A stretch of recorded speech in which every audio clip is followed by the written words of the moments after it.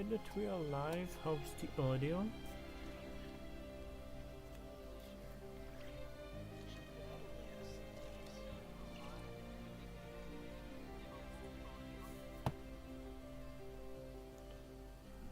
This scenery Okay, is appears wonderful. that the audio.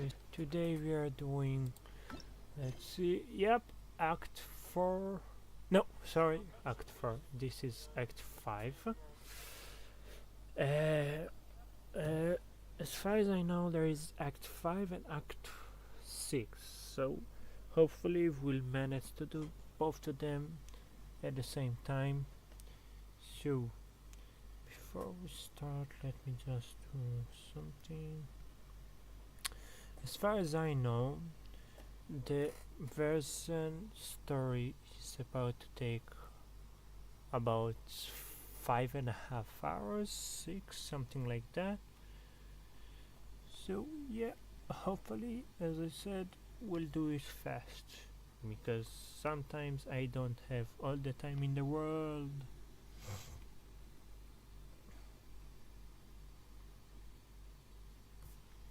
So, god damn it. Oh, because we have a commission from Catherine. Interesting. Thank you for waiting. I finished checking your adventurer handbook.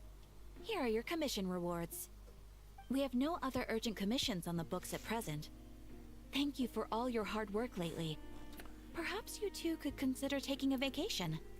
Amazing! Paimon never thought we'd end up having downtime in Krai. It felt like this whole region was Was one it giant definitely fly in a Storm barrel, Trauma? ready to go boom at any moment. Sure have. Things were looking pretty dicey, but in the end, we managed to turn it around. Whoa! Paimon just got deja vu. I managed, you that's didn't right. sit, It's because Paimon. we've done this like a million times now. Ah, yes. Are you two aware that the Moon Prayer Night is soon to take place? Wait, why do you mention it though? Do people in Nasha Town celebrate it too? Paimon thought it was just for moon goddess worshippers. You're partially right. Most people in Nasha Town just see the festival as an opportunity to do business. They do not concern themselves with the religious element. The festival was first celebrated by the Frost Moon Scions. On this day, they would wear moon prayer blossoms and celebrate the birth of the moon goddess through song and dance. They would also prepare food and handicrafts and give them as gifts to others. Over time, it became Nod Krai's most lively Oh my god, festival. it's Christmas. Oh, sounds like fun. Great. Well, in the meantime, since Catherine doesn't have any commissions for us, let's focus on some personal business instead. When we first got here, you mentioned that this was where your spaceship landed? We didn't get to follow up on it at the time, because we got wrapped up in that whole rare situation, but now we can finally start investigating it properly.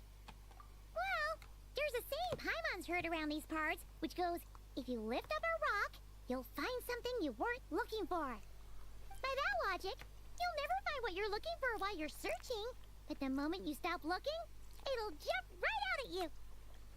Yeah, let me pull this rock. Oh my god, spaceship jumping now! Could be worth a try though, right? Anyway, Paimon suggests we focus on other stuff we want to do for now, and just keep an ear out for spaceship-related intel as we go. Yeah. Okay.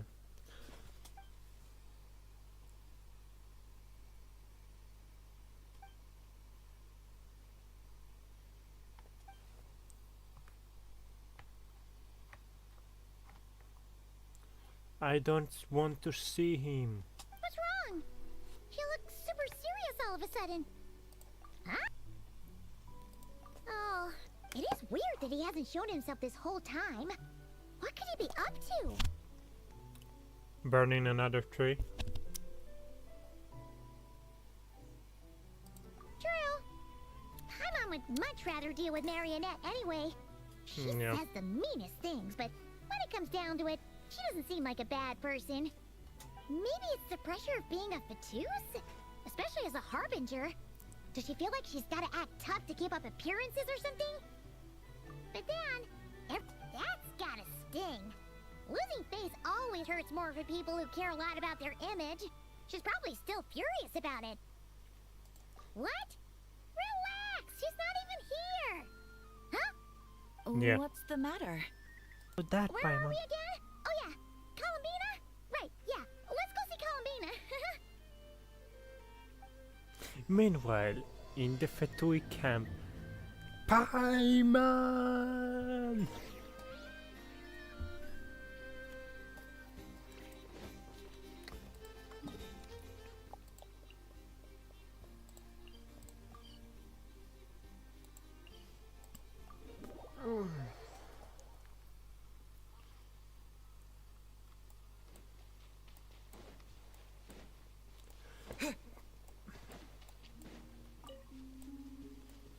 We definitely will have to collect Moonfall Silver in order to upgrade Columbina when she came out.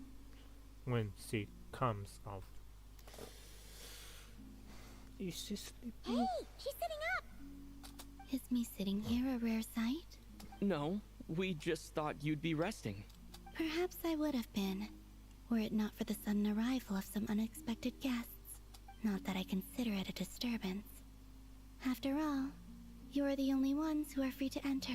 Would it not be a little unfriendly of me to lie down while we speak? I didn't realize you put so much thought into little things like that.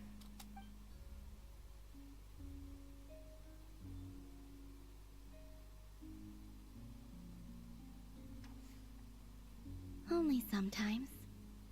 There have been moments lately where I think about you and your companions. They are warm, mysterious, and cozy memories. Very few of my past memories are anything like that. They say that travelers return home bearing bags full of souvenirs. But my luggage was empty, and I believed it would stay that way. Return home? So, you're still planning on returning to the moon? Yes. This planet continues to reject me, reminding me that I do not belong here. If I remain in Teyvat, there will come a day that I disintegrate. And I don't mean reduced to dust, or turned into food for the flowers. I mean, I will cease to exist in time. Alright then. Well, we're sure gonna miss you. But it sounds like we'll have to say goodbye. How do you intend to return? The moon prayer night is soon to arrive. On that day, the moon will be closest to Teyvat. The Kuvaki in this land will reach its peak at that time. I merely need to grasp the tide, and with relatively little effort. Oh, Paimon gets it! It'll work like a slingshot! You make it sound like she's gonna get blasted up to the moon. If I did that, I suspect I would crash into the false sky. I will be using a much gentler approach. But I do like the analogy. It's fun. Whee! You To the see? moon! She gets Paimon's sense of humor. In the blink of an eye, the time has come to part ways. It does feel that way, doesn't it? Time seems to fly fastest when you are enjoying it. I have always thought of myself as a wanderer on this earth, and it has never expressed any desire to keep me here. Yet, just as I plan to depart, it tugs at my arm. Is this a gesture of affection? Or is the world mocking me? Oh. Were you hoping I can answer that? Yes. You are a traveler, so you must have a lot of experience in this area. Then, what I would say is, enjoy the moment. That's right! Don't overthink it! Happiness is happiness and joy is joy! The point is to enjoy it, not analyze it! I see. Then what I would say is, even though I am very tired right now, I am still happy. I can't tell from the tone of your voice.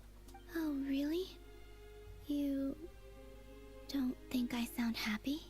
I'm just kidding. I could tell you were in a good mood today from the moment we saw you. Ah, a joke. Albeit not a funny one. Anyway, I assume you're here about you-know-what. Give me your hand. Actually, it's not that. there's something else we wanted to discuss with you. Oh. Then, do you still want to give me your hand? Or not? Sure.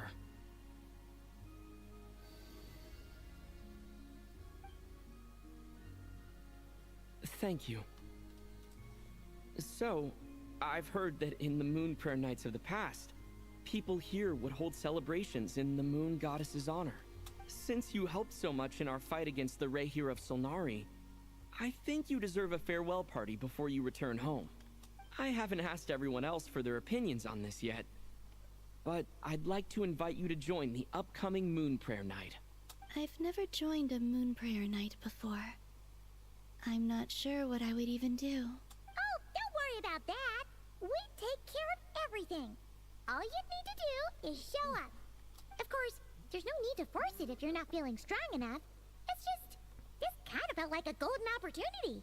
But they call me Kutar, and the Fatui have an arrest warrant out for me.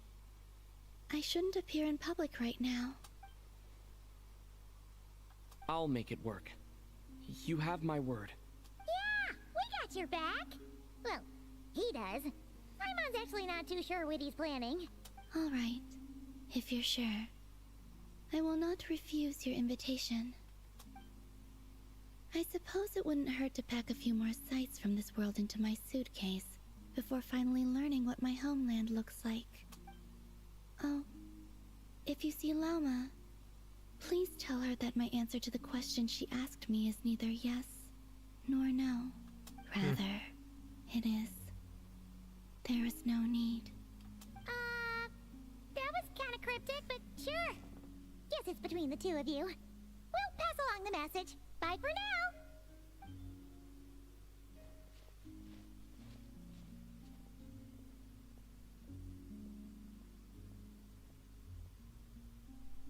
Oh, the flowers colored thing. And What is also, that? I do not know. What don't you know, Columbina? Since she's agreed to join the festival, let's go see who else wants to take part. Lauma's gotta be the person most familiar with the Moon Prayer Night. We should start with her.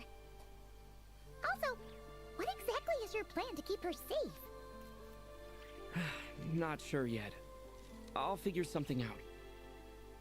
What? Are you serious? And Paimon even gave you her vote of confidence back there. I don't did you care become so about what sneaky? you gave me, Paimon. As far as I can tell, you probably will give me rabies.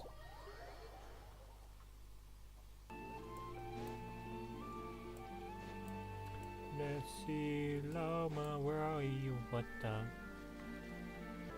Mondstadt Festival? Or the Dreamland? Different festivals Hey, of Lama, the past. it's us! Huh? Varka? What are you doing here? Beats me. I had a bit too much to drink last night, and when I woke up, I was on Hisi Island. Mr. Varka is helping to oversee Nasha Town's preparations for Moon Prayer Night. He is here to go over some details regarding the decorations and custom cloth designs. Right, yeah, that too. What do you mean, that too? Yes, celebrating this festival is a long-held tradition here in Krai.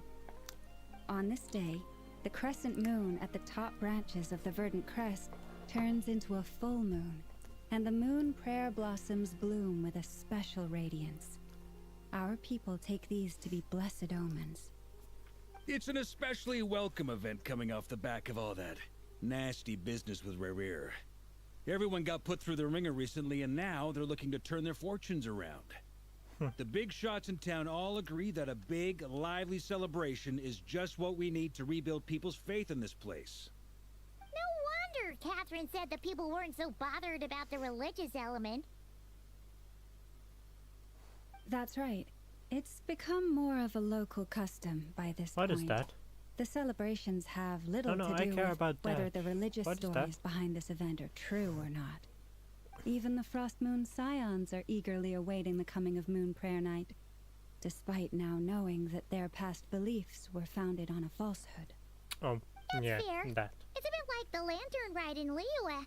It's a chance for people to enjoy themselves, not debate the existence of the Adepti. Oh, one other thing. We just went to see Columbina. We went ahead and invited her to take part in the festival this time. Hope it's okay. Wait, so...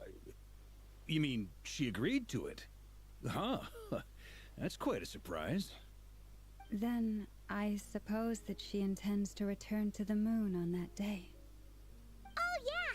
It's kind of a complicated process, but basically, it's like a slingshot. Oh, Paimon, I hate you. I understand. In truth, I had a feeling that she might make such a decision.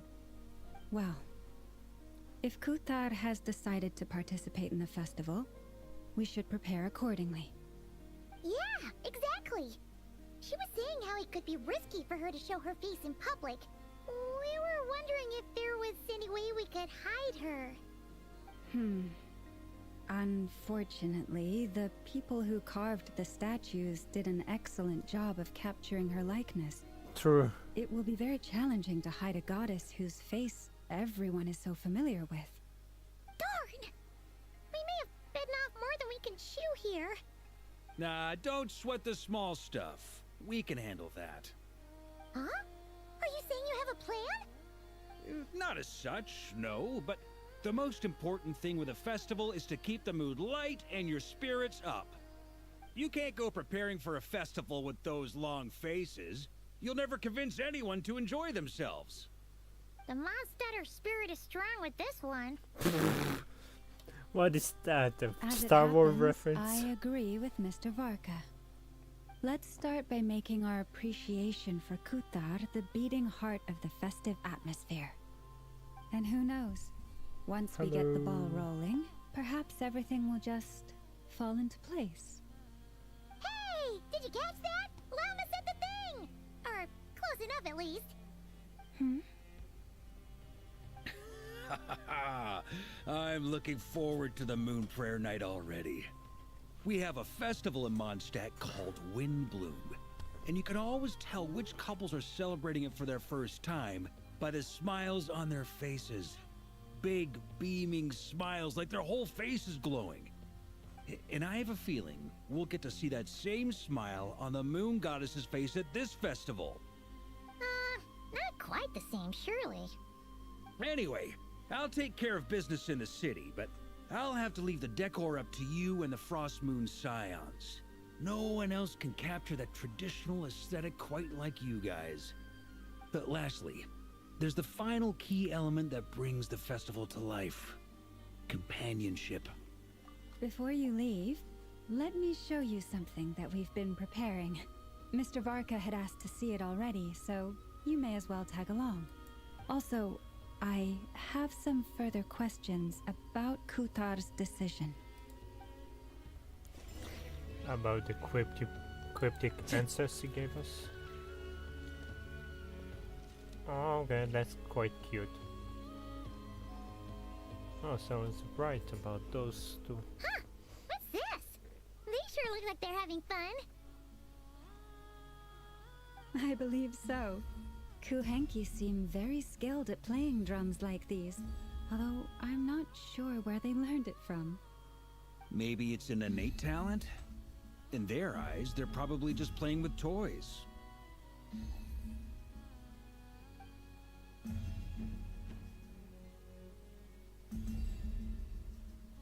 Luanatar! You wanna play too?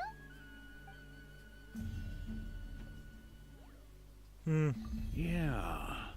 She looks more confused than anything. Maybe we can teach her next time if we get the chance.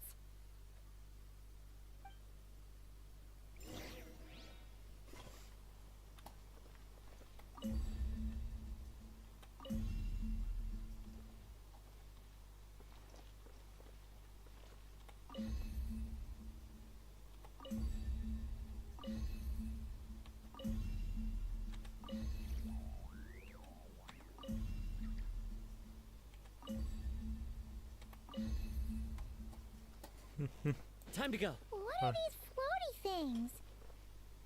Moon veils. We hang them from buildings in the city during the...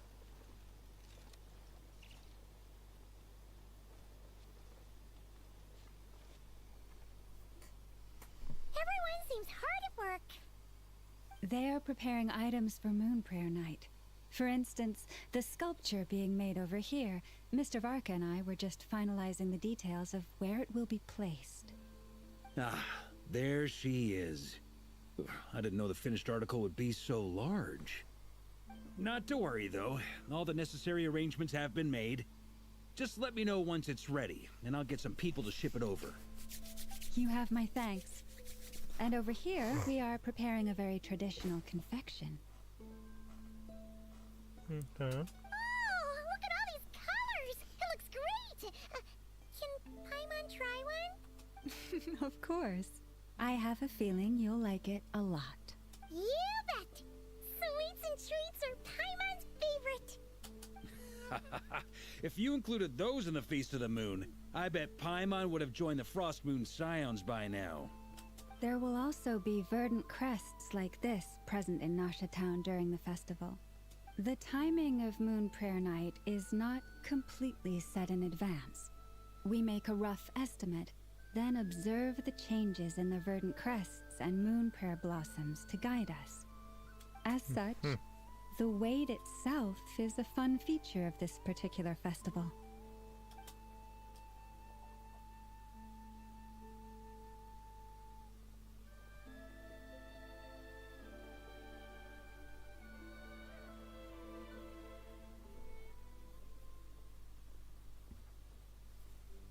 Let's talk here.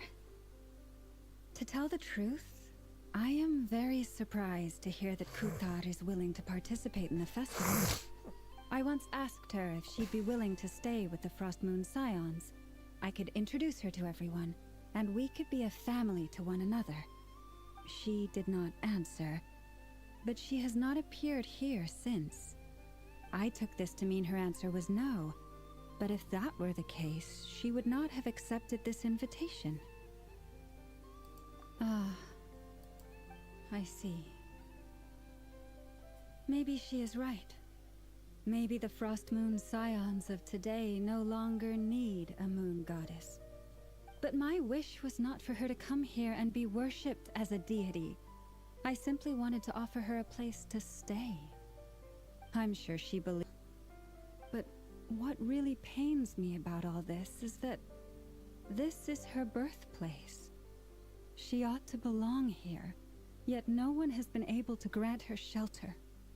I think I'm qualified to weigh in here. When someone's about to depart on a long trip, what they need is blessings, not burdens. We should wish her the best, not make the journey harder than it already is. Anyway, she's agreed to attend, hasn't she? All we need to do is simply respect her decision. I see your point. Yes, she will soon depart after all. Our job is to leave her with some happy memories. Besides, who's to say her journey to the moon is a one-way trip? It's not like she can't come back and visit if she wants, right? Paimon agrees wholeheartedly. Festivals are all about I having mean, fun. no one knows So how it's let's keep it worked. simple. All right, I'm gonna head back to Nasha Town soon. Want to come with? I'm guessing you have some other folks to visit there. Sure thing. Let's go. Bye for now, Lala. God damn, Paimon is so fast. Thank Like, you go all. fight your shit, Goodbye. Lauma. I would like to stay with Lauma. This is a beautiful place to stay in.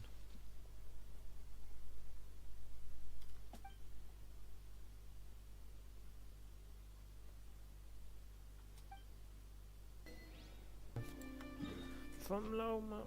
Okay. Oh, new stats you need.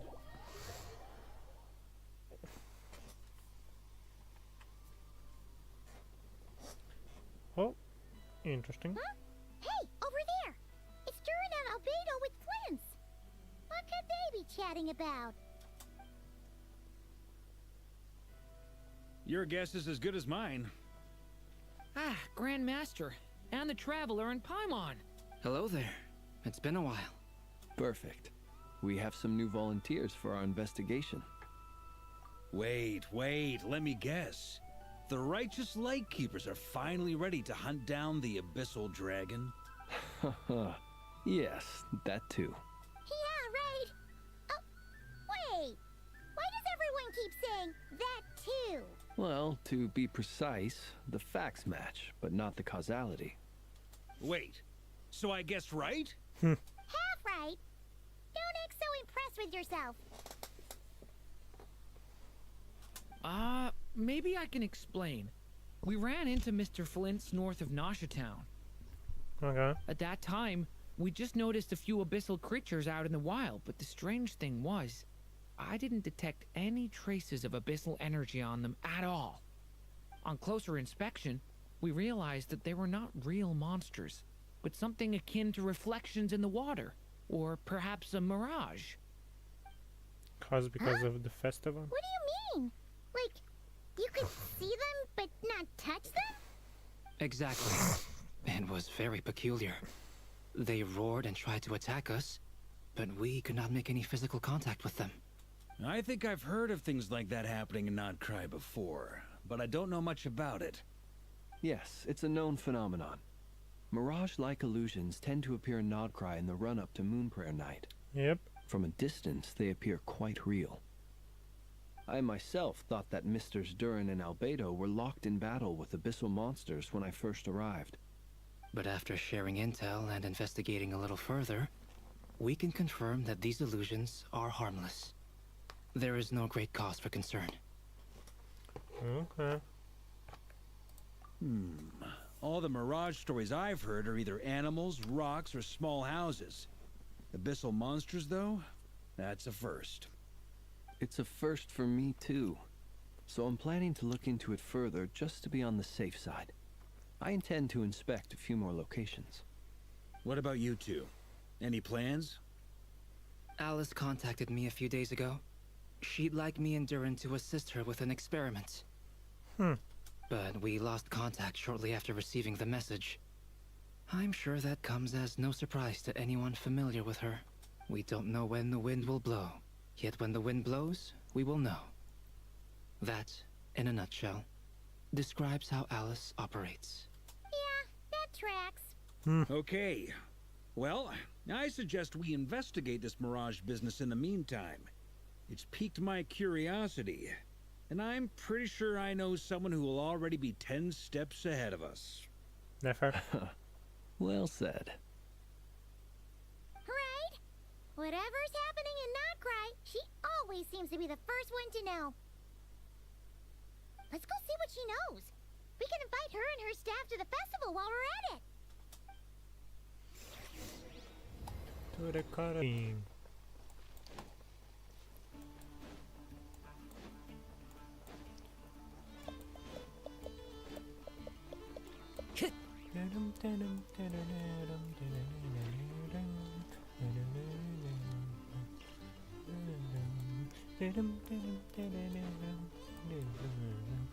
I'm very much liking this music.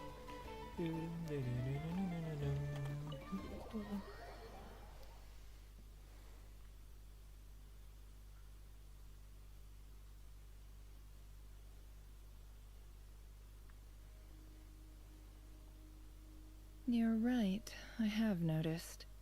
There's certainly something a little fishy about this situation. Only a little, though.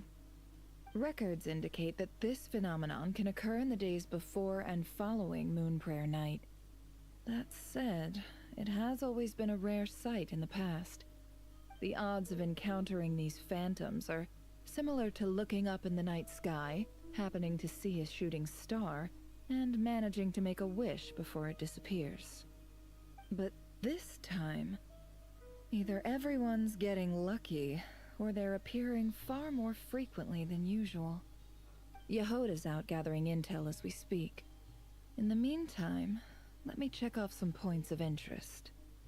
First, the Abyss. Every The time. ones we saw seemed to be abyssal monsters. Indeed. but we have identified one location where many more of them have made an appearance. And not just monsters, but human phantoms too. Given the scale and nature of the phantoms, it's almost as if someone's last memories are coming to life. Oh my god, it's just Or like perhaps the Raiden memories of Story multiple Quest Part people. 1. Oh, So you mean the phantom monsters are hunting down the phantom humans? Exactly. The phantoms can interact with each other, but we have no means of intervening. In addition, some of the human phantoms would seem to be from the very distant past. This is clear both from the clothing they wear and the stories they tell. They claim to be from Hyperborea, a name which I've heard from Lauma before. If this is true, it means they must be from 6,000 years ago. Wow, so before Conria, 6,000 years? before everything. It sounds like this merits further exploration. That'd be a big help. Now leave it with you, Albedo. My knowledge of ancient history is non-existent.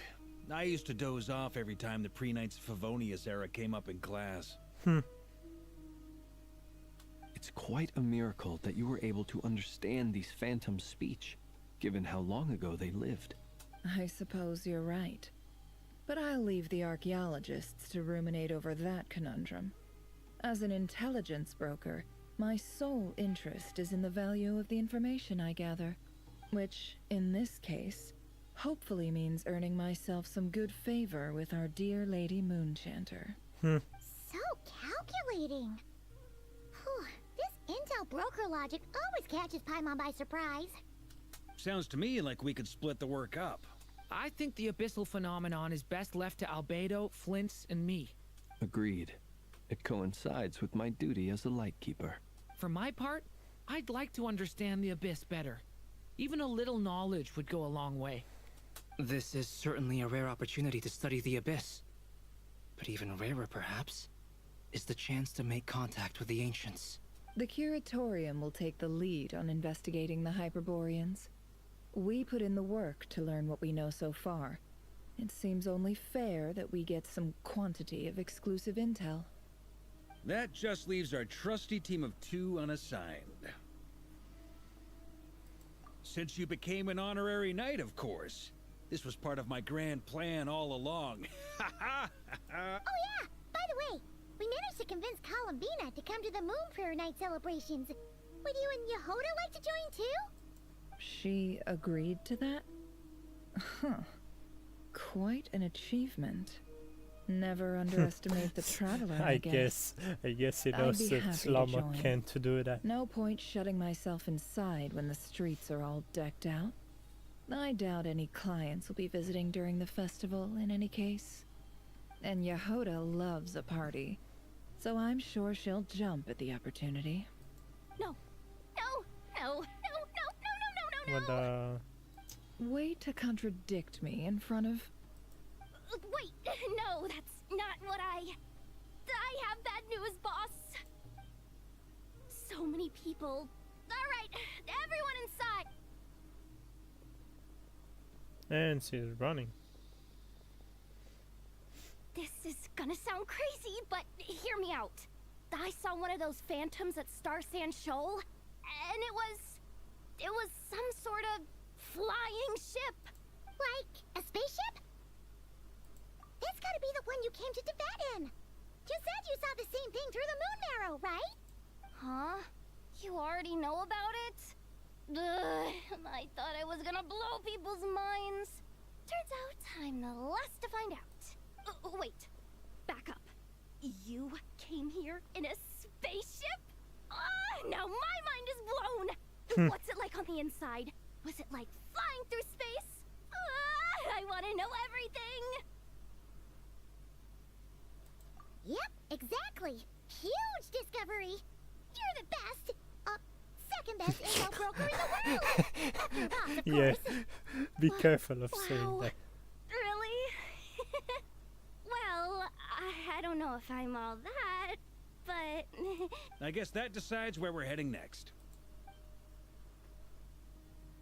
Come on, don't look at me like that. I know the spaceship doesn't have anything to do with me, but you don't want to leave me as the only one twiddling my thumbs, do you? Please? Marco wants to. Fair enough. You can tag along. He wants to be In part that of case, the team. let's meet back here to discuss our findings once we're done. I wish everyone a productive investigation. You too.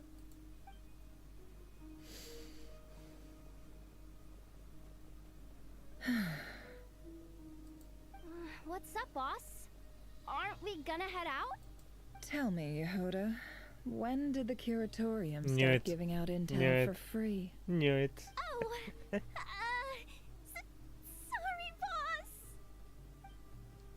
boss. I waited for this. Even I felt that she was too fast on sharing the information.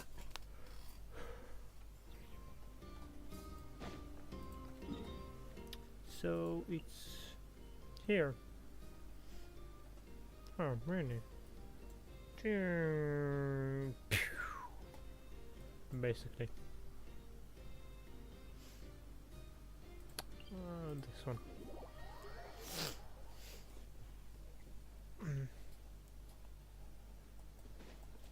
Oh, got a.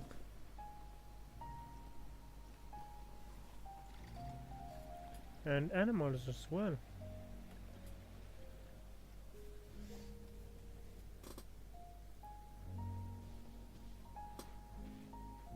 Wow, what do you know? Yehoda was right on the money. This phantom really is your spaceship. But that's so weird. Why would it show up here? Is it some kind of projection? Or a ghost? Like, maybe it no longer exists. But somehow it left an after image? Ah, you're already here. Miss Lauma, what a surprise. I thought you were busy with festival preparations. I was, until one of our people informed me that a strange sight had appeared at Star Sand Shoal. No one's ever seen something quite like this before. I thought I should see it for myself. Same here. Oh, so we heard that these things appear around the festival period. Any idea why that is? Unfortunately not. We have very limited information about them, since they can't be interacted with. And no human phantoms have ever made an appearance before now. The most we've been able to deduce is that these sightings appear to be connected to the increase in Kuvaki energy around this time. Yeah, seems like that's all we can do. This is all so confusing. Allow me to lend you a hand.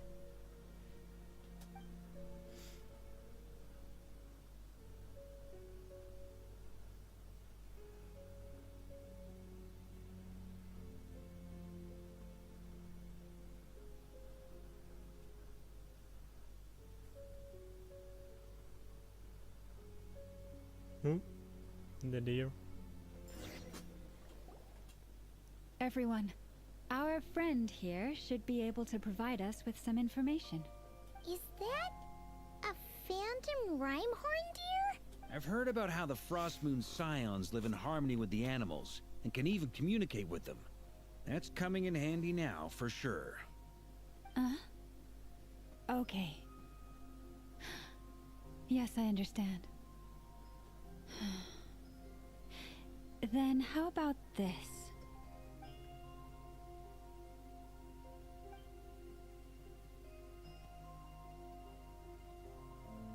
Oh, it's leaving. It appears to share our curiosity about this giant spaceship, so I asked it if it wouldn't mind investigating along with some friends. In return, I told it about some nearby spots where the wild fruit grows abundantly. We may live in a different era from these phantoms, but I trust that the terrain, climate, and ecology here are more resistant to the effects of time than some things are. Let's give them a moment and hope for the best.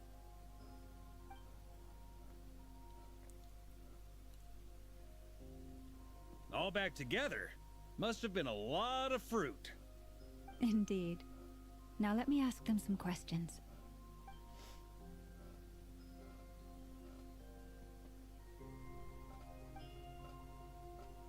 It did find a lot of wild fruit, enough for them to feast for a long while. This puffin circled in the air several times, but didn't spot anything out of the ordinary. Certainly nothing to do with the spaceship. Huh.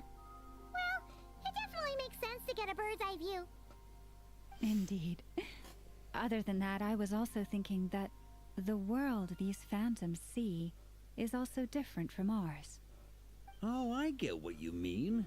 The wild fruit exists in both times and spaces, but there might also be things that only exist in that space-time, which we can't see. Good point. Great thinking, Lauma. Blunthorn rhinos can use kuvaki to shift great rocks, but this one says it couldn't get that ship to budge by even an inch. The sniffer mole tried too, but despite being a skilled digger, it could not get through. They say that the spaceship looks robust and undamaged. It seems completely impervious to any and all attacks. Whatever lies within is well defended from harm. So, just like us humans, there was nothing they could do about this spaceship either. Yes. Still, they deserve our thanks. We are grateful for all your efforts, dear friends. And enjoy your feast. I've noticed some other human phantoms gathered nearby. Come on, let's go talk to them.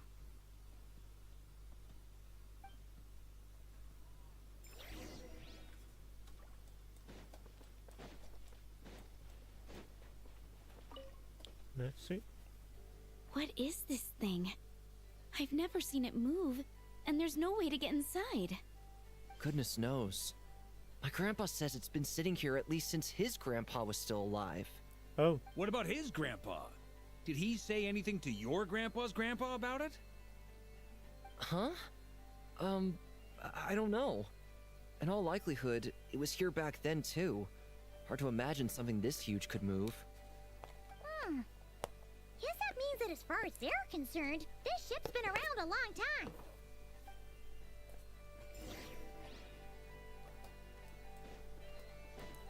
What about you? Right? No, we've been here, as far as I know.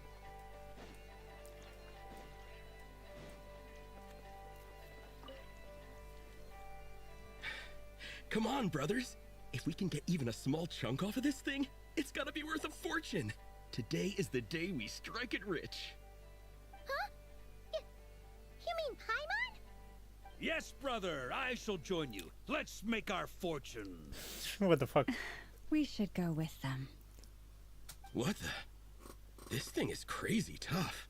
I can't even scratch it. What's it made of? Sorry, brother.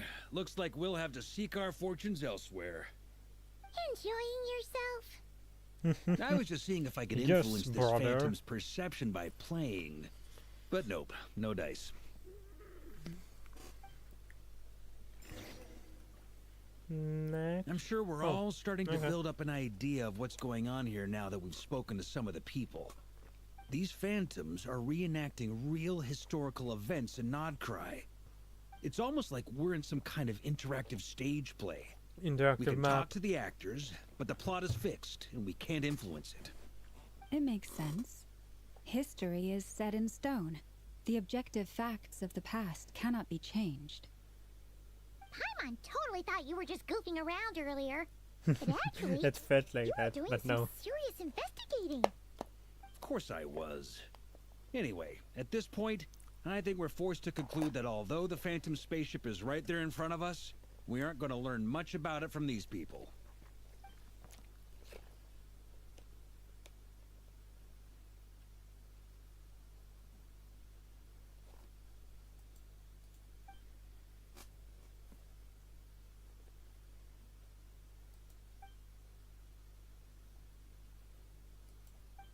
Don't be discouraged.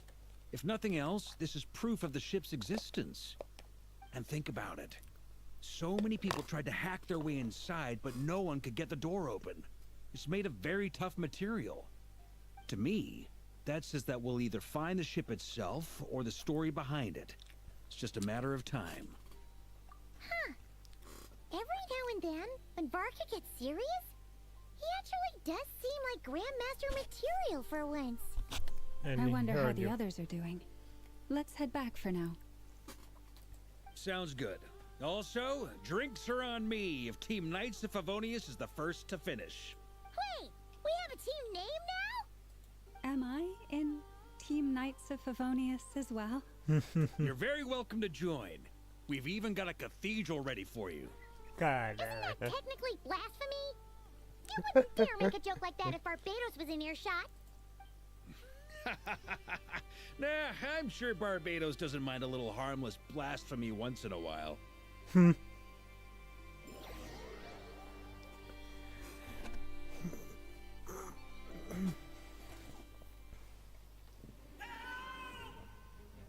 Is that a Canrian? Oh, no! Get away! Oh.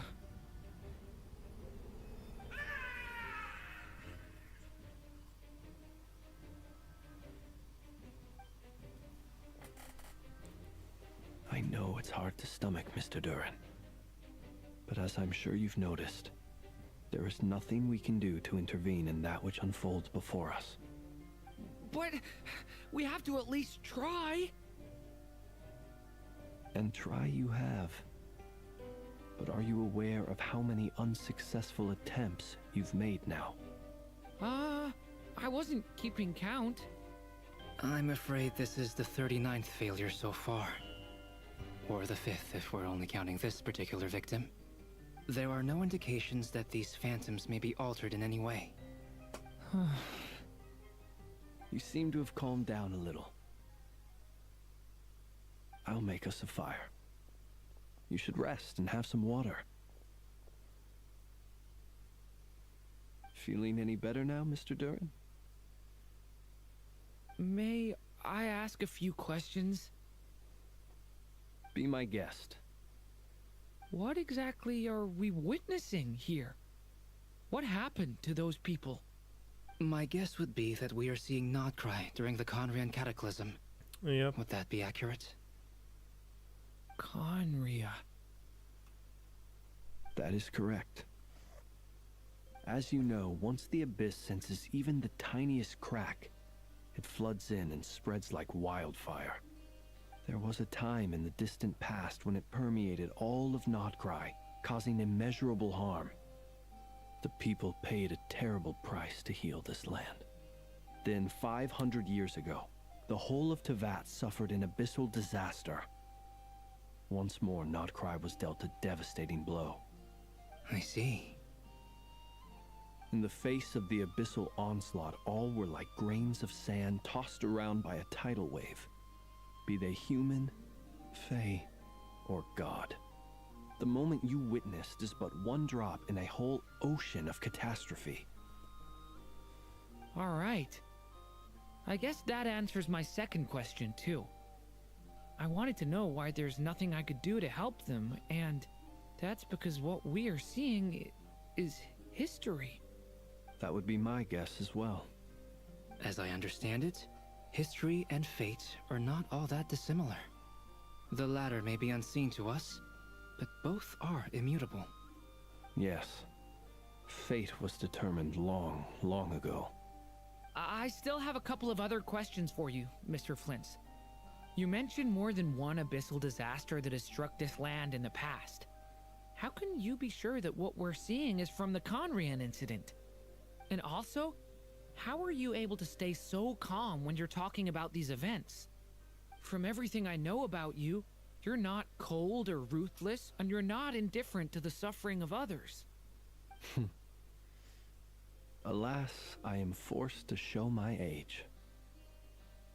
I must be 600 or 700 years old by human measure. Wait, so you... One is not easily moved by history when one has witnessed the truth firsthand. I'm sorry.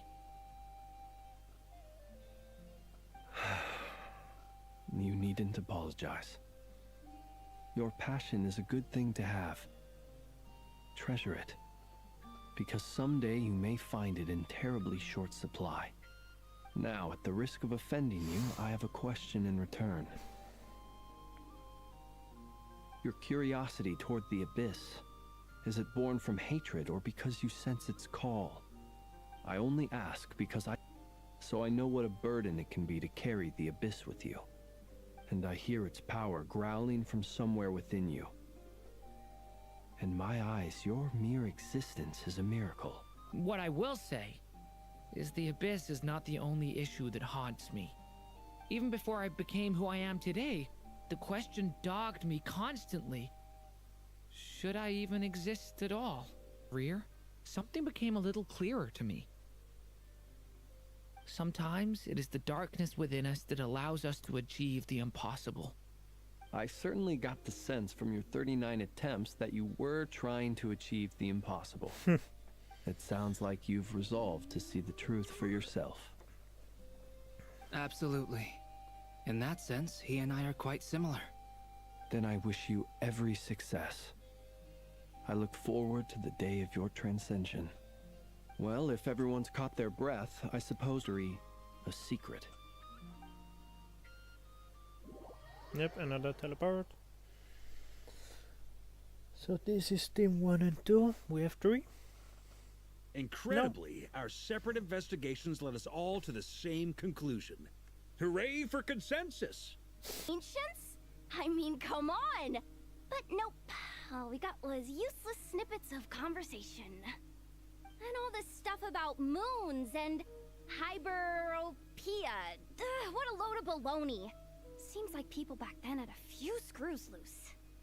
I understand your frustration. We found the same issue.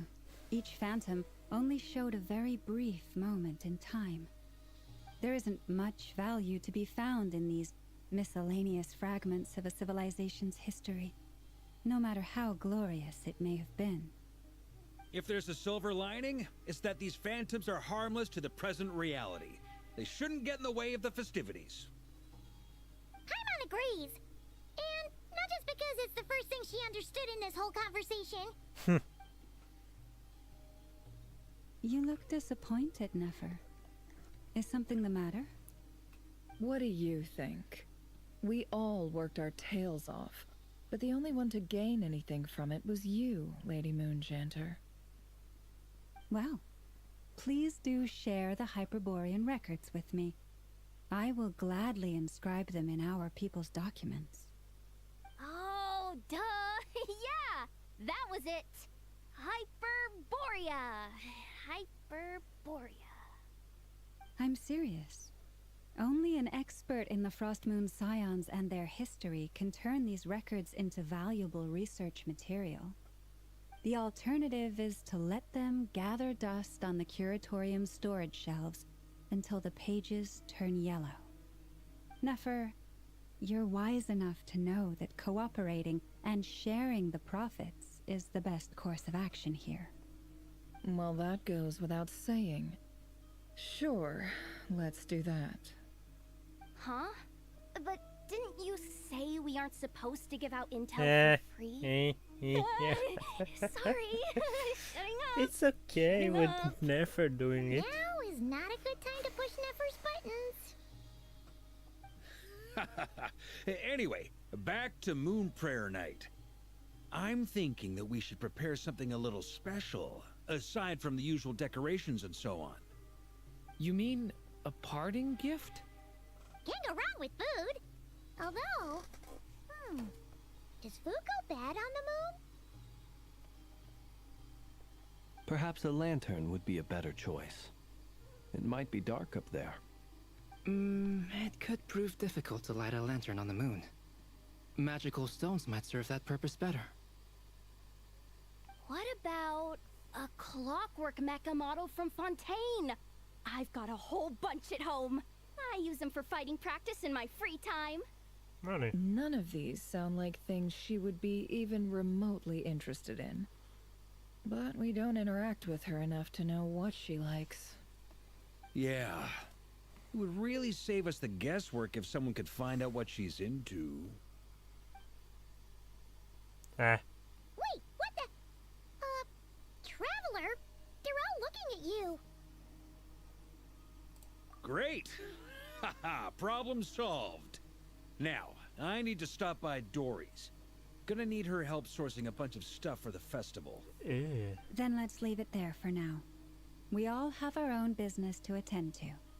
Traveler, if you find out what Kutar likes, let us know right away.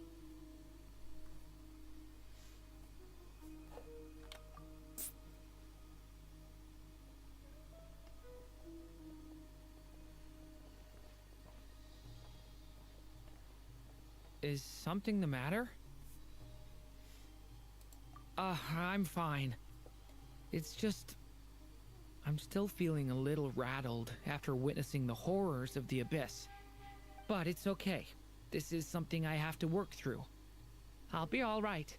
Thanks for your concern. Well, don't put too much pressure on yourself. If you ever feel like something's wrong, physically or mentally, we're here to talk. Come on. Stop treating me like a kid. In a way, you are a kid.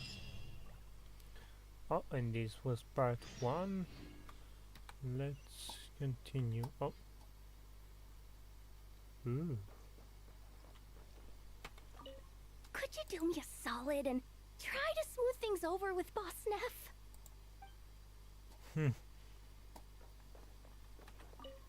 Which is why we need a lantern guaranteed to work on the moon. Yes, I have a few ideas, but the lantern itself is the easy part. The real issue is how little we know about the lunar environment. Wait, you two are serious about this? Let's just say I'm intrigued by these shining magical stones that Mr. Albedo has mentioned.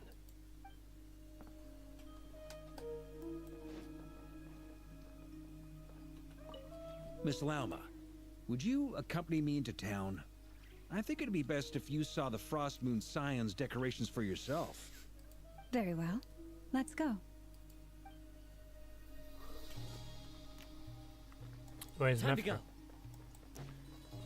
Nefer. Here you are.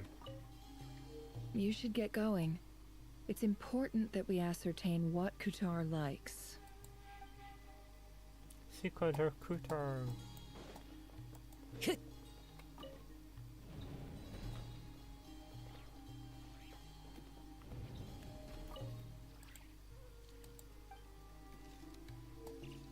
Yeah, we can do that at all. So we're going back to Columbina.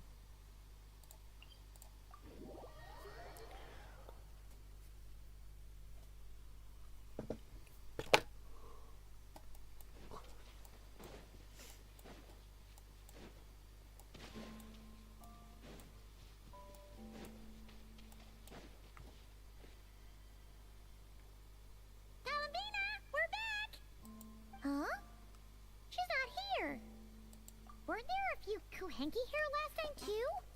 Where did they all go? Walkies? For Kuhenki? You're not pets, you know. Oh, well. Looks like we just came at a bad time. Let's try again tomorrow. There's still a few days until Moon Prayer Night, so we're in no rush. Besides, she needs time to rest anyway.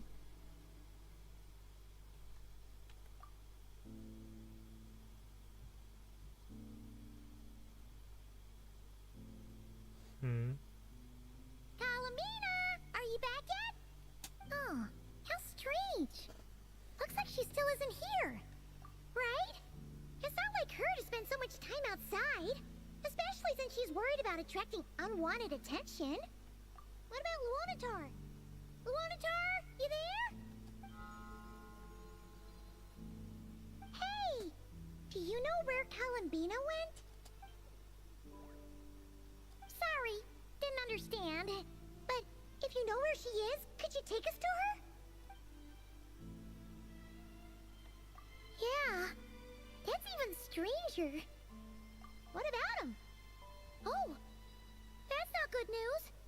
They change color when Columbina gets weaker, right? And they look super pale right now. Good idea. She might know what's happening.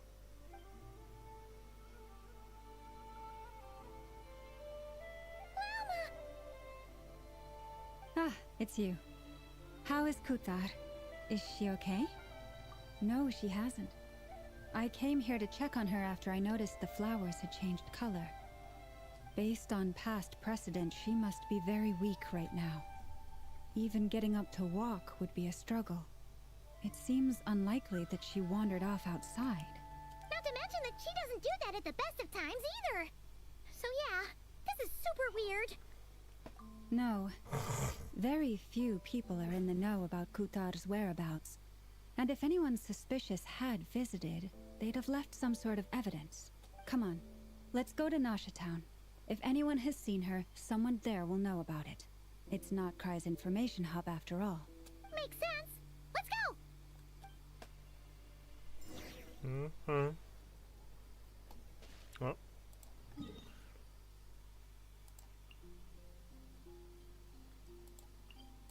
Interesting. No, I don't recognize it. Alas, your voice. Whoa! Where'd that voice come from? Where'd that voice come from? Not sure, but it's definitely hostile. No, it's not. No, not that way. The final boss is right here. The sniffer mole? That's the final boss? Surely not. Also, final boss? Surely not. Also... Okay, the jig is up. I'll stop teasing you. Turn around. I'm right behind you. It seems I've managed to leave quite an indelible impression, even though you've never seen my face. Oh, nothing.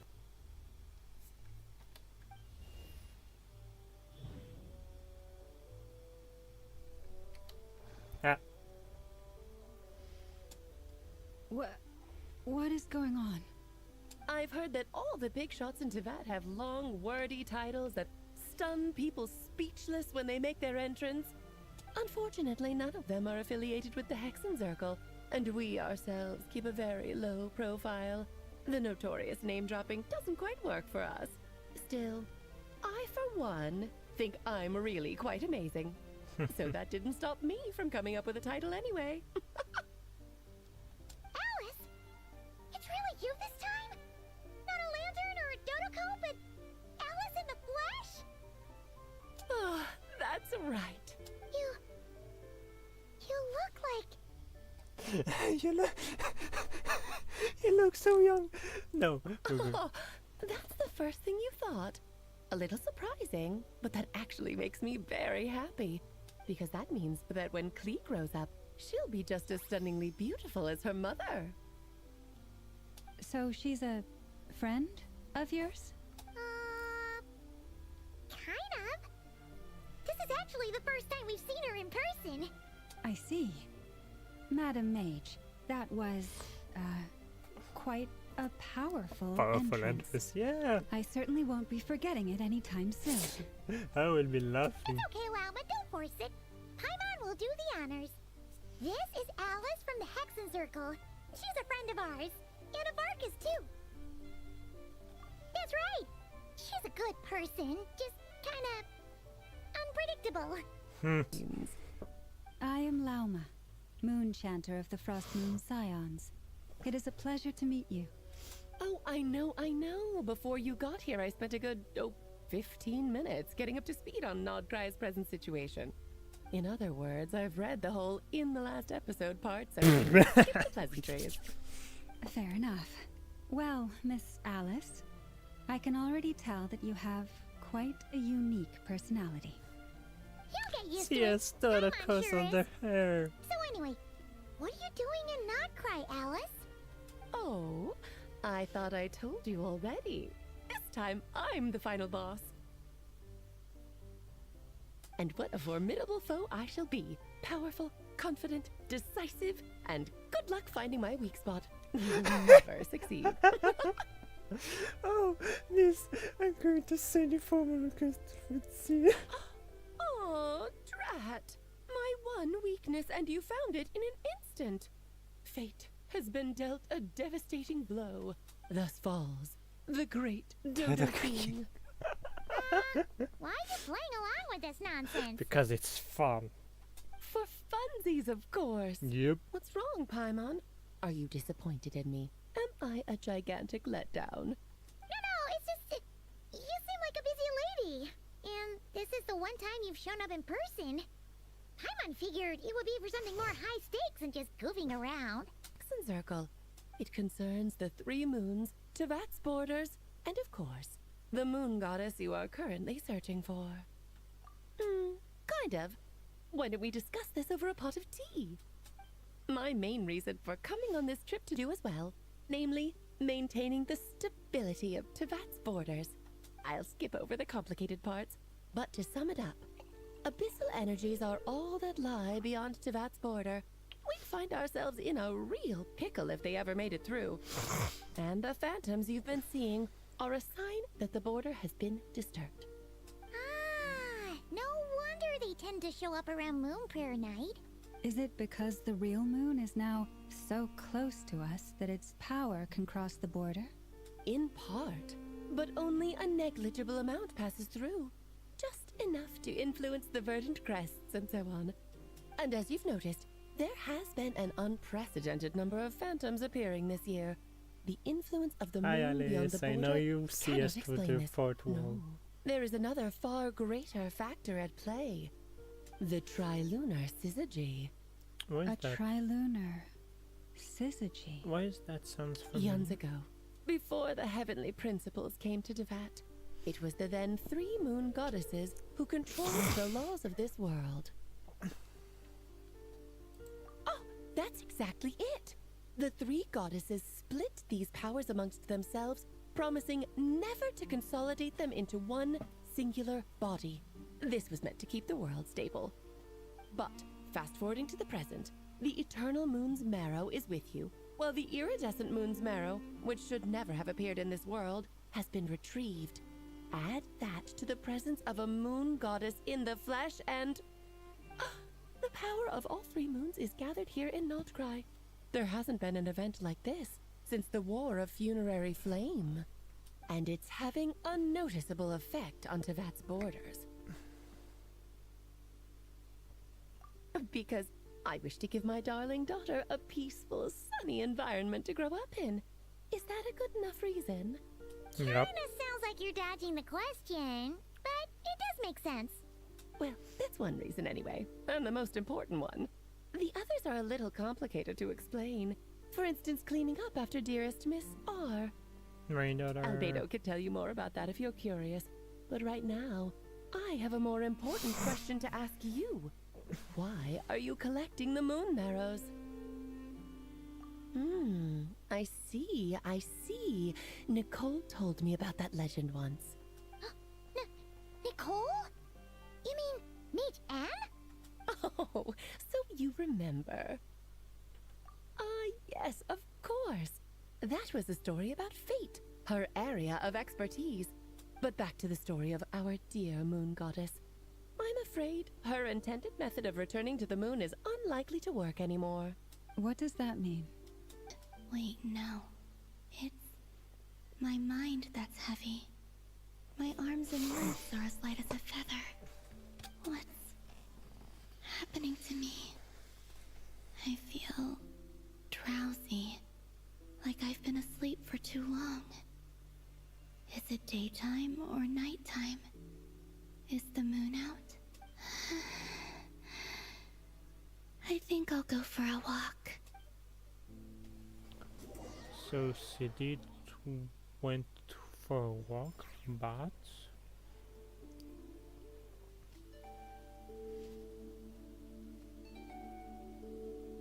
Are you out for a walk too? Huh? oh.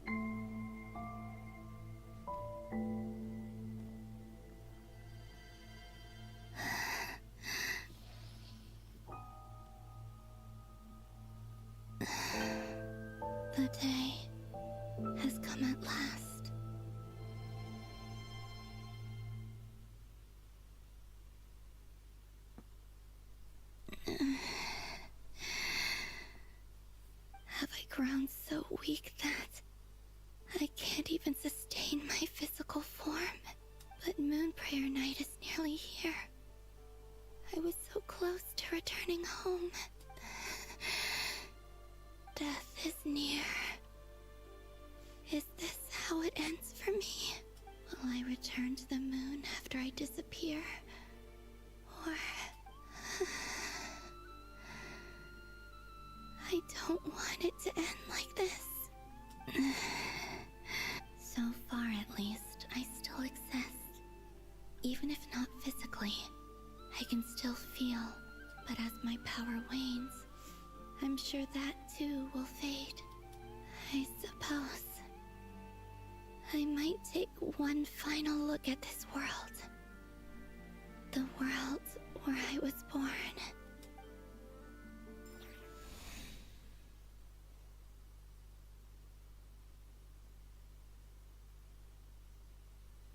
Okay. Come on, come on! Wait for me! The Frost Moon Enclave. How much it has changed since I was born. These decorations, they're so heavy. It's times like this when you kind of wish men could be priestesses and acolytes. How fascinating. I've never had the chance to be privy to people's private lives in this way. In the past, people would get so solemn and serious the moment I showed my face. Like they were frozen still. Karina, Lametti, it's time to eat. Coming. I want to watch them a little longer.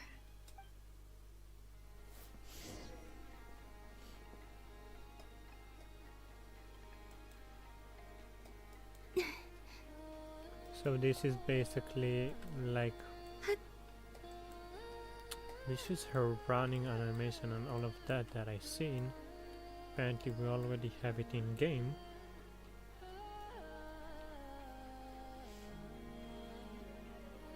So just fill these balloons with air, right? Yep. Try a couple now to test things out. The rest can wait till Moon Prayer Night. Think fast. Rita! Teasing a knack. Take this! Huh? Alright, enough horsing around. Lady Lauma gave us a task. We should get back to it. The task is just to check that the balloons don't leak, right? Doesn't matter if we fill them with air or water. Okay, you got me there. And you got me there. But still, we can't use all the balloons before the festival even starts. We won't use all of them. And as long as Lady Lauma's trusted acolyte doesn't snitch, this can stay as a little secret between friends. A couple more can't do any harm, right? Oh, you menace. Then, think fast! Is pumping a balloon full of water really so much fun?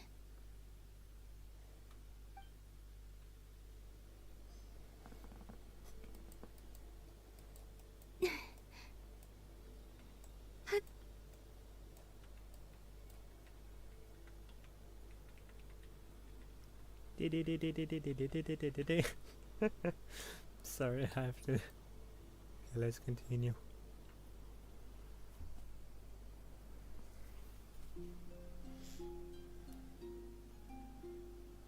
I'm sure you're both tired from playing all day. Come on, eat up. A plain, humble meal. That has always been the way of the Frost Moon Scions. Huh? How come Lametti got a midsummer berry dessert? Oh, I always get Lockaberry. I don't mind sharing. You can have a bite of mine if I get to have a bite of yours. They're sharing food? I've never shared food with anyone before. Even at the Harbinger tea parties, Everyone just ate off their own plate. Hey! That was 2 bites! Oh, then you can have another bite of mine. Oh, you too. Oh, don't fret now. Here, have some of Granny's too. So this is what it means to be family.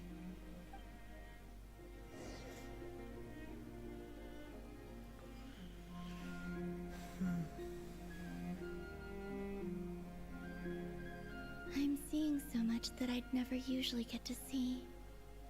They'd never act like this when I was around. It's nice, being able to just watch people in peace in these final moments. What a rare opportunity. I think I'll go take a look around Nasha Town, too. Maybe the Traveler will be there.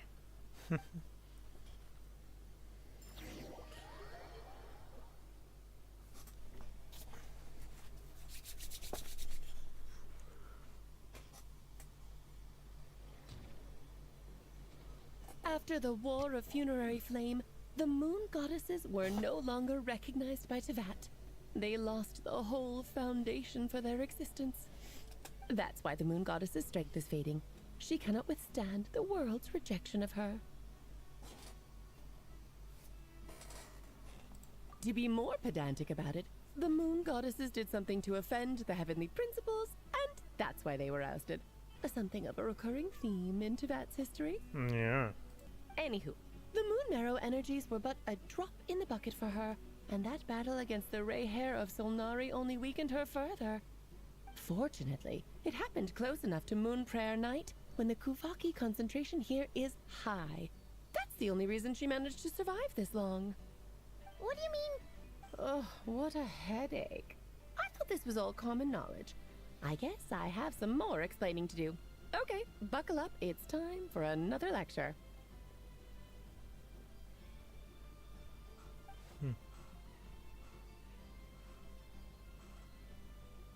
Now, I said earlier that the Moon Goddesses lost the foundation for their existence.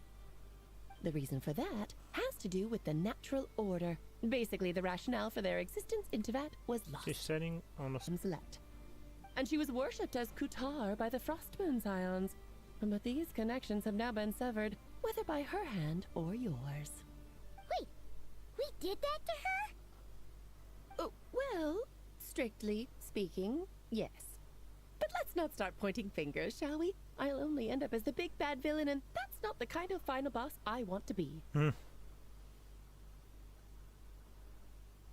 Of course I do. I'm only the greatest mage in the whole entire world. Now, if you wish to find your Moon Goddess, there are 2 problems we need to solve. It's arm. Firstly, we'll need to strengthen the connection between her and Teyvat. At least enough to sustain her until Moon Prayer Night. Strengthen her connection. But does that mean I'll have to rally all the Frost Moon faithful behind this? I'm afraid a bygone faith and a former home won't be of any help to her now. Do you know her name? Her name? Oh, yes. Names are very important things. A name is a fundamental concept that anchors one's entire existence. Then your first job is to find it.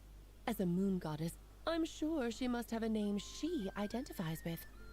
Neither Columbina nor Kutar is her true name, and she's never really accepted either of them. So, finding out her real name is enough to sustain her existence? Yes, I know it sounds like a small step, but every journey begins that way. So for now, that's all we need to focus on. The second problem is with her plan to use the Moon Marrows to return to the moon. Unfortunately, piercing through the false sky will take an enormous amount of power. Given her current condition, she won't be able to provide anywhere near enough power, even if she recovers her physical form. But no need to fret. Nicole's the expert in this field, and I'm sure she'll figure something out. Wait, Mage N is going to help us out too? That means we've got 2 Hexacircle mages on the case. This is turning into a pretty big deal. Actually, this is more of a side quest for me. Like you said, I'm a busy lady, so I can't stay for too long. I'll have to return to Tevat's border soon. That's the upside you get for looking out for my little Klee. Hopefully that will incentivize you to carry on keeping her company in the future. Anyway, jokes aside, you'd better get moving. It will take quite a miracle for the Moon Goddess's consciousness to hold out till Moon Prayer Night. Oh, I suppose I might as well tell you where Nicole is before I leave. Off you go now. Time to meet your new friend. Oh, yes, and a little suggestion. Don't forget to mind your heads. What? I understand. Let's see here. I wonder how Durin's doing. I should really go see him before I head back. You really are super busy. I most certainly am. There's so many children I have to keep tabs on just in Mondstadt. Durin, Albedo, Venti, Varka. Klee didn't make the list, huh? Of course not. Klee is my pride and joy. I will have no kill qualms you about if her, you say because something she's the bad best on child in her. the whole wide world. Yep. Klee's a little angel. She left in a hurry. Yeah. She didn't pack up her stall. Should we handle it for her? I must say, I am now very curious about her daughter. Klee, wasn't it? What's she like? That's a long story. Come on, we'll fill you in as we go.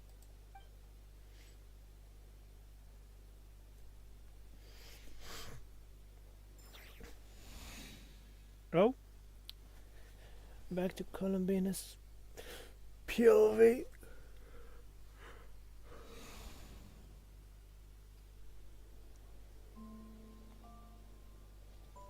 What a lively place. I've never experienced Nasha Town like this before. Hey, you old geezer! Your hammer's rusted through! Who are you calling old geezer? Are they quarreling? I'm looking right at him! You've really gone downhill since giving your daughter free reign in the workshop. Can you even swing a hammer anymore? It shouldn't take you days just to fix a single chair! You might as well use that hammer to massage my back for all the good it's doing. Don't run your mouth, or you'll get a back massage that'll put you in bed for the rest of your life. Look, the materials haven't arrived yet, all right? You know how busy it gets in the days before Moon Prayer Night. I'll bet you send all the materials to your little princess. Blood's always thicker than water, huh? All right, you've made your point, Uncle Koski. As soon as the materials arrive, fixing your chair will be the #1 priority. And Dad, if you've got time to chat, why don't you lend me a hand, See? Lolka knows what the score is. I guess they're friends. But the way they spoke to each other was so ugly. Then again, it wouldn't be the first time I've seen something like this. Columbina! Sing outside my door in the middle of the night one more time, and I'll unscrew your vocal cords. You hear me? Oh, Sandrone. So that was her way of trying to be friends with me. What a pity. So, I won't get the chance to say any ugly things in reply. I will wait for that day. Oh, I can jump. I didn't try to jump. Whee! Yep. Whee!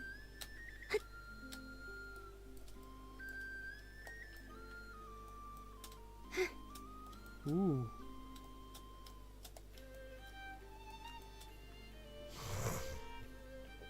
Hey, have you decided what to give her for Moon Prayer Night? I sure have. She's gonna get the surprise of her life when she's least expecting it. Then I'll whip out the ring and pop the question. Oh. The surprise of her life. What a fun turn of phrase. Cool, I get the picture. You can spare me the gushy details. Ooh, looks like we have a customer. Hello there, ma'am. Would you like some Moon Prayer Night candy? Huh? Behind you. Is he talking to me? Can he see me? Here you go. Up, up, up, up, up. Oh, Come back this is so anytime. sad. Right. Now, where were we? I don't know why, but I still held out hope.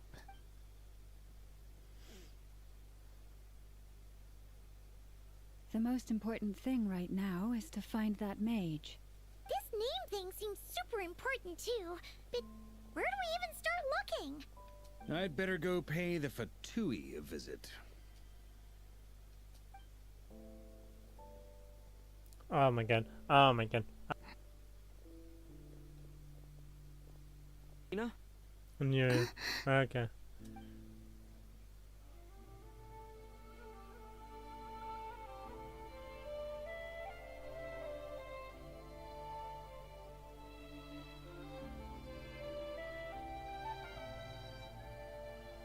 Traveler? Let's go! This is no time to be spacing out!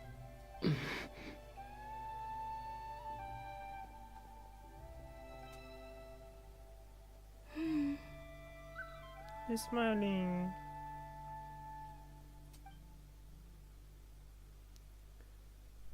And she's coming with us.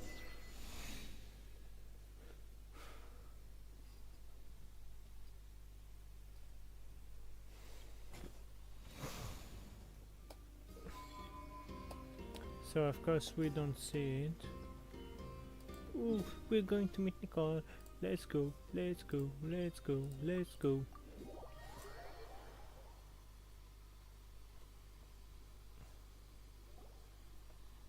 Where are they going? They mentioned a mage and a name? Not really. We've never met, though she has come up in conversation. Huh. Hard to imagine Alice as an etiquette coach. Yeah. Alice is a larger-than-life personality, I'll give you that. But then again, that's why she's able to draw such an eclectic mix of people into her inner circle. If I remember correctly, being an interesting person is actually one of her main entry requirements.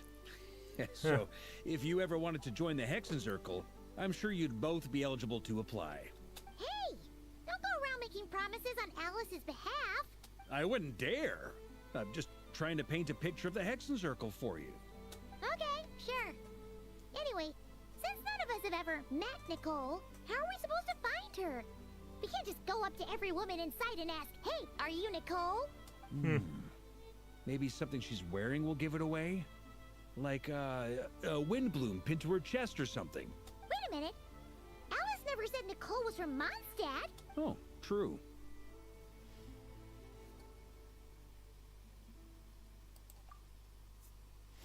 That would be this young lady, then? Hey there! Sorry to disturb you, but are you Miss Nicole? Varka, Knight of Boreas of the Knights of Favonius. Alice might have mentioned me before. Have we got the wrong person? Sorry. Well, this is awkward. When I shook my head, I meant, no, Alice hasn't mentioned you before. Huh? Where is this voice coming from? My apologies. For certain reasons, I am unable to speak. This is the only way I can communicate with you. It might take some getting used to, but I hope you can understand. Hey, it's fine.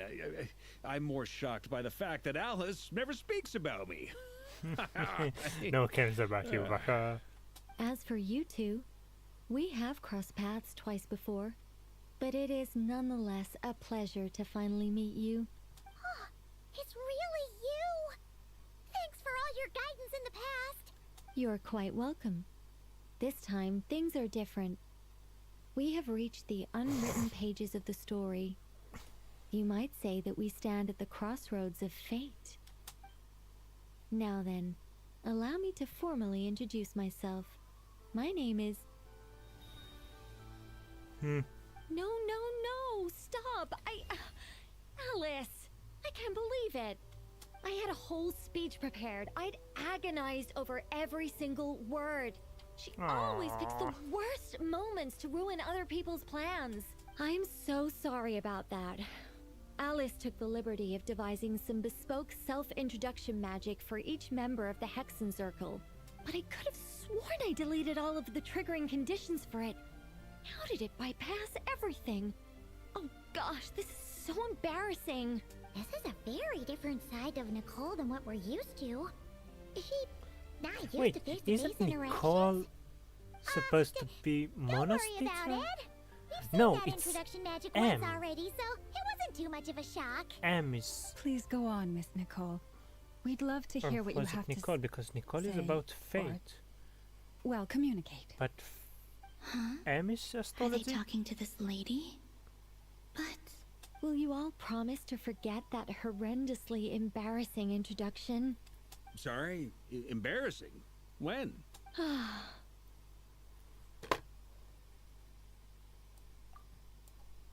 Yes, my name is Nicole, and I am one of a very few angels who have retained both their preferred form and their power. So everyone was correct since the end of... The Traveler and Paimon should be no strangers to this concept. There is another of our kind in Natlan. They call her the Lord of the Night. Alright! Paimon remembers her. Yes. Well, I have retained more of my power than she. Colomina just walking It's around. because I don't have a long-term duty to fulfill. To be more specific, no. We'll be here all day if I get into the specifics. Moving on. If I'm not mistaken, you are here because you wish to learn how one might reach the moon beyond the sky. That's right. Is that something you can give us any guidance on? Yes, I do know a way. It began with the Hyperboreans, who lived after the War of Funerary Flame. Blank looks. Maybe I should start with the background of the war, or maybe not. It shouldn't be an issue. What is Colomina doing? I'll fill in the gaps for you when we have more time. Anyway, after that war ended, the three moons retreated to beyond the false sky. The Hyperboreans were humans I once aided. They accepted the civilization and creations bestowed upon them by the angels. But despite accepting many blessings of the angels, many among them still held on to their faith in the moons. They were reluctant to accept the new order. Even after the War of Funerary Flame, they sought to contact the moon goddesses beyond the sky and receive their guidance. But all three had passed away by that point.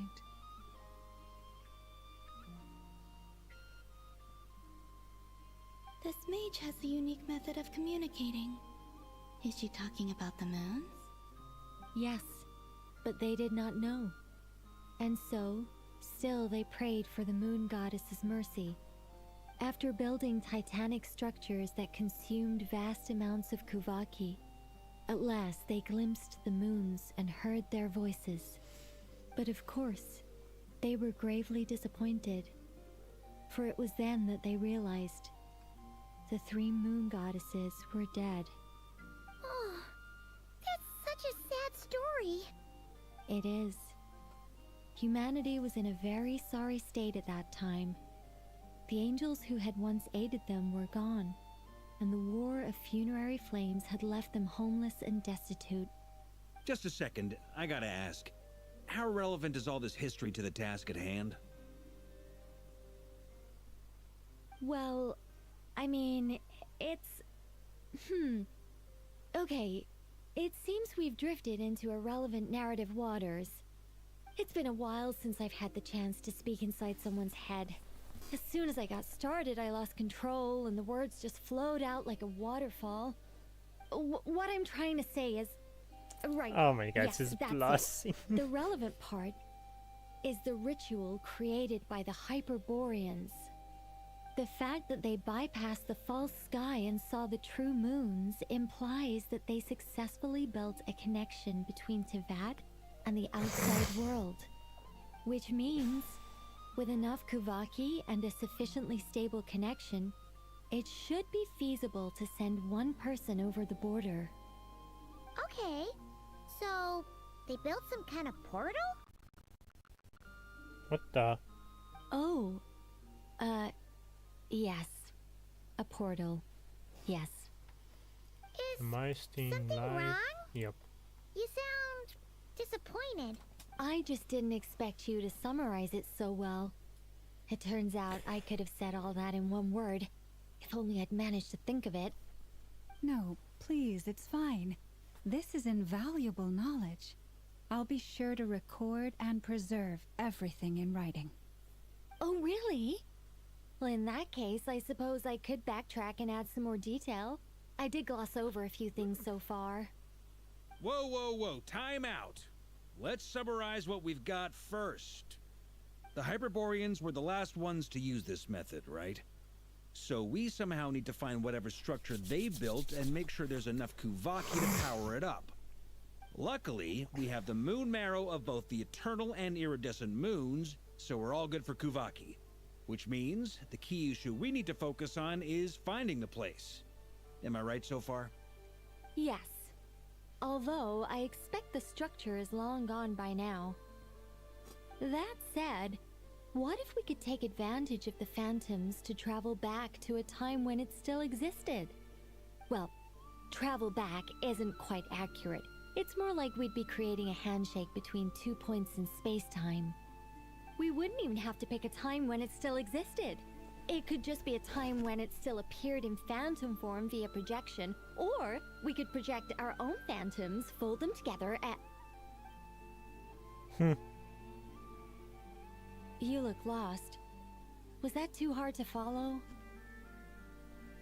Why is there a little up there? Things got a little, technical there. Paimon's brain is reaching capacity.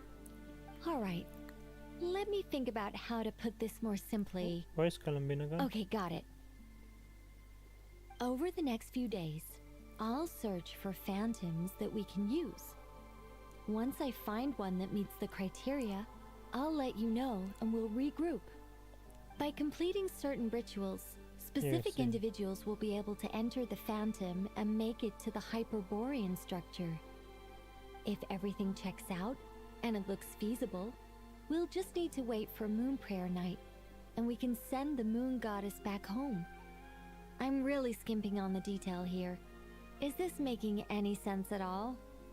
I think so. For now, we'll just wait to hear from you. Yes. Basically, yes. Great. Counting on you. In the meantime, we'll focus on finding the Moon Goddess's name.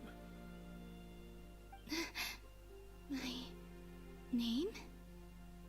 Are they looking for a way to stop me from disappearing? Excuse me, Miss... Go on, Miss Nicole. This conversation was a little all over the place. I didn't catch your name. I am Lauma, of the Frost Moon Scions. Ah, I did wonder. I noticed that you listened very intently when I spoke about Hyperborea and the moon's history.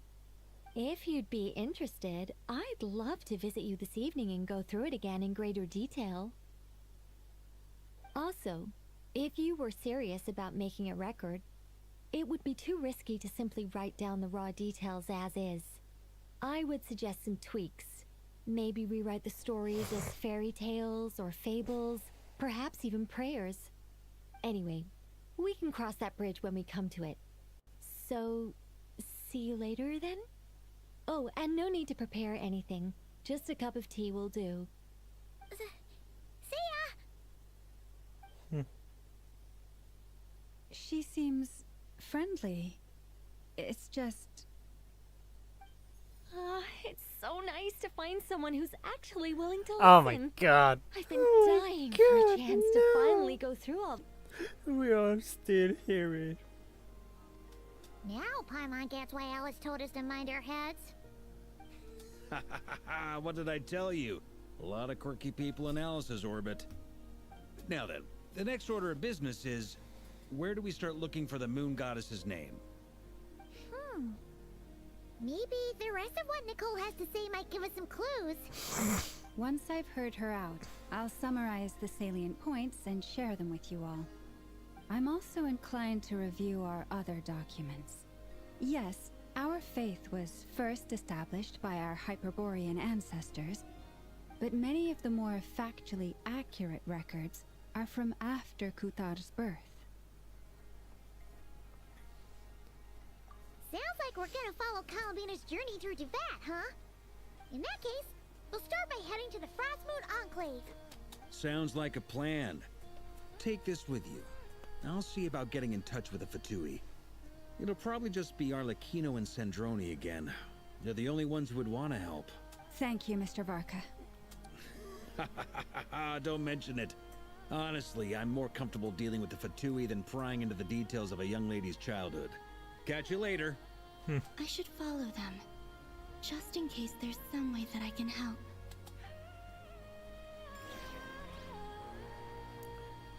Why is there Oh, this is why. Okay. No, I don't need to fight. Sure, I have the power for this, but no.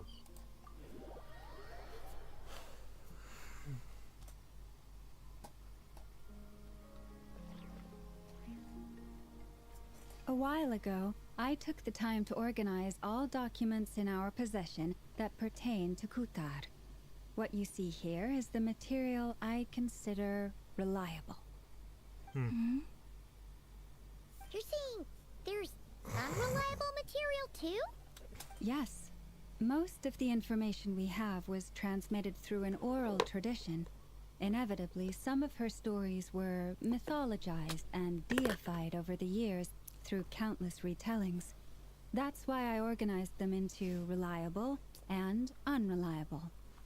There's no sense seeking answers in history unless we can ensure the veracity of the historical record. Makes sense. Alright, let's take a look through.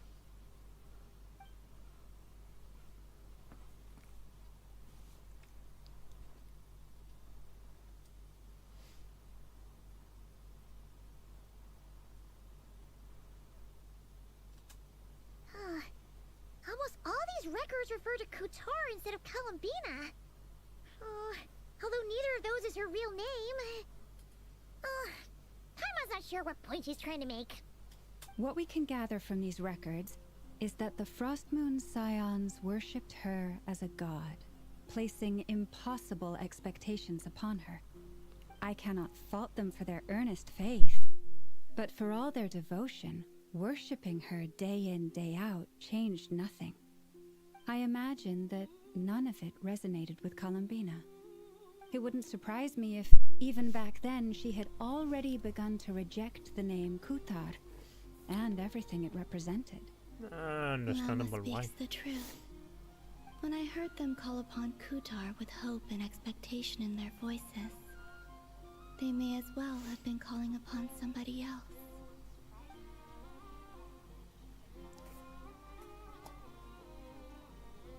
Well, that's a bit complicated. I looked at the level of detail, perceived authenticity, prose style, and how realistic their portrayal of Kuthar seemed to be. Amongst the Frostmoon Scions of today, only I know of her existence, and I alone have spoken to her face to face. As such, I know that there are certain things she simply would never do.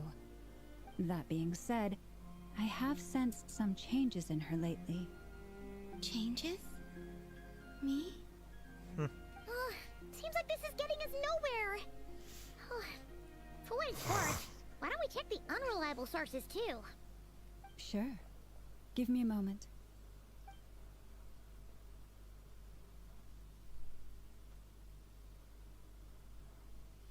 Exerting but a fraction action of her divine might, Kutar sheared a great mass from the snow-capped mountain and cast it into the sea, upon whose surface shone the mirror image of the moon. Thus was formed the island of Hisi. What? Yeah, right. That doesn't even begin to pass the skill test. The 3 moons are not but lies through and through. Only one moon has ever shone for us, and Kutar is her name. The vast majority of ancient texts are filled with fanciful tales like these. I trust you understand my criteria a little better now. Kutar did not speak, merely gazing into the distance in silence. And where her gaze landed, this was her prophecy. Clearly, whoever wrote this text never even met Kutar. Otherwise, they'd know that her eyes are always closed. What about you, Traveler? What are you reading? Come on, let Paimon see. The child wished to build a wooden nest with which to shield a fledgling bird from the cold. But being so young and lacking in strength, the child could not snap the branches from the trees. Kutar was passing by. Upon seeing the child, she summoned forth a Kuhenki, who built a beautiful nest for the child. I remember that. The Kutar was gone. The moon chanter declared the event a miracle and took the nest as a relic, placing it on high for all to see. The child was named as one favored by the goddess and was greatly respected amongst the people. Yet, no further miracles were bestowed, and this matter was forgotten in but a few years. Huh. Any thoughts after reading that? Yeah. Columbina probably just wanted to join the kid in making nests. Ah. I'd originally considered this a fabrication, because Kutar did not perform any similar actions in subsequent records. But now that I think about it, it does seem like something Columbina would do. It's just that... She didn't know how other people would interpret her actions. She was probably worried about making things difficult for people. So, she gradually stopped joining in. Yes. Oh, that's so sad.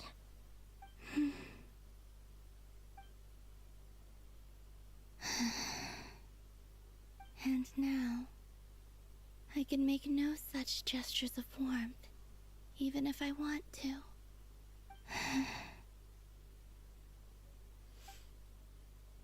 Still no name. That's a bit of a shame. But we did learn some interesting stories. That's gotta count for something. There is no Marcus nest said he was gonna set up a meeting with Arlecchino and Sandroni, right?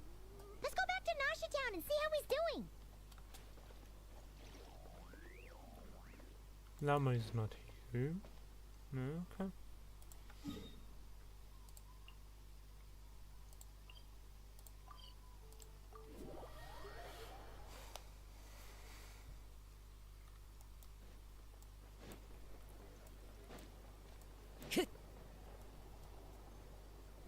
Let's see.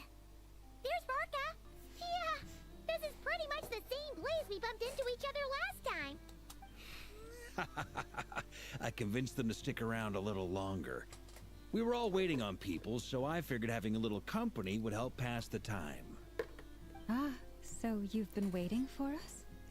Does this mean that you've already arranged things with the Fatui? Sure does. Now you're back, we can go meet up with them together.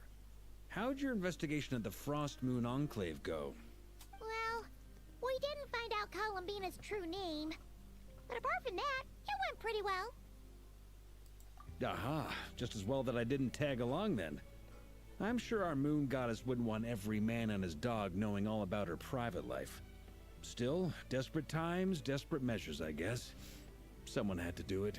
So, Varka was waiting on us, but what about you two?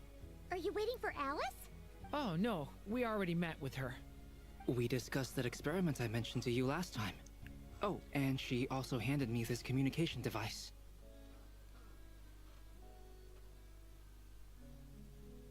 That's right. I understand she informed you about the relationship between the phantom phenomena and Tevat's borders, yes?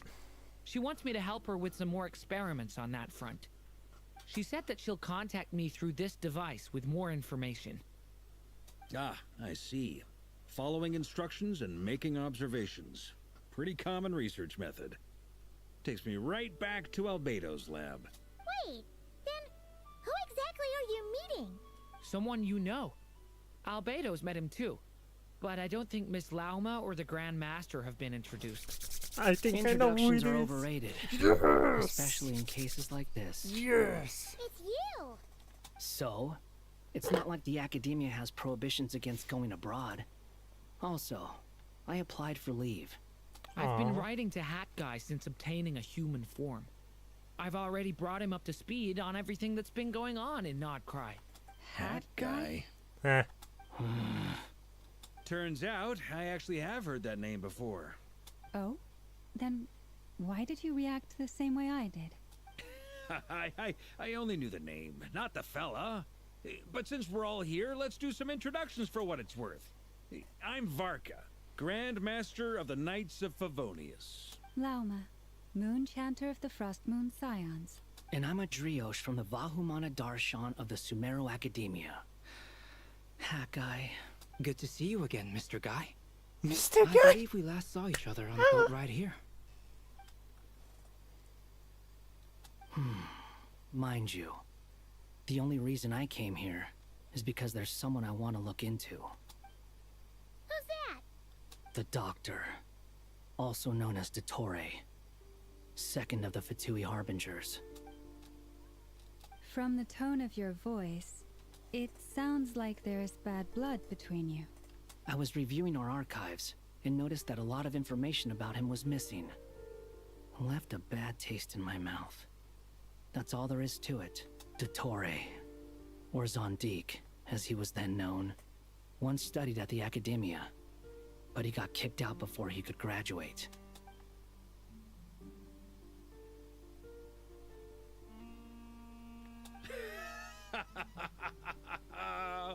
So the Harbinger's #2 man is a college dropout? Ah, how embarrassing for them. Last we heard, he was planning something. We actually heard that a few times before, even coming to Krai, but we haven't seen a trace of him since we got here. He only appears when something interests him. For all we know, he might have left already. But the fact he did something here at all is worth noting. It'll fill a couple extra lines in his file. Why does it sound less like a file you're writing and more like a criminal record? Anyway, we were just about to meet 2 of the other Harbingers. Want to come along? You might learn a thing or two about him there. Sure. Really? Even though they're harbingers, well, they're old acquaintances of ours, so, you know, when you talk to them, try to be... I got it. The Frost Moon Scions' relations with the Fatui remain tense. Forgive me if I do not attend. In that case, we'll continue assisting Miss Alice with her experiments. Good stuff. Everyone's having a fruitful time. All right, we better get going. I'll lead the way.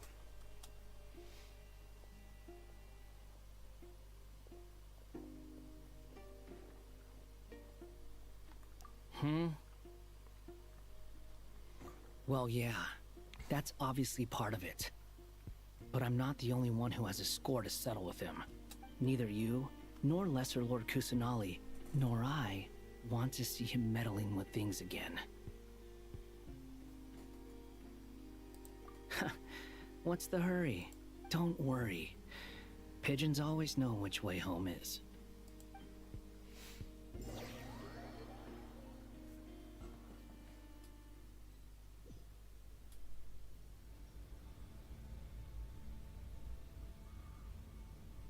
You made it.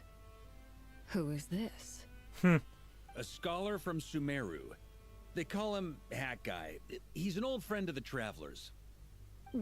I believe this will prove my identity. You'll notice it bears the seal of the Sanctuary of Surasthana. Well, what do you know? So it does. All right then. My mistake. It's fine. I expected as much. What? So as I mentioned in my letter, the Academia's got its eyes on Dottore. But this matter remains top secret.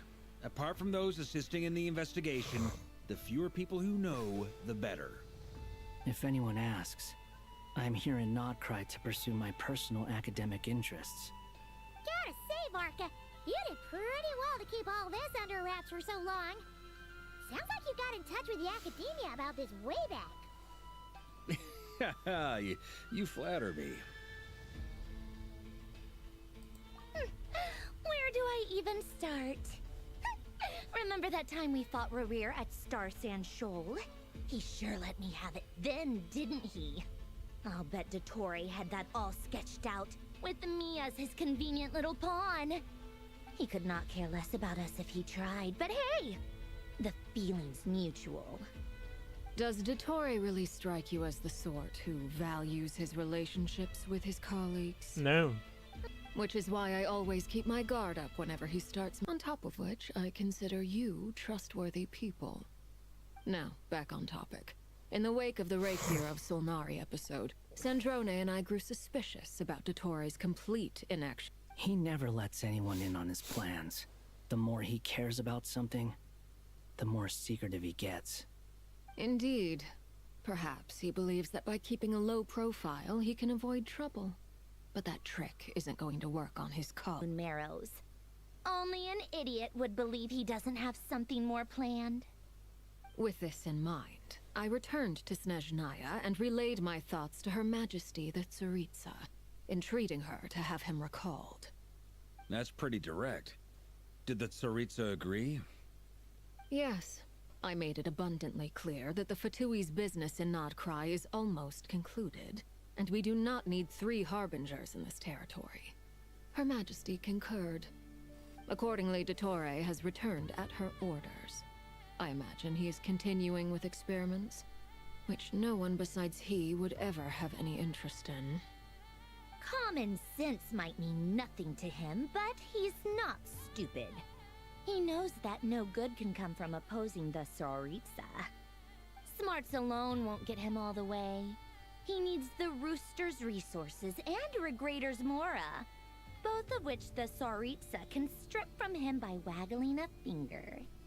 But doesn't he have a track record of publicly following orders while going against them in private? He probably has it down to a fine art by now. Wouldn't put it past him. We worked together on a research project once. Only briefly, but it was enough to show me that we're fundamentally different people. He has no interest in doing things methodically, stage by stage. His thoughts jump all over the place, and the moment his curiosity is satisfied, or he gets the results he wants, he disappears. The only similarity we share is that, once we set our minds on doing something, we will see it done, whatever it takes. Well, we definitely saw some of that in your battle with Rerir. You got so competitive. Ugh, do not remind me. Then I believe we all concur. Dottore will not simply give up. Fantastic. Now this is turning into a whole day of unpleasant memories. Ugh. Are you talking about the Moon Marrow stuff? He also strikes me as the kind of person to disregard experimental regulations, ruin all the equipment, and go way over budget. Then leave the first person he can find to deal with the fallout. Exactly. This one time, he was running some high-temperature experiment and the substance exploded. But does he care? No. He orders his subordinates to open the device so he can observe the results, which causes the gas inside to leak out. That gas was poisonous. If I hadn't been there, who knows how many people might have died. And after all that, he left. While I was still cleaning up after his mess. What a waste of time, he said. Waste of time? The nerve! Oh my god, could have been a playing with Planet. You've been bottling that up for a while, huh? Hat guy, I must say, You seem awfully familiar with internal Fatui affairs, especially when it comes to Dottore. Thank you, Lady Harbingers, for providing such valuable information. I have no other questions for now, so I'll be on my way. Ugh. He makes quite the impression. Beard. I've actually asked her that question before, but she said she didn't know. Considering our relationship, I doubt she was lying to me. As far as I recall, she was never dispatched by Her Majesty to claim a gnosis or anything like that. That Tsaritsa's plan to claim a gnosis or anything like that. That Tsaritsa's plans had long contained a place specifically for her. I always thought that was weird. What could she do that the rest of us couldn't? Knowing what we do now, it's probably something related to Kavaki, right? More than likely. When she first arrived, Columbina would often go to Her Majesty and ask when she could start the task assigned to her. But Her Majesty Snezhnaya doing basically nothing. The Tsaritsa has summoned a beautiful blind maiden to be a harbinger, giving her the third seat by virtue only of her enchanting voice. It was a dumb and stupid rumor, but the reality of the situation made it hard to refute. And what happened after that? I imagine she stopped caring. She no longer seemed to care why she had been recruited, and Her Majesty never gave her any missions. So she just continued to sing in the flower garden. For my part, I was busy. So busy, in fact, that watching someone be that idle had me fuming. But still, I got the sense that she had long been used to a life of other people claiming she was needed when she wasn't. And so I waited quietly for the day that I would have to pay the price. And on the other end of that spectrum, you had me. Someone once told me that I had the lousiest work and the toughest luck. That's a good way of putting it. I forget who said it, but those words have always stuck with me. But you've done your job exceptionally well all this time. Because at heart, you are a conscientious person. What is it?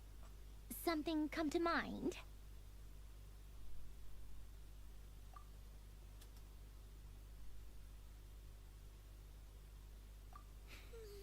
That makes sense.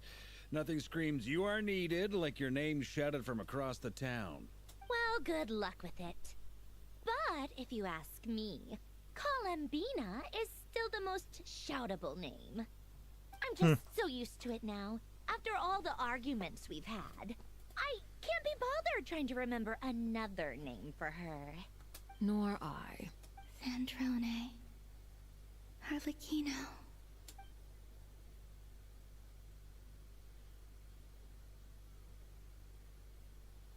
Oh, It's a Sealy! interesting. Does that mean Nicole has news for us? Ladies, I thank you for your hospitality. If the chance ever comes up, I definitely owe you both a drink sometime. I'm sure it will. You can make your own way out. Heck, you've been here enough times, you probably know your way around better than I do. Okay, time to do what adventurers do best. Follow that Sealy! Oh, Darren's POV.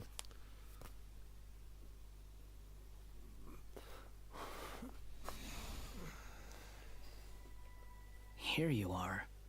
Oh, that guy. How come you're back so soon? Did things go all right with the Fatui? Fine. Dottore's been summoned home by the Tsaritsa. Couldn't get much more than that. How about you? Any progress with the investigation? What is that? Unfortunately not. We've tried everything. Different phantoms, different locations, different points in history. But the results are the same each time. Abyssal monsters roaming the land. People crying out in despair. with no hope of being rescued. Every time I see it, I can't help but think, is this what it was like in Mondstadt when Dragonspine Durin attacked? And if I fail in the task I've been given, will I create yet another tragedy? That's just meaningless speculation. When we encountered similar phenomena previously, I tried to interfere with those illusions, using sounds and lights to guide them. However, we could not change their fates. At most, we were able to extend their existences. The events of the past are like fate that has been written into Irminsul. There isn't a living thing in Teyvat that can escape its past. But Miss Alice instructed us to try to find ways to change the outcome that these phantoms face. It's an impossible task. Can't you just refuse? Since she asked us to do this, I feel like it can't truly be impossible. Or if it is, well, mages can make the impossible possible. I could not have been born as Durin otherwise. But you also said that your past 39 attempts were fruitless. That's true. But you're still going. Yes. After this many futile attempts, surely you realize that you're not doing this because you still believe what some mage told you. It's because you want her hypothesis to come true. It's something you wish for deep inside. So, think for yourself about what you want to do. As long as you don't believe it's futile, it isn't. Yeah. Previous experience indicates that we cannot touch the phantoms, which limits the effectiveness of our interventions. If we want to clear this hurdle, we need to break this rule somehow. Same thought here. Following the same rules means repeating the same failures. Reducing ourselves to mere playthings of fate. So you mean we need to figure out a way to make contact with them despite knowing that we can't? Yes, and I suspect that's something only you are capable of. Everything in Teyvat is logged in Irminsul, but the withering that once occurred in Sumeru was a sign that the Great World Tree was being corrupted. This corruption allowed things that should not have existed in Teyvat to appear. This is tantamount to rewriting reality to an extent. You're saying abyssal power might be able to affect those phantoms? No one's ever tried it before. If you're gonna try it, it'll take courage. And you have to be confident that you can control it. Is anyone there? Has anyone seen my daughter? She's missing. I have to find her. I hear someone inside. Spargana? Are you in there? Ah! If I can use my abyssal powers to warn him that there is danger here, maybe it'll change his decision. Maybe he'll stay away. Yes. The important thing is not the nature of the power, but rather how you use it. To intimidate and obstruct. Sounds about right for the Abyss. Let me try. I should be able to influence that thing. Okay, we're gonna try? Yep, we're gonna try. Have you seen a little girl? What? This isn't the time for that! Just run! The monster's coming.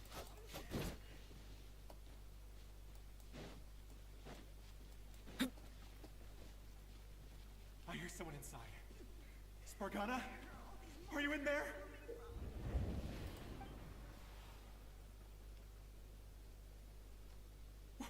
What is this? Looks dangerous. I should get out of here.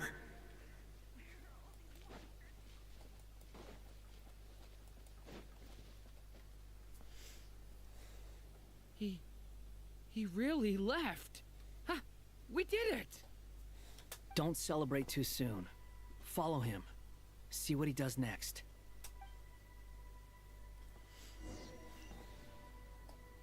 Monsters approaching from the front. You need to stop them and create an opportunity for him to hide.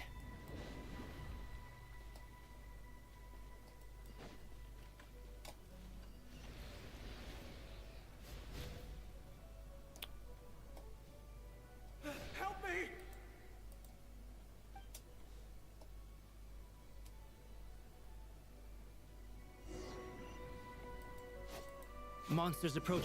You need to stop them and create an opportunity for him to hide.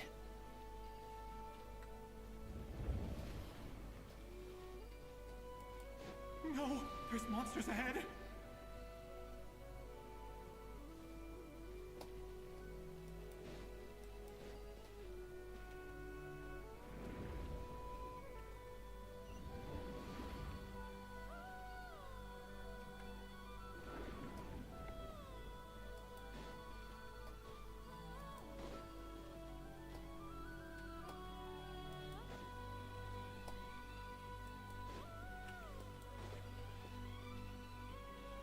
Wait, is that the barrier I saw earlier? Why is it appearing now? It's as if someone's controlling it.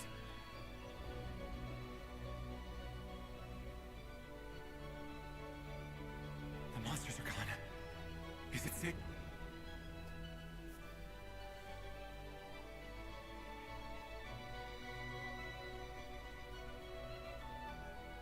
The barrier's gone too.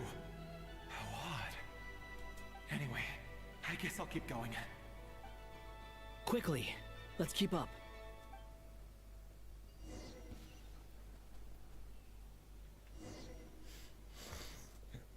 Wait, there was someone else here? Don't go any further. We've got anti-monster traps laid out everywhere. But my daughter must just be up ahead. I have to go. This way's blocked.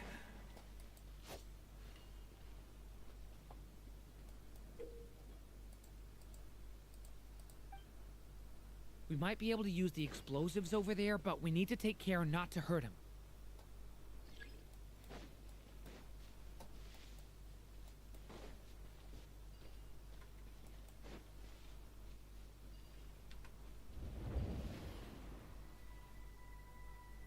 I'll use the barrier to keep him at a safe distance.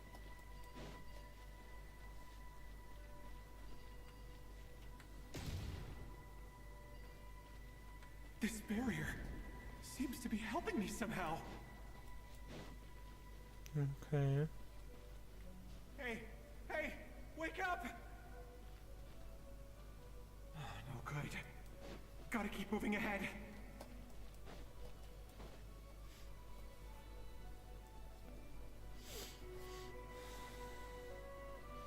So many monsters! There's still a chance, Durin. Use the traps.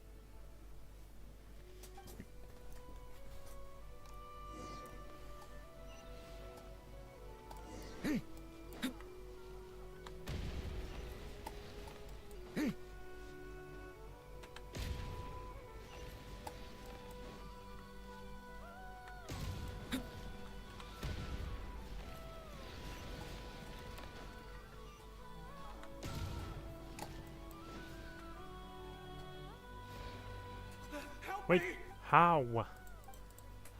I didn't see anyone come near.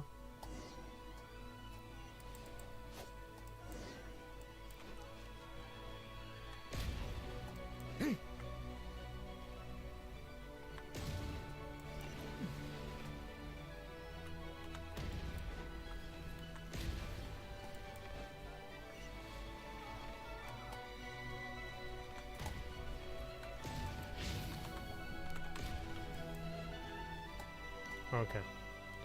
This is a new development. I've never seen this happen before. We might just be able to save this person.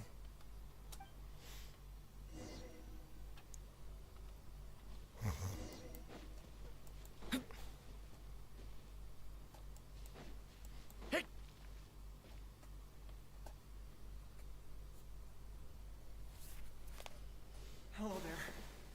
Have you seen my daughter? Spargana's her name. She's carrying a large backpack. Get out while you still can, you fool. You won't find any survivors here.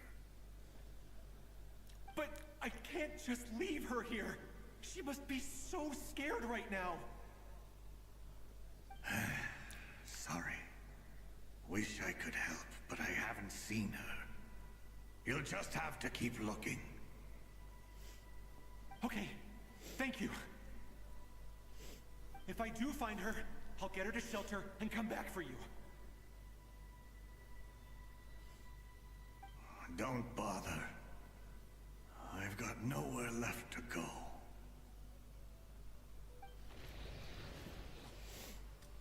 What's that noise?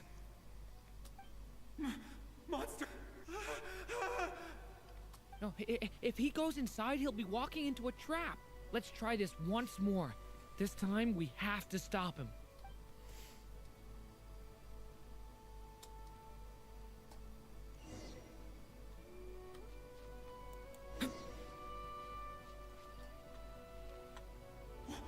Why?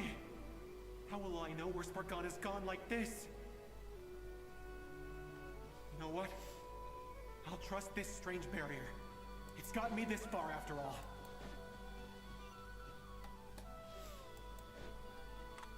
What? Hey! Spargana, are you there? Okay.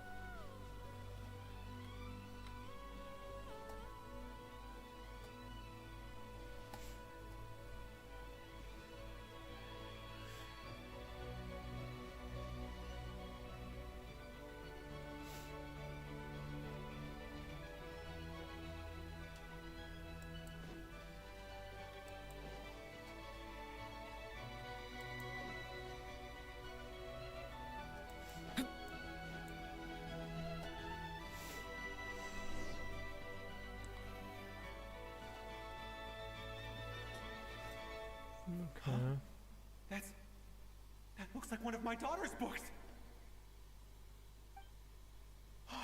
Thank you. Thank you. Yes, it's one of hers for sure. That's her name on it right there. She left her backpack here.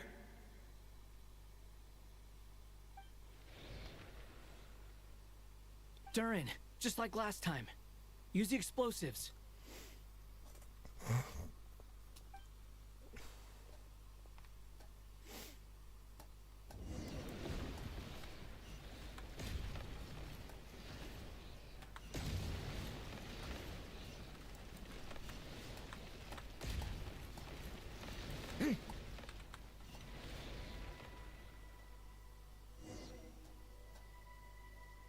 It won't work. There's not enough left. If he makes it in, he'll die. But then, this clue could be the key to him finding his daughter. It might not be the only one. Better he misses that clue than loses his life. I guess so.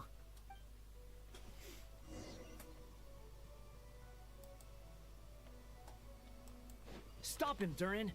We can't let him get any further in. That's my daughter's book! She's passed this way! Why? Why won't you let me go in? I've searched and searched and searched just for this! But how will I find her without any clues? I no longer have anywhere else to go.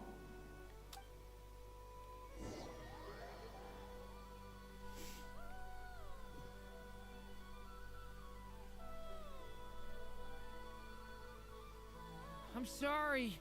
I'm so sorry. He refuses to go anywhere else. Whether he opens this door or not, all that awaits him now is death. We couldn't change his fate. Albedo? Hat Guy? Let's try one more time. I don't know how we're gonna do this, but I don't want to give up either.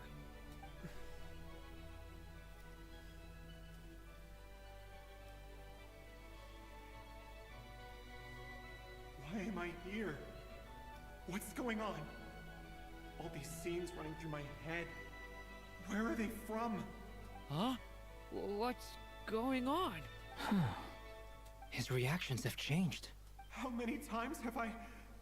What's happening to me? Huh? Wait, who are you? You can see us now? I feel like I always could, but that I only just realized you were there. I'm sorry, I don't know how to describe what I'm feeling, but you were the ones guiding me using that marked barrier, right? I haven't done anything yet, but those monsters, those deaths, they feel like memories. Like things I really did experience. I won't find my daughter. In fact, I'll ultimately die trying to find her. Isn't that right? Well, no, it isn't. Yes, it is. Even so, we're trying to find a way out of this. You've not seen my daughter either, have you? It seems she really isn't here. I'm sorry we couldn't help you. I'm just tired. Maybe this is destiny. Maybe it doesn't matter how hard I search. How long do I have left?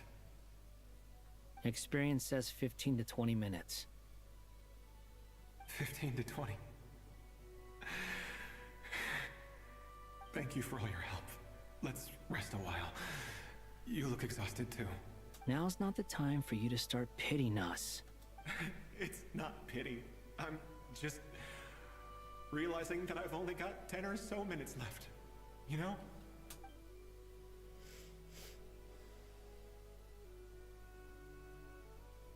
You say you're from Mondstadt, yes? A place with windmills, where people enjoy limitless freedom? And you're from Sumeru, where they've built an academy into a giant tree? Yes. It seems you've never heard of either place. Those names are unknown to me, I'm afraid. Yes. Have you heard of Hyperborea? I have, but I heard that it was destroyed in the distant past. I see. That was where my ancestors once lived. What about Delphi Pytho? Was it later rebuilt? I've never heard that name. Then what about Sal Vindaknir? I have seen that name on stone tablets on Dragonspine. But I'm afraid the only things left of that place are its ruins. I see. Sure enough, there was no way to turn this around, huh? I'm sorry. I was the one who asked to chat, but it seems like we're too many ages apart. There's barely any common ground to start from. It's all right. We did hear something new, at least. From how you speak of your lives, things must be going all right for you, I guess. They are. Mondstadt is a place of freedom and happiness. There's a lot of good people in the church and the Knights of Favonius, and even outsiders find that it's an easy place to feel at home. We have festivals a few times a year. Everyone gets together to drink, sing, and be merry. Sumeru is a lot more uptight. Not really the kind of place where you can relax. It's a nation fraught with problems wherever you look. But if all you want in life is to seek knowledge, I guess it's pretty much paradise. That's wonderful. In other words, after this all-devouring black tide passed, humanity did not merely avoid extinction, but rose to build prosperous civilizations anew. I mean, I can see you all right now.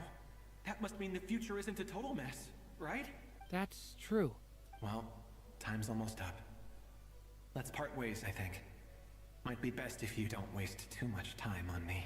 The chances are slim, I know, but I'd like to spend these last few minutes looking for Spargana. If things work out, I'd love to tell her about what I've heard. May we meet again. Well, or not, most probably. In that case, may your wishes come true.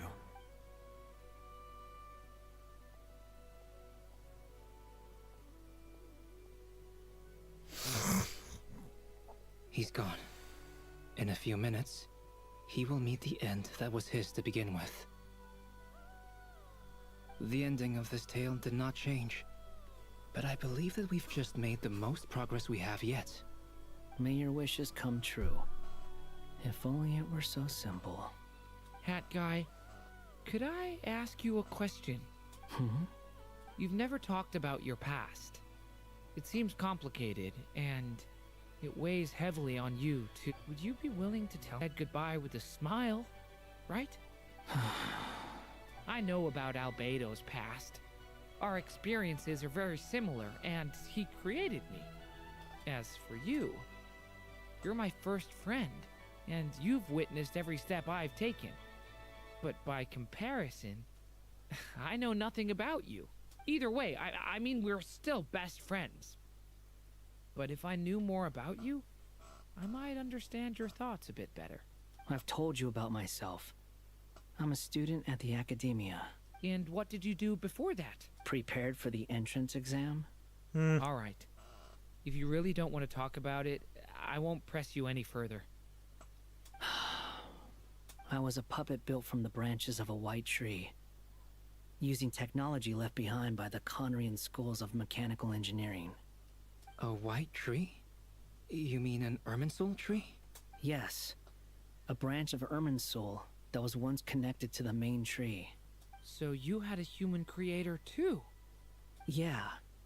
But my creator abandoned me after deciding that I was a failure. After that...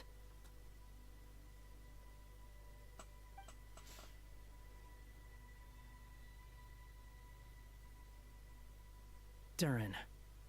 Resisting the influence of the Abyss, suppressing the urge to destroy, trying to do the right thing. None of these things are easy, but no matter how hard they are, trying to rewrite past wrongs is far harder. You asked me if you would create a new tragedy if you failed.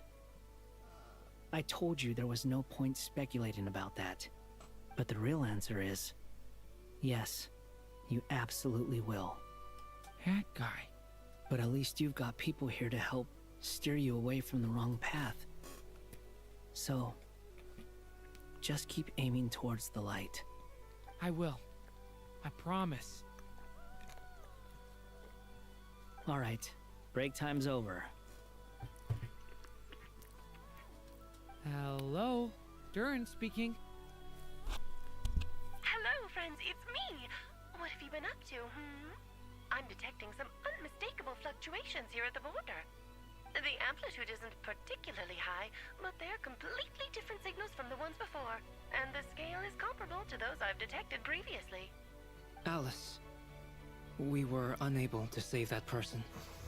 However, he appears to have retained a portion of the memories gained through that cycle, and was able to hold a conversation with us.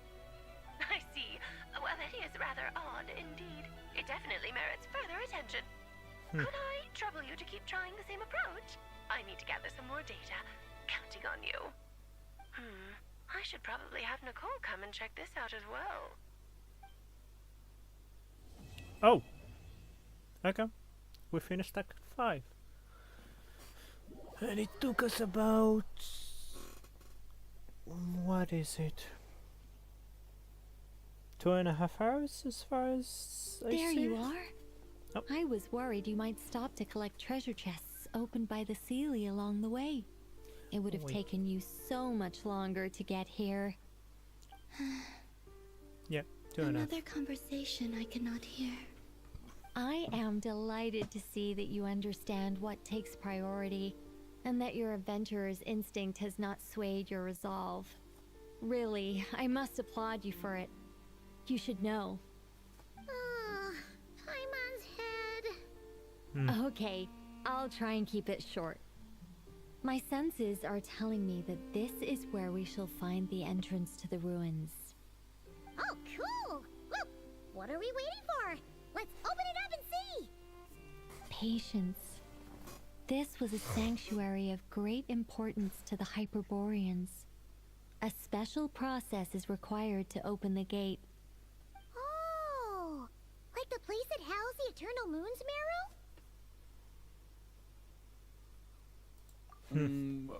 Okay, so Like every what's the plan? Every Need us to ancient do ones? anything? And just the short version, if you can. Ah. Alright then. I was planning to start with some background on the invention of these techniques. Are you sure you don't want to hear it? It's quite informative. Remember what you were saying about priorities? Fine. Simply put, we need 3 human representatives to successfully undergo a process of Kuvaki resonance. Think of it as a test from the 3 moon goddesses to see if the entrants are qualified, with the most recognizable qualification being Kuvaki. Pretty sure Lauma would ace that test. Oh, wait. But we need 3 people. I also have no doubt that the Moon Chanter would be qualified, but we would need 2 other people with the same constitution. Therefore, the most feasible method is not so much to follow the rules, but to figure out how the test functions and find a workaround. I've done some research, and it turns out the mechanism is rather crude. We'll simply need humans to stand before it who have sufficient Kuvaki energy within them. I'm with you so far. How do we get the Kuvaki in them? The easiest way would be transfusion. Take some Kuvaki from Nod Krai's soil, put it into the bloodstream, and get it circulating in the body.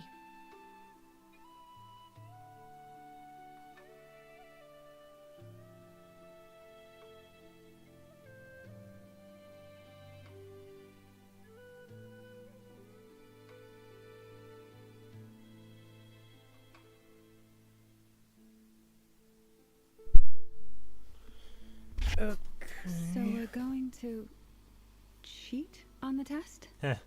This is a way to look at it. Precisely. Oh, There right. are other methods, but this is the simplest one. Cheating the system is much easier than trying to hide from it. Huh? Ah! Sorry? Does the idea of cheating upset you, Miss Lauma? No, that's not it. I suddenly had an idea. Which is... What is it? It's about Moon Prayer Night. I figured out a way for Kuthar to join in the festivities. Oh. Huh? But as Paimon said, we need to have our priorities straight. Let's get back to the test. I'll follow up with Nefer on the festival arrangements. Oh, okay. Anyway, is this really the best method we have? A Kuvaki transfusion sounds dangerous, no matter how you slice it. If you think that's dangerous, wait till you hear the other methods. I'd be more than happy to go through them if you'd like. There are several. No need, we're good. Let's go with this one. Very well. Kuvaki transfusion it is. Now, I should mention that the risks can be greater or lower depending on individual compatibility. It would be rash to simply infuse the Kuvaki and hope for the best. If the body rejects it, the reaction can be quite severe. The symptoms are similar to another condition that some people living here suffer from, known as congenital Kuvaki sensitivity. So, before we execute our plan, I will perform a simple test of my own to see who is compatible and who is not. Once that is done, we will have to complete the resonance process as rapidly as possible. The participants must remain stationary while the Kuvaki circulates and bonds with them, and they mustn't eat or drink anything. What? No eating or drinking? That's some hardcore fasting. They'll all be monks by the time they're through. 3 days.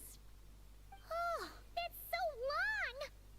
And we still need to find 2 more people who are not just compatible, but also willing to volunteer. Fasting? What are they talking about? Really? Don't you want to think this through? Haha, count me in too.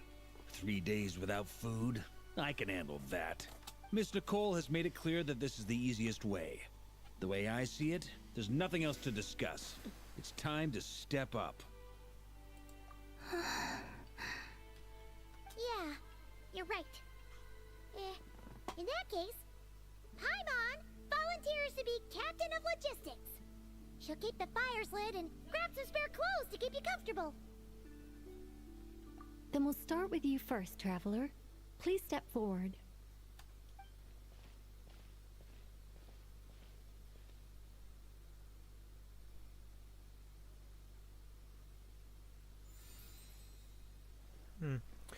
I'm How's it really going? intrigued to know how Do her you feel power anything? pyro element will work. How about now?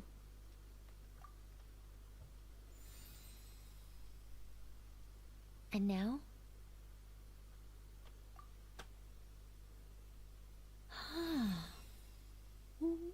What about now? You guys, it's not a competition, you know. All right, I'm officially impressed. Even as a descender, you can withstand far more than I imagined. It's like I summoned a giant stone titan to arm wrestle you, and your arm hasn't even moved an inch. In my last attempt, I infused 5 times the amount of Kuvaki required. Yes, safe to say, compatibility won't be an issue for you. You're eligible to join. You're next, Mr. Varka. Sure, here goes nothing. Alright, I'll start where we left off. 5 times the required Kuvaki dose. Whoa, whoa, whoa, hey, wait a minute. Oh my god. Oh my god. How's it going? Ooh, no, not great. I kind of want to puke. Feels like I've been drinking too much. A few bottles of wine, then a big stein of Dark Horse, with some hard liquor from Liyue mixed in. You think this is funny? I just lost to a young lady in an arm wrestling contest. I'm never gonna live that down. My apologies. I'll lower the concentration and try again. Oh. How's it going now? I'm not as dizzy as last time, but I can still feel it pulsing around. In that case, you wouldn't be an ideal choice, Mr. Varka. Let's try someone else. Okay. Let's go ask some of our other friends then.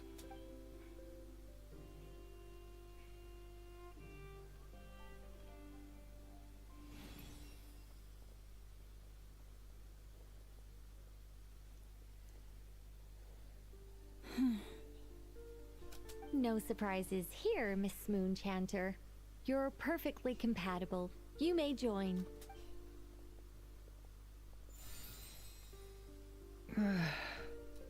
I'm getting a slight headache.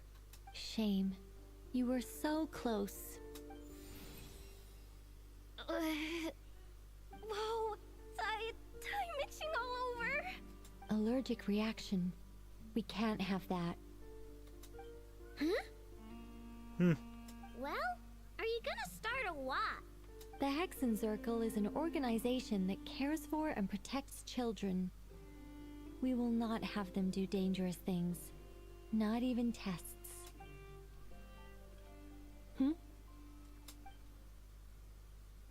Is something the matter?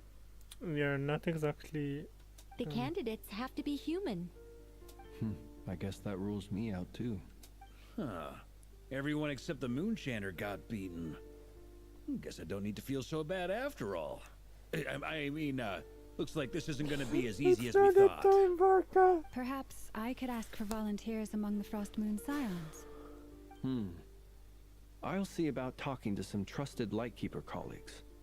Itlua springs to mind. In fact, I think we had some former Frost Moon Scions join our ranks recently. Can you give me the scientific explanation for how the test works? I can probably make some kind of test bot. Then we can just zip through Nasha Town, going up to people and pressing a button to check their status. Wouldn't that be way easier? No. Wow! No elaboration for once. How about I contact the Knights of Favonia's garrison in the Wave Chaser plane? Shame that Lohan's already left. And that guy's even tougher than I am. Strange. The moon goddess is clearly revered by many people. So why is she on the brink of disappearing? She mentioned that the world has rejected her from the very beginning.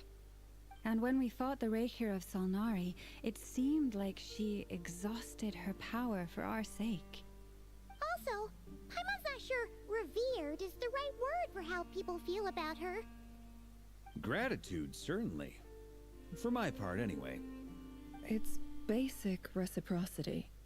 She helped us, so she deserves our help in return. Yeah. Even though she looked like she didn't care, she still saved a ton of people, including me. A review of the relevant data leads me to conclude that Miss Columbina is a good person. Yep, you bet!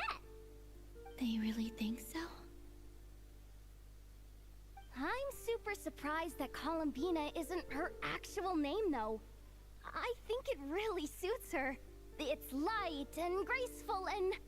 yeah, just a really pretty name. I know, right? Unfortunately, that's not our decision to make. Columbina. That was the code name the Fatui gave me. But it also came up in the song I heard when I was born. But is that really all there is to it? What do I truly think of my own name? Is there anyone left who will still call me by that name?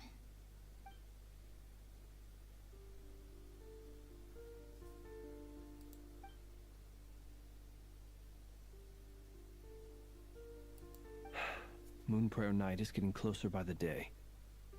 We're running out of time. We need to look for other candidates. Then allow me to try. Huh? What are you doing here? You contacted your friends via the Adventurers Guild. Sandrone has been keeping an eye out for something like that, so she informed me. Since I have the ability to accommodate a moon marrow, I should prove to be a suitable candidate. Arlecchino. When can we begin? I see. We can begin right away.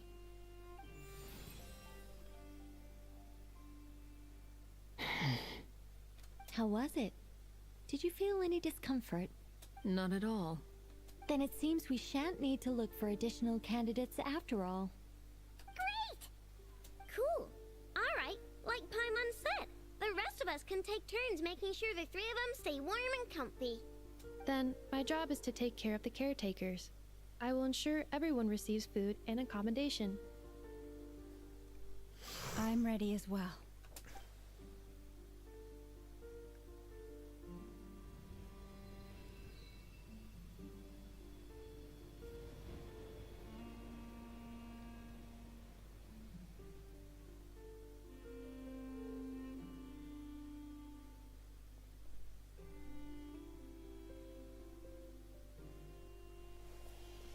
So 3 days of just standing and pray. Even Columbina went to sleep.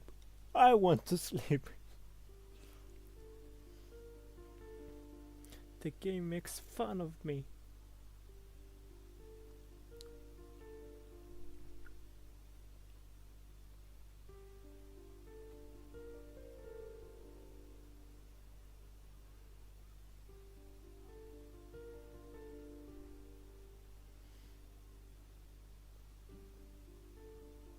The work is done. The sacred scroll shut. The stars grow dim, the people silent. The white sun sets, the silver moon rises. O path to the temple, appear now before us.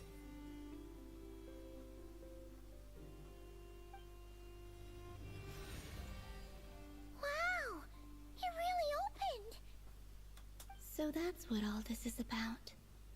They've been trying to open this gate. Come, let us enter. It might be best to eat something first. Take care to chew properly and swallow slowly.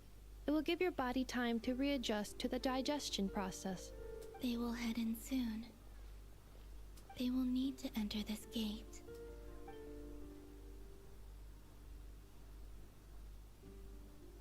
Huh? I cannot pass through. Is it because I have no physical body? It has been 3 days. My strength is all but completely faded. Can I really hold on until Moon Prayer Night?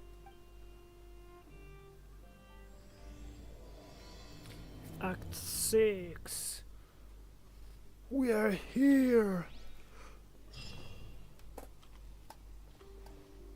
Wait.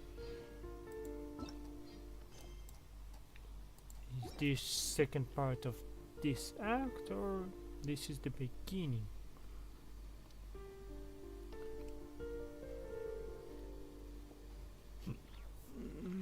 This is the beginning as far as I see. Why is that glowing?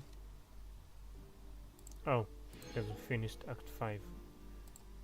Okay. Time to go. Pyra, because we are going with Arlecchino inside. So we have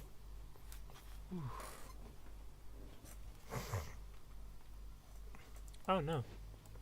Oh, my, it's gonna be bad because I have only Bennett as Pyro. But I have a feeling that, yeah, Welkin will be a trial. Judging by their clothes, they appear to be phantom Hyperboreans from the distant past. That could mean they have some clues about the moon goddess's name, right?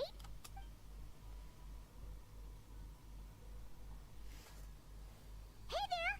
Could you tell us what the moon goddess's name is?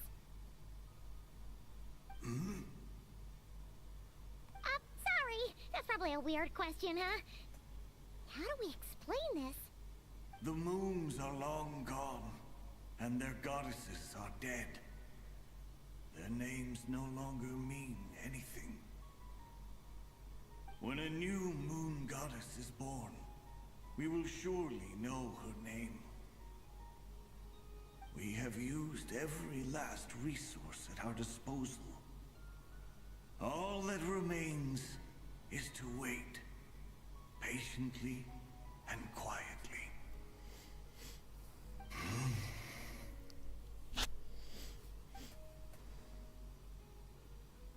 Were the people of the past all this devout?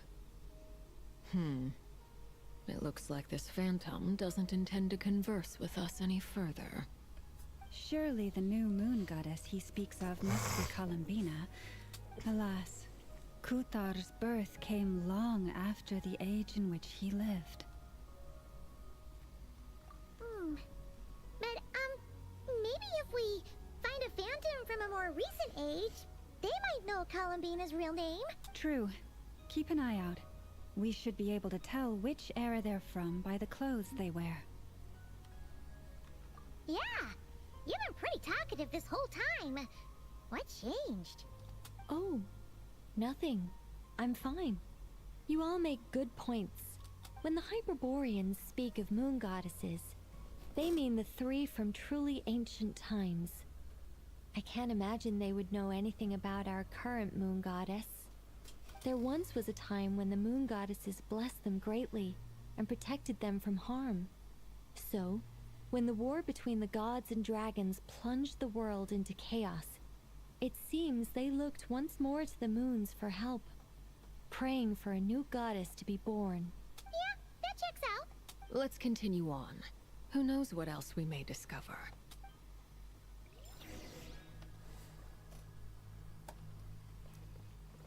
Why are they in yellow?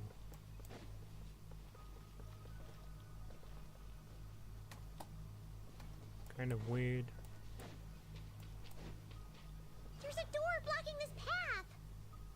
Not a problem. Try this.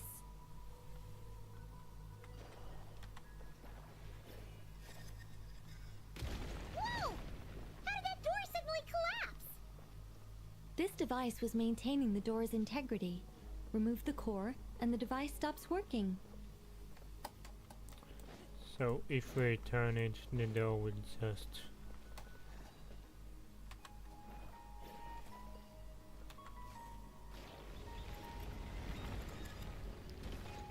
Huh. The answer will be yes, apparently.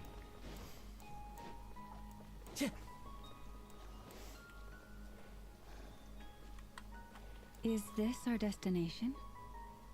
Impressive. More precisely, this is a device that will help us reach our destination. Let's go. We still have a long distance to cover.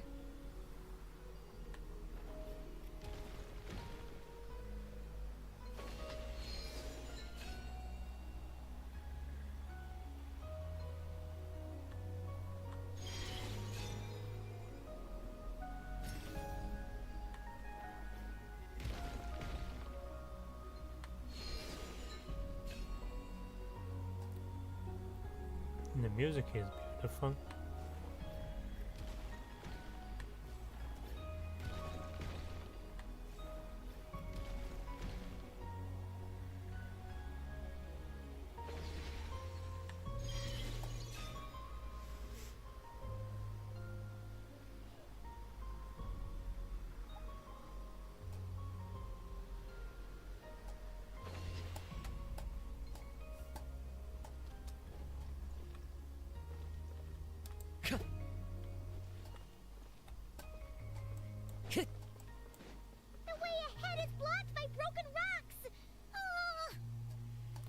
Let's try that device again. Remember the door from earlier?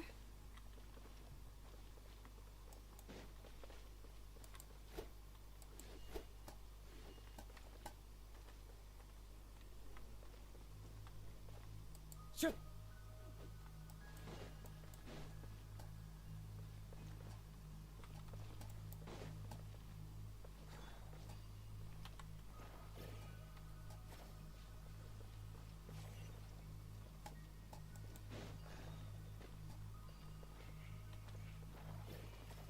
Oh, here we go.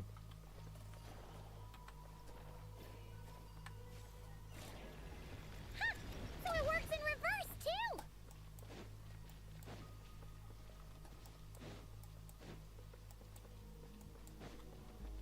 Time to go.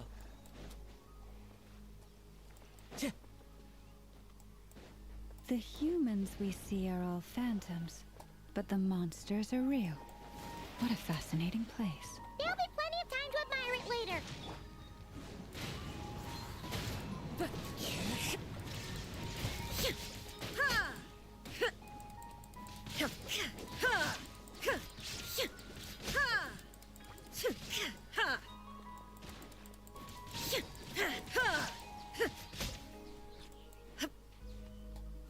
Illusion shattered!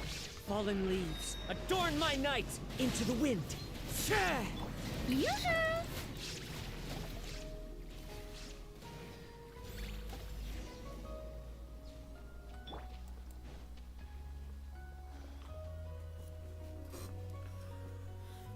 Ooh, there's a whole bunch of artwork in here. Seems pretty old. Nicole, this is probably your area of expertise. What do all these paintings mean? Let me see. To understand these murals requires some knowledge of the history surrounding the War of Funerary Flame. I shared a little of this with Lauma before. Yes, I think I follow. The dispute between the Moon Sisters, the transformation by Nibelung. Oh no, it's no trouble. I'd be delighted to share the tale again. Alright then. Tevat's 3 moons and their goddesses were brought into being by the will of Nibelung, the then ruler of Tevat. But when the heavenly principles came, they changed the world completely, down to its very foundations. The moon goddesses were nowhere near strong enough to challenge this entity. But the heavenly principles did not view them as heretical entities that had to be removed. Essentially, the 3 moons existed to keep this planet alive and operational, which did not directly conflict with the heavenly principles' aims. Nevertheless, the inherent precariousness of this arrangement would soon be revealed. Nibelung returned, yes. He did, and thus began the War of Funerary Flame, a battle for dominance between Nibelung and the heavenly principles. Discord would soon emerge between the 3 Moon Sisters. One would voice the opinion that they should follow Nibelung, for it was he who first hung the moons in the sky. Another would argue that taking sides in the conflict would only bring the world closer to ruin. There was no telling where it would lead, especially since their creator had returned, bearing the perilous power of the abyss. Nibelung would eventually discover their disloyalty. He had all 3 imprisoned before transforming the moons into weapons with which to fight against the heavenly principles. What? Weapons? Yes.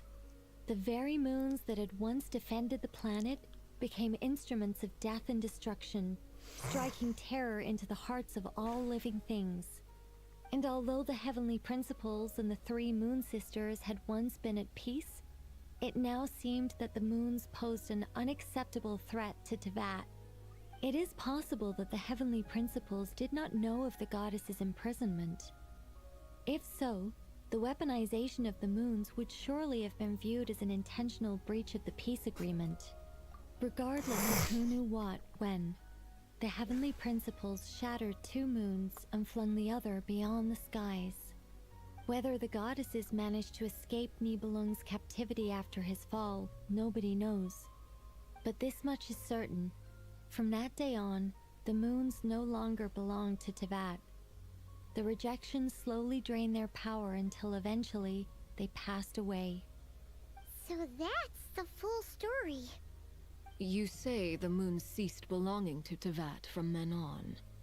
Why then would Columbina be born here?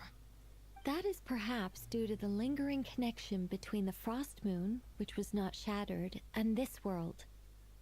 You could see it as the three sisters' dying wish. They never desired war. All they ever wished for was to protect this land. I see. If the final fate of the three goddesses is as you say, then Columbina faces the same grave danger. Our investigation has yet to bear fruit. We must hurry. Yeah, you're right.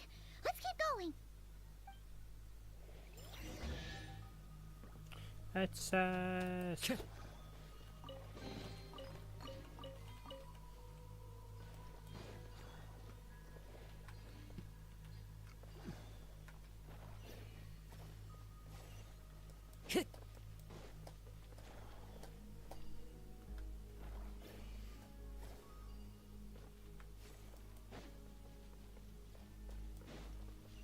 Time to go.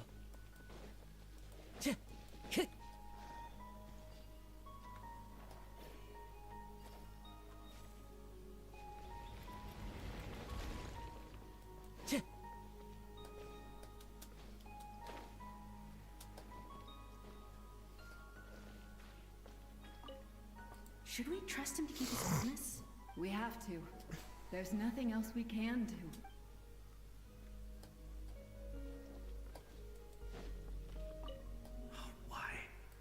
Why do the creators of this world no longer show mercy upon their people? Remember his words. We must change our fate with our own hands. Wait, that's odd. Who is he? Also interesting to know. No, not really. It's just that over 30 possibilities emerged in my head, so I can't be sure who he is. It's been too long. My memory isn't as sharp as it once was. Okay. 30. Wow. Impressive.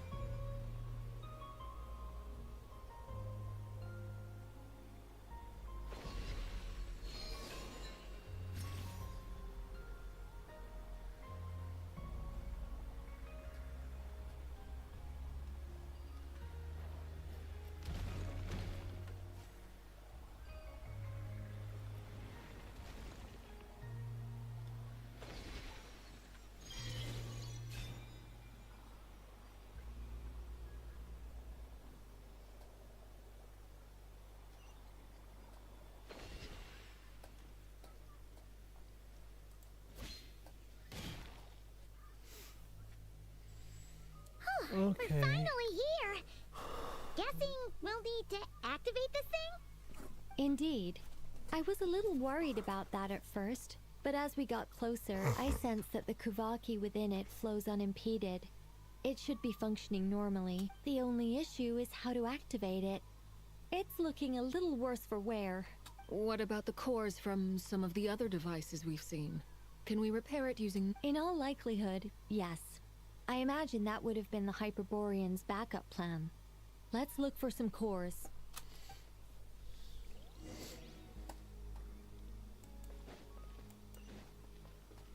Time to go.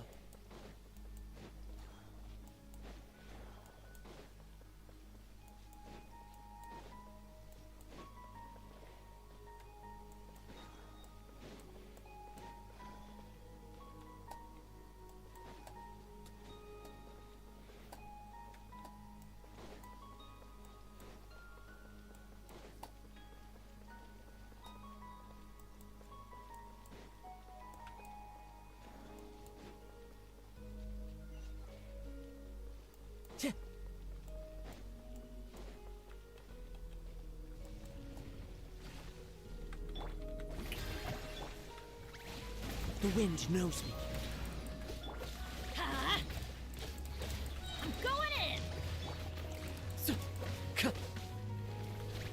Into the wind. Sha!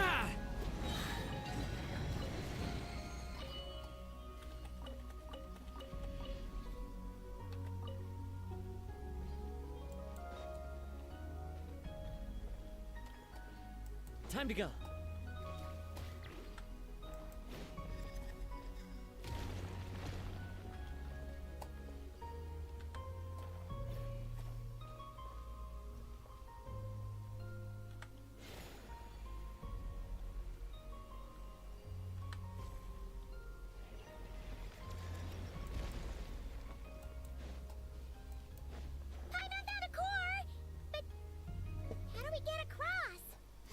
Walk up, then jump down.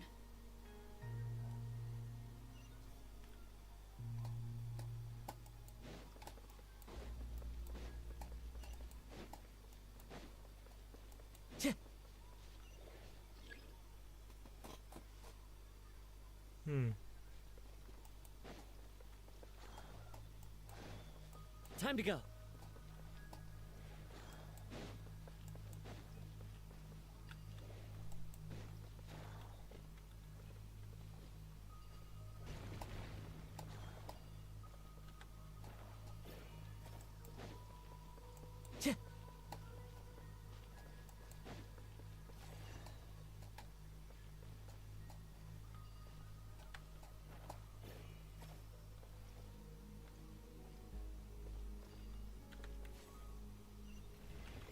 Time to go.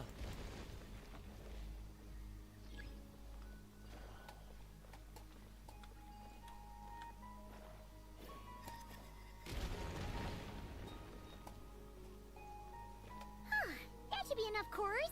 Let's head back.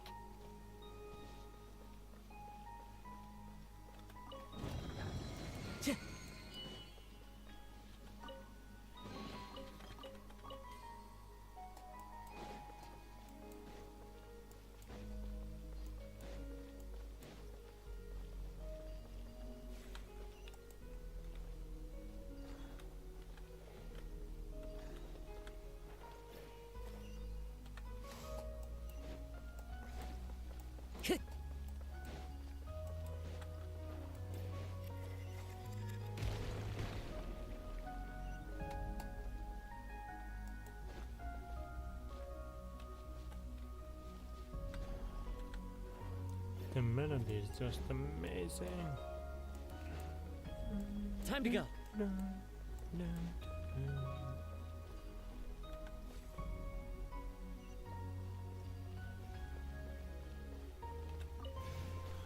Okay, so we done this. Okay, The device is up upgrades. and running. It's hard to believe that the ancients were capable of constructing such things. Paimon's our destination! It's right up ahead! Yes, let's go. Let's check something. 240. Wow.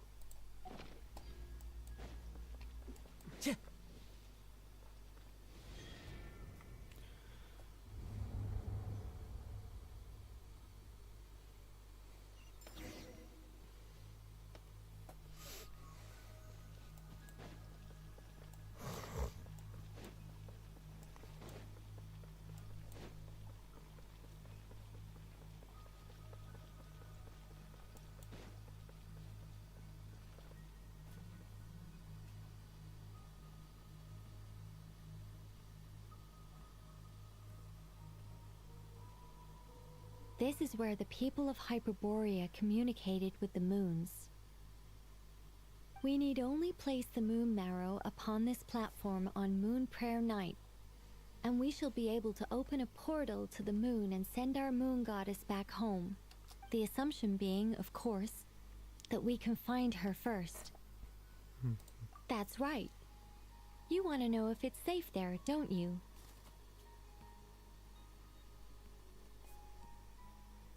And yet, she has no choice but to return. You know this. Oh, that's not the only issue here.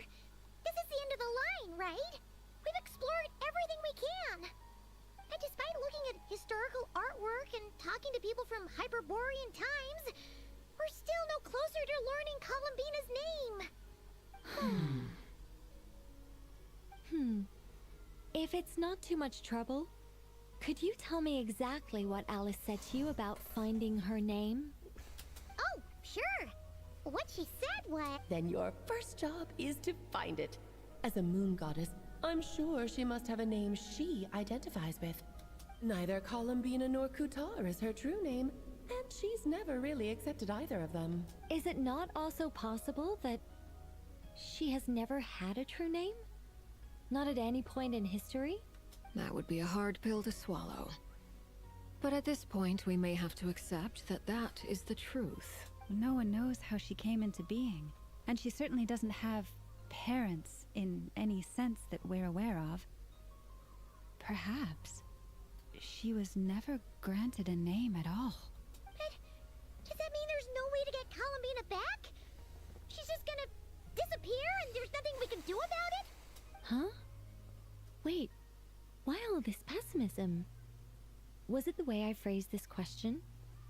You all seem to be taking this in completely the wrong way. Well, just because she's never had a real name in the past doesn't mean she can't have one now. What? Think about what Alice said again. She never once said that you'd have to find a new name, did she? Are you saying what I think you're saying? Yes. Names are anchors that connect us to the world. If she doesn't have one already, then all we have to do is create one, no? It's like... yes. Traveler, when you first arrived in Teyvat, do you think you would have turned around if someone behind you shouted, "Hey, Tumaini"? But what about now? I understand what you mean. Life is a long journey. Even the friends and family by our side can change over time.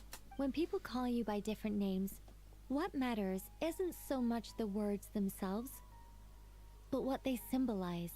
And of course, whether that resonates with you. Lumine. So, close We're your eyes not and calling picture the Columbina moon Lumine goddess either. in your mind. If you were to call out to her in this moment, what would you say? Columbina. Columbina. Paimon would call her Columbina too. She has long forsaken everything that Kutar represents. I think from now on I should call her Columbina too. Well, it sounds to me like you found your answer. Are you sure? Is it really that simple? We haven't found her this whole time, and not for lack of trying. For a journey like this, the process is every bit as important as the outcome. Had you not searched far and wide, rejecting every other answer you were offered, how could you have come to an answer you felt was finally correct? Oh, it all makes sense now. This has Alice's fingerprints all over it. Are you suggesting that Mage knew from the start that Columbina never had a real name to begin with? I can't say for sure, but I can definitely imagine her chuckling in satisfaction somewhere right now, saying, "Ah, what fun." Llama! Your antlers! You should hurry. The festive moon has begun to rise.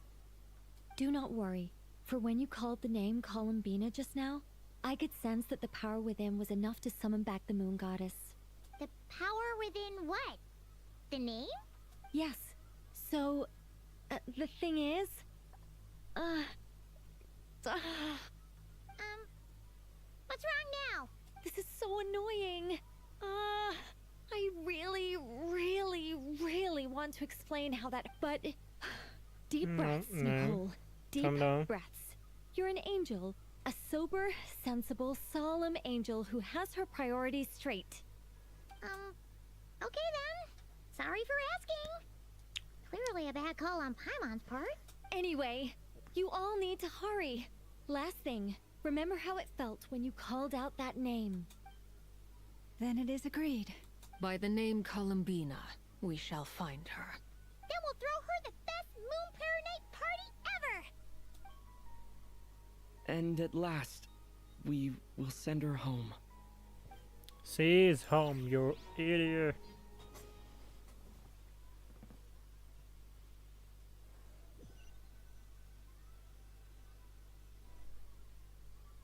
I can barely move anymore. My consciousness is fading away. Have they come back out? I'd love to see them one more time. Animation? Animation. Didn't make it.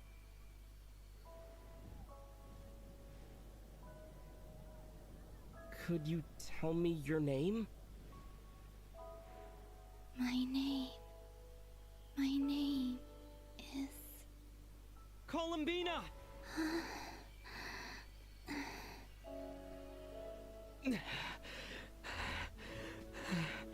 Columbina! Are you here? Columbina! That's the name you gave when we first met. And it's what I've called you ever since. Columbina. It's a fine name.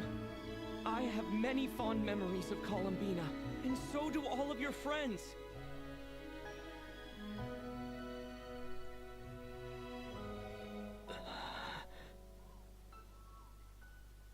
If you like this name...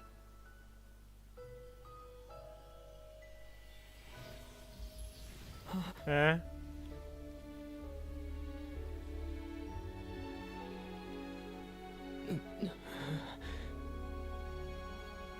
Looking for me?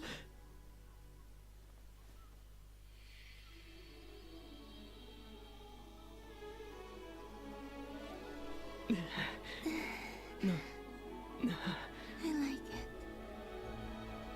You can carry on using it. My name is Columbina Hyposelenia. Why is hyposelenia? I'm interested. Columbina Hyposelenia. That's a wonderful name. I never thought that Columbina would become my real name. But after I met you and my other friends, the things that this name stood for slowly began to change. It went from being a Fatui code name to something my friends call me.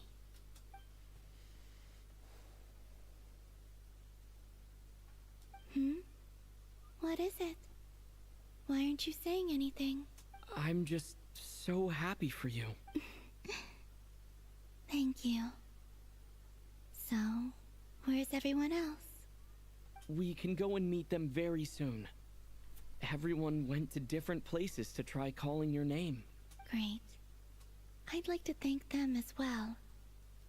Everyone's done so much for me. Searching for my name, entering those ancient ruins. Huh? Wait, so you were... Yes, I was there. Not physically, but my consciousness was still holding on. I followed you the whole way. Starting from when? You turned around and called out my name while you were in Nasha Town. Do you remember?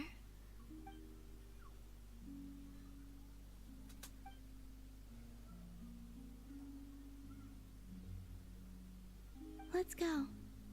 We don't want to keep them waiting. Sure. In that case, come with me. But... Before that... Could you call my name one more time? Oh, cute. Sure. Come with me, Columbina Hyposelenia.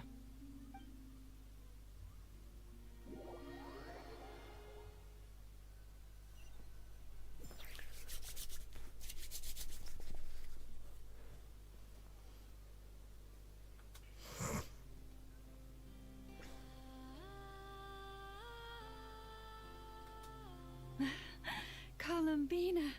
Oh, this truly is wonderful. Llama, I can't breathe. Ha ha! Just in time for Moon Prayer Night. It's good to have you back, Miss Columbina. Yeah, we were worried sick. Thank you, my friends. With your help, I now have a name that belongs to me. Columbina hyposelenia. Where's the second half from? You added it yourself? That's right.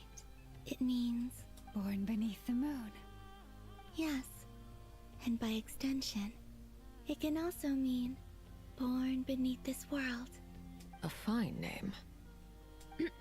Now, as much as it pains me to don't you want to enjoy the festivities?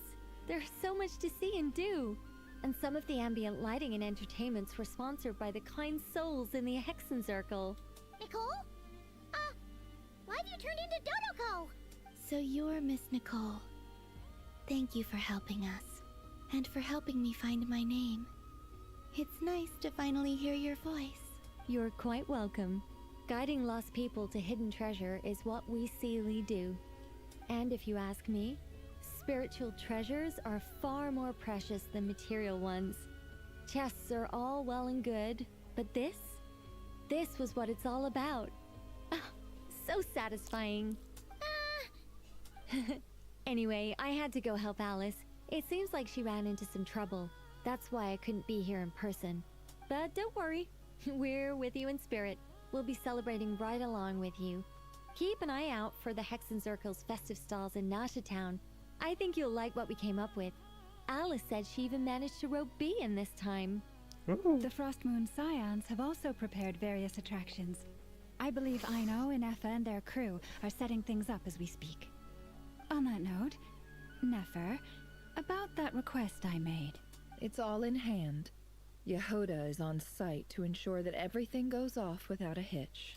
Wonderful. In that case, Traveler? Huh? Come on, Columbina. It's time to celebrate the best Moon Prayer Night ever. Why is the domain? I heard the domain door. No, it's supposed to be a cute cutscene. Cute cutscene? Yes! Oh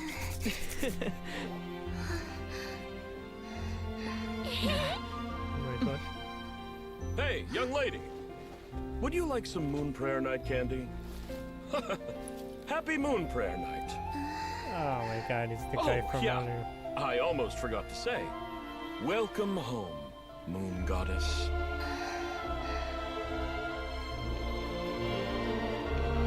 Whoa.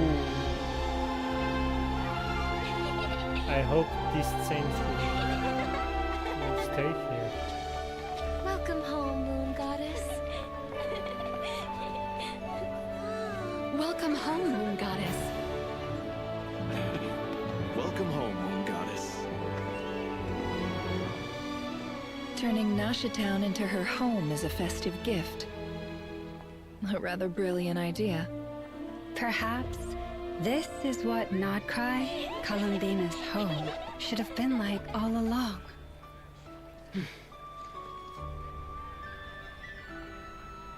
Thank you for the gift. I like it a lot. You deserve it. No, like seriously, you deserve it. I do. I never imagined I'd ever get to enjoy Moon Prayer Night with everyone so freely. If you're happy, we're happy. Quite a strategy you came up with. Hide the tree in the forest. It's not your usual style, Lauma. Is there something about Moon Prayer Night that enhances what's in your head as well as the antlers on top? Damn. The festival. Ooh.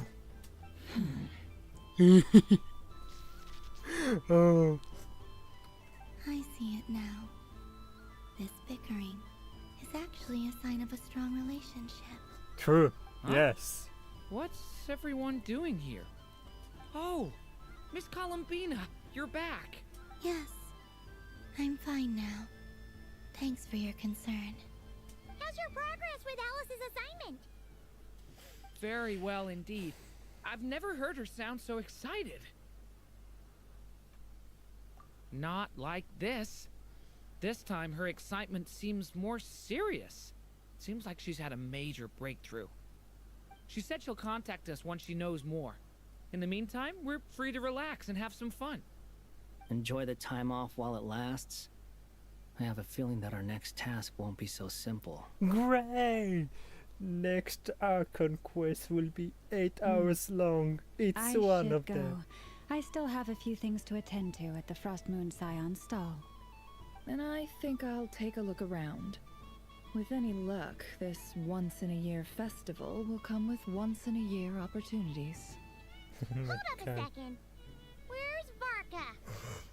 Want to drink? I believe he made a beeline for the flagship the moment he entered Marshalltown. Yes! Drinking! Statters for you. They know what they want when festivals roll around. Goodbye for now, Columbina. I hope you have a wonderful night. I will.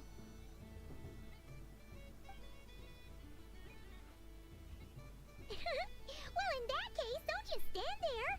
Get out there and have some fun. You'll definitely get a warm welcome at every stall. Oh, also, take this map with you. It's a guide to the festival. Uh-huh. Whoa. Oh.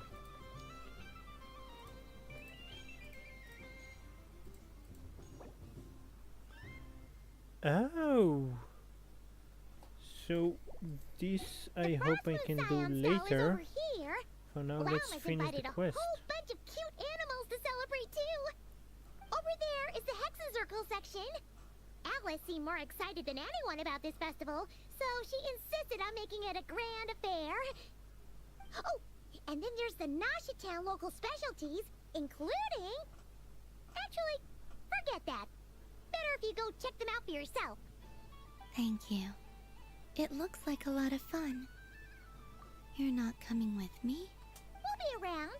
But don't you want to browse by yourself for a bit first? Yep. If you find something you like and want to try it out together, just give us a shout. We'll be right with you. Otherwise, just relax and enjoy yourself. There's so much on offer, so try to experience as much as you can. And don't forget to stuff yourself with all the delicious festival food. All right then. Off I go. Where should I go first? Oh my god, we're doing this as Columbina. Yes! This must be the mage's stall. It feels like I've entered a fairy tale. There are so many attractions here. Since I rarely get out, I might as well make the most of it.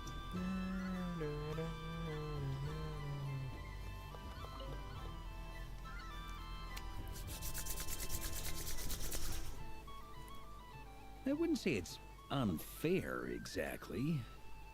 I mean, your voice goes right into people's heads. How would you explain that to the kids?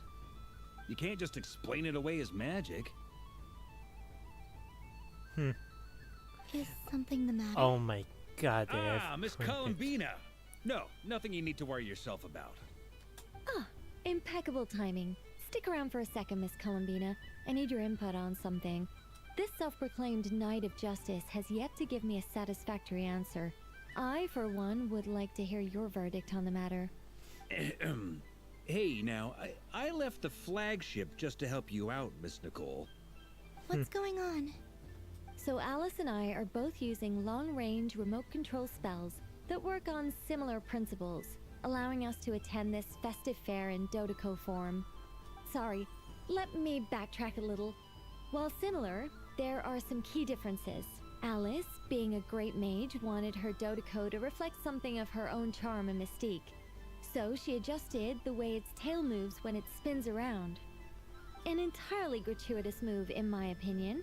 I hardly see how anyone is going to notice that. If anything, I'd say that anyone who stares intently enough at a Dodeco's tail to notice such a small detail is someone we ought to be highly concerned about. I only say this to emphasize that my question has nothing to do with tails. So that we're the clear tails on are like that, poops? What why do you is mean? Alice's It's Dodeco permitted to interact directly with the children celebrating Moon Prayer Night, while mine is not? Your voice speaks directly into people's minds. See? Exactly what I said.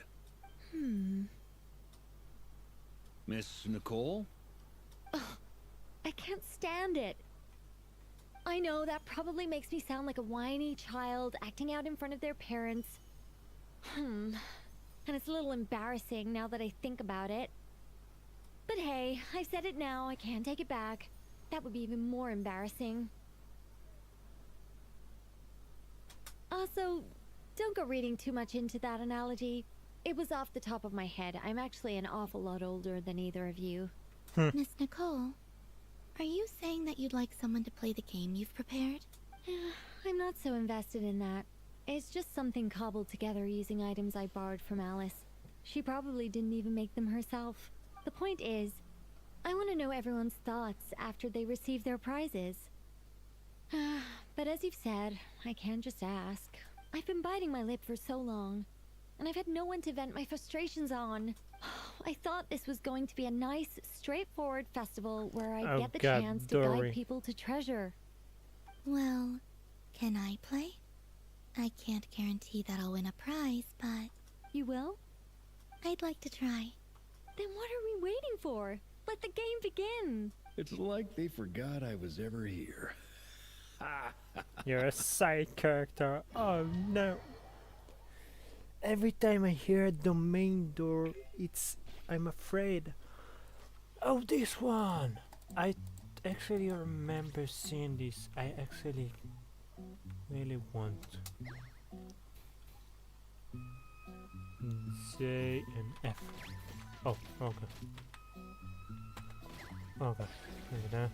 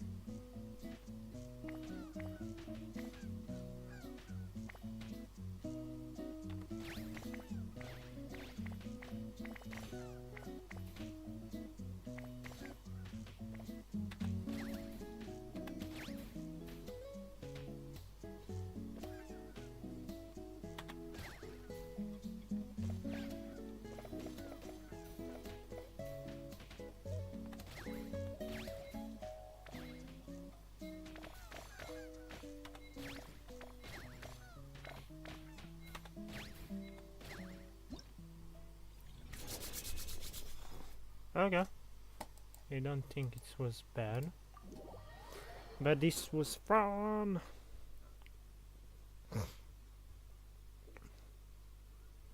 Congratulations, Miss The great challenge posed to you by fate. Fate? Well, something to that effect. If you'd prefer something more poetic, it could be the icy winds, or the dawn. Anything you like, really. You could even go with the challenge posed to you by Dodeco, if that's what you're into. Anyway, you can take or leave my suggestions. Moving on. All my hopes are now resting on this. Can I open it now? Stop teasing me. Please, I'm begging you. No more talk. Just open it. Wow. What a lovely sculpture. Classic and cute at the same time. Thank you, Miss Nicole. I'll always treasure it. Ah, there we go. Music to my ears. You have my sincerest gratitude, Miss Columbina. Thank you for sharing your precious time with me and fulfilling my wish. Don't mention it.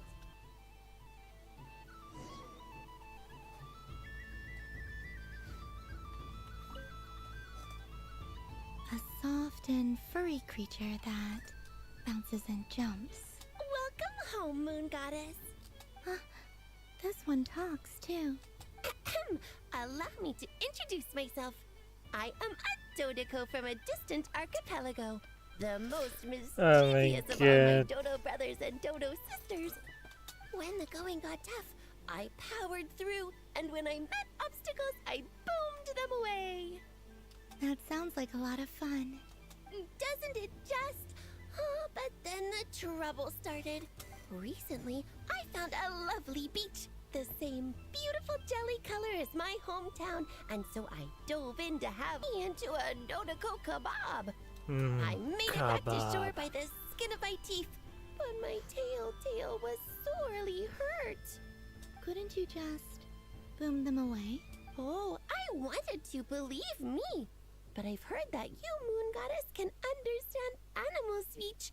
The last thing I wanted was to cause a gigantic fuss and get taken to court by a school of fish. I'd be driven out of these waters for good, and my We need a lawyer. would be ruined. And so, dear Moon Goddess, I was wondering if you might lend me your allegiance. Are you roping me into a crime? Yes. Yes, he is.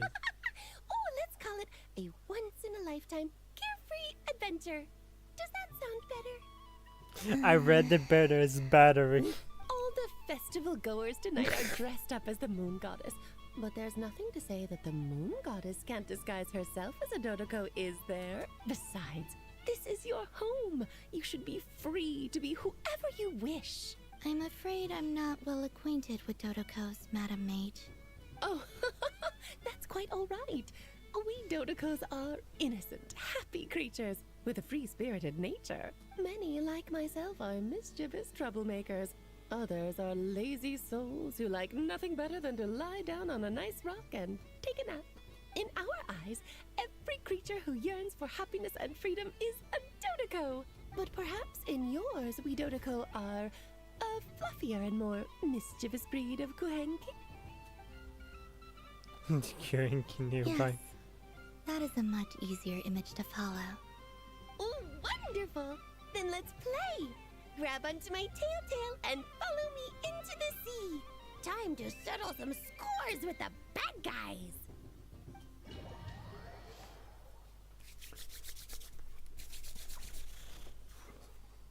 Oh, not this one. I'm sorry, Alice, but I had enough with this thing. Here and then boom.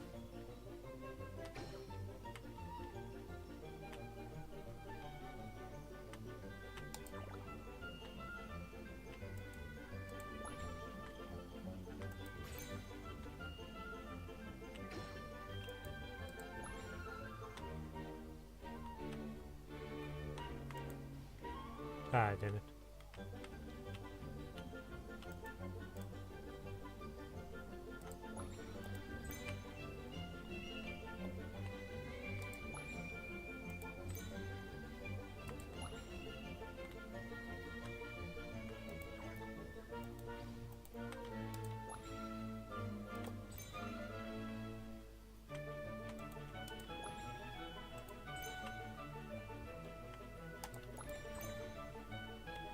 I don't care.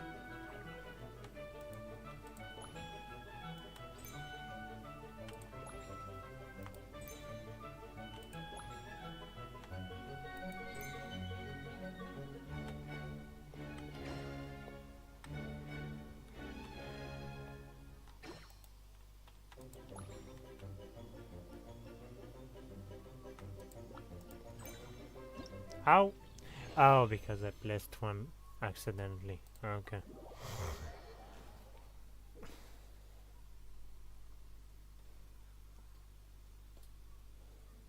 Ooh, a remarkable talent! So, what do you make of it? I think they call this novelty. Indeed! And how did it feel blowing those pesky nuisances away? Not bad. Any guilt? Hmm? What do you mean? Let's do crime. Give this special bomb to you as a souvenir. Be a terrorist.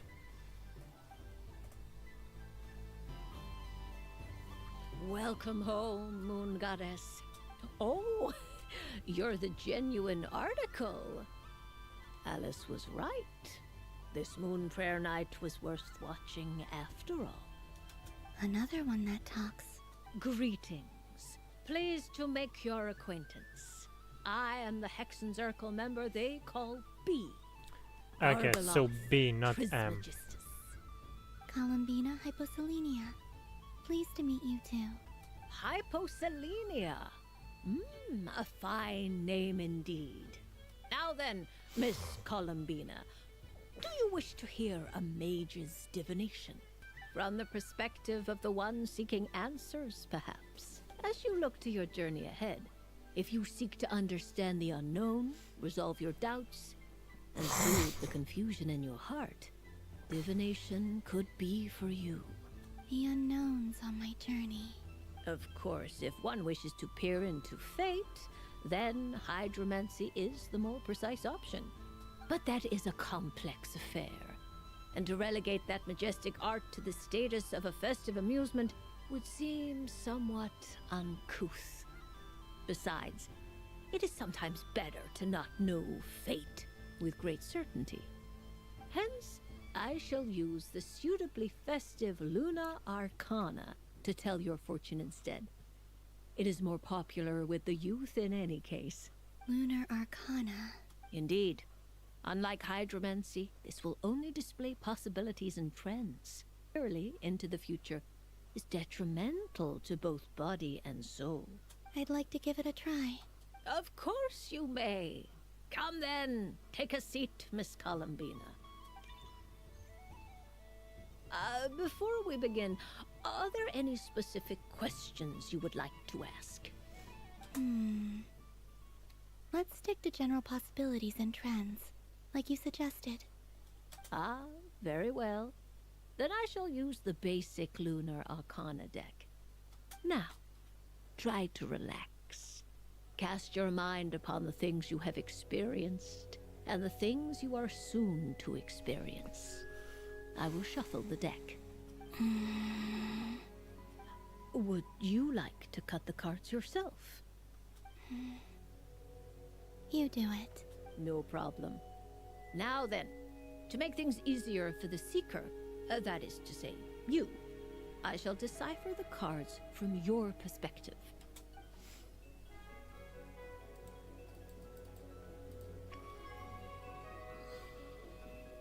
My eyes. Please, draw the first Lunar Arcana. This represents destiny and is the foundation for the divination as a whole. Now, draw your second card. This will stand for the past, the sum of all your experiences that have come before. And now the third Arcana. This is the present, your interpretation of the current moment. Finally, the last card. This shall speak of the future, which... Oh. Kuvaki Pulse? Fascinating. I've never encountered this before in my role as a diviner. Something has exerted an influence upon this card, causing it to leave its designated position. What do you make of this, Miss Columbina? Perhaps this is the guiding hand of fate in action. Of course, if you wish, you can choose to deny the validity of this card and draw the future for yourself. No, it's fine. Let's go with this one. A bold decision. I must say I'm looking forward to the results. Well then, let us flip the Lunar Arcana in sequence and see what emerges. Sure. First, destiny. No surprises here. The card that represents yours is the moon. The moon. Indeed. The moon can represent the truth at some times, but deception at others. False peace, destructive calamity, and the world-changing power that lies within. When the moon is placed on the destiny tile, it indicates that your destiny is not what it may appear on the surface. Instead, it may yet have a hidden side. It symbolizes a journey through the fog, fraught with uncertainty and deception, where one must face inner challenges head-on. I don't understand. Patience, my dear. This is but the first card, which serves as a basis for the interpretations that follow. Our divination will only grow clearer from here on out. Now then, flip the second card, the one that speaks for the past. Stop, went to sleep. Ah, the Hermit, but inverted. Inverted? Yes. The Hermit symbolizes solitude, introspection, and the pursuit of truth. When inverted, it represents isolation, truth out of reach, and a path that leads one astray. Combined with the moon as one's destiny, the Hermit inverted represents a choice you made to stand alone in the past. It was a choice made not out of fear or arrogance, but for reasons that others could not perceive. You fumbled through the darkness without a guide, but you did not find your way. Rather, you went astray. More than once, it would seem. Is this about how I became Kutar despite not wishing to become a god? And how I joined the Fatui because I yearned for a place to belong? I suspect only you know the answer to this question. All is not lost. The past is in the past, and so it shall remain. Shall we look into the present now? Oh my. The Lovers. One of the most interesting The Lovers? Luna Arcana. Interesting. What does this one mean? This means that you have had an unprecedented emotional experience. The joy of finding your soul becoming intertwined with that of another. A precious and wonderful thing indeed. It's true. I've made a lot of friends recently, and they are very good to me. I like them a lot. That sounds lovely. I am most delighted for you. The Lovers can also represent important decisions, perhaps related to a parting of ways. Now, if I were to guess... Yes. My return to the moon. I understand. Parting with friends is never easy, Columbina. But rest assured, this is not the end of your journey. There is always another story waiting to be told. The future always lies ahead. The future. Well now, it's finally time to flip this most mysterious of cards.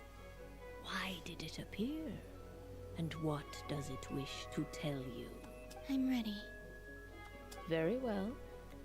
Flip this card and see what lies on the other side. Oh. Miss Barbaroth? What is it? This card is death. Again? That doesn't sound very good. It depends on how we interpret it. It is true that it can represent an agonizing death, a complete and utter end, but at the same time, it can also represent rebirth. Do not forget that your destiny card is the moon. That lends your future many different potential meanings. If death spells the end, is it unavoidable? As I have said, divination can only display general trends.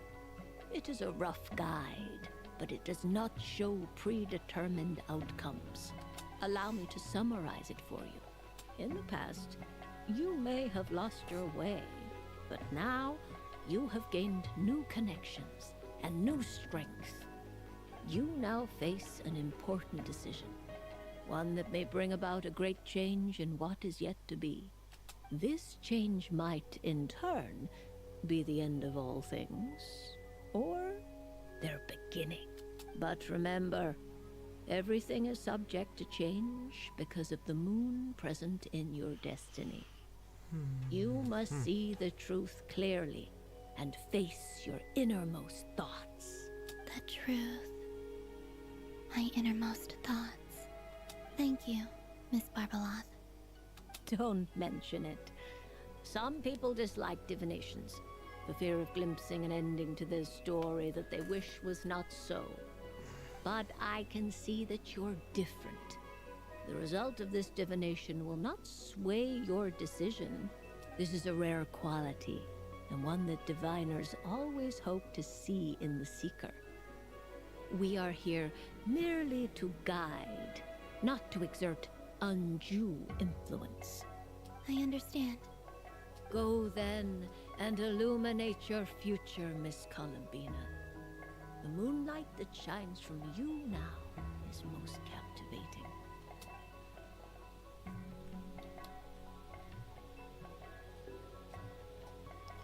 Beautiful picture.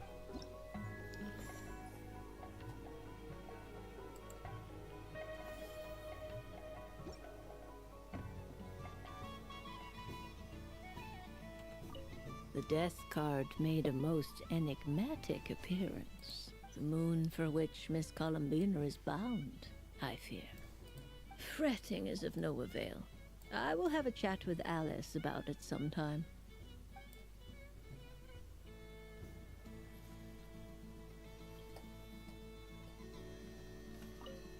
I don't suppose you'd like to play again, by any chance? Don't get me wrong, once is plenty. You're under no obligation to indulge me any further.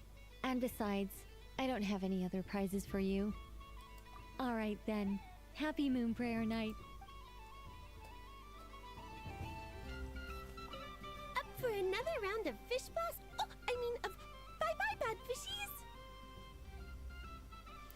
Oh my god. Of course! Feel free to come back whenever you like. There's always time for a dodo venture.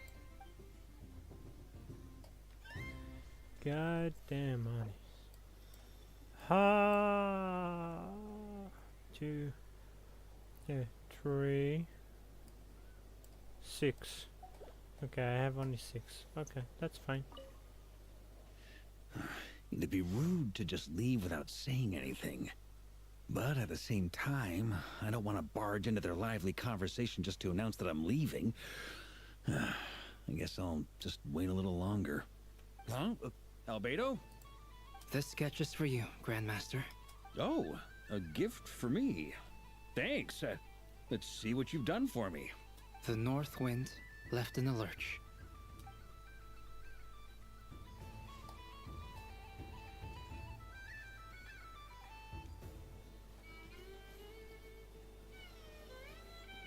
So this is the Frost Moon Scions area. It feels very familiar. But Yep. Sunny days! I prefer sunny days. Ah, well, you are as warm as the sun itself, Moon Goddess. Very well. I believe your spirit animal has to be this most adorable chic badger. Wow! Thank you, Mr. Talking Magic Lamp. Have a very happy festival, Moon Goddess. Lance? That's you, isn't it? Shh. It's our little secret, my dear traveler in Paimon. Okay, sure, but why are you here selling sugar sculptures? Everyone celebrates in their own way. After gazing into the abyss and spending time around gravestones all year, what better way to relax than to see sunny smiles on the faces of the living? Besides that, I like to think of myself as a fair judge of character. I dare say matching personalities to confection suits me rather well. That's not what Paimon was talking about. Aren't you afraid that your true identity might be exposed? Should I be? There is all manner of magic in the air this moon prayer night, thanks to the work of the great mages. I see Miss Columbina is hiding in plain sight. Why should I not do the same? Why miss this rare opportunity to enjoy a special evening in my true form? Fair enough. You got a point there. People who don't know you will probably think you're just a talking lantern. Well, now that we see eye to eye, what brings you here? Not a search for your spirit animal, I presume? Ah, well, actually... Here, see for yourself. Oh, this is... How wonderful. A beautiful idea. Yeah, we just met Varka, and he said that having everyone draw their own section was kind of boring. So, he did your bit for you. Ah, Varka. Ever the maverick. I see his artistic skills are truly one of a kind. In that case, I shall paint something on Mr. Albedo's behalf in a short while. What? Why not now? Ahem. Welcome home, Moon Goddess. Phew, that was close. Hello, Twins. She recognized you right away! What keen eyes you have, Miss Columbina. Especially considering they are shut. I do not see you. Rather, I sensed you. I can sense the fluctuations in Kuvaki all around me. One would expect no less of the Moon Goddess. Might I interest you in some candy? Yes, please. Excellent. I shall make some for you right away. Something the matter, Miss Columbina? What about my spirit animal? All the other children carrying sugar Yes. are talking about it. Yes. Wait, is she taking the test seriously? Yes, Paimon. My apologies. How could I neglect that? You are quite right, Miss Columbina. Every one of us has a magical creature living in their heart. Would you permit me to help you find yours? Yes, please. Do you prefer the day or the night? Night. Night, of course. Which of the 4 seasons is your favorite? Winter. Winter. Yes! Think of a perfect day. What is the weather like? Sunny? Rainy? Or perhaps cloudy? I think sunny. Rainy in the morning, sunny at night. Oh. What kind of answer is that? I like it, actually. Forests, lakes, and open seas. Which do you prefer of these? Lakes. I like them all. Imagine you opened your very own shop. I mean, yeah, What would it's you actually sell an there? answer. Moonlight, I think. Wow, Paimon would totally shop there. It wouldn't cost anything. You'd just need to visit. Aha! I believe I know what your spirit animal is. Akuwaki. Here. For you. Oh, it's a Kohenki! Indeed. A free-spirited being with a deep love for all things here in Nodcry, who selflessly lends her aid to as many people as she can reach. It is the perfect fit for you, Miss Columbina. Thank you. It would be my honor. But you shall have to forgive me. We have known each other for quite some time. I doubt there is any answer I could give that would come as a surprise to you. So instead, would you accept this sugar sculpture as a token of our friendship? It's a lantern. Hey, why don't you two go enjoy your candy over there? Paimon wants to try out this spirit animal thing too. Right, Blitz? Come on, play ball. I got this drawing done. But I want to hear Paimon's answers. Ah, but it'll probably take ages. Paimon's a complex soul.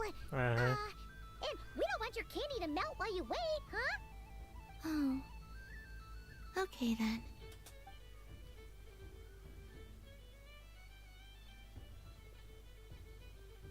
Phew. Nice excuse, Lady Paimon. That was some quick thinking. Yeah, no thanks Finally. to you. Although help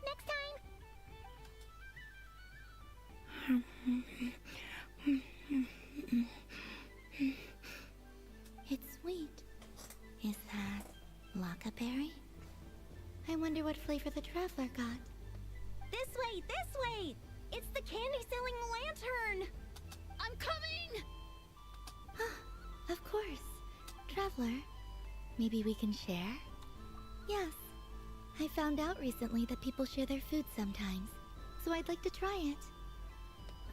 Or is that a no? Thank you. Oh.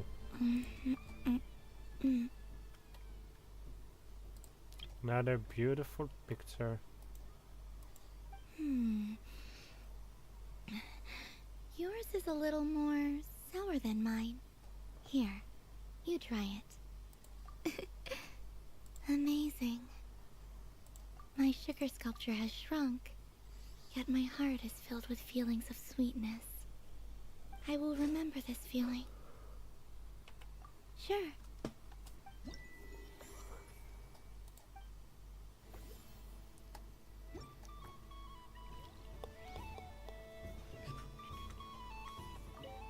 Something about festive lighting always has a way of putting the warmest smiles on people's faces.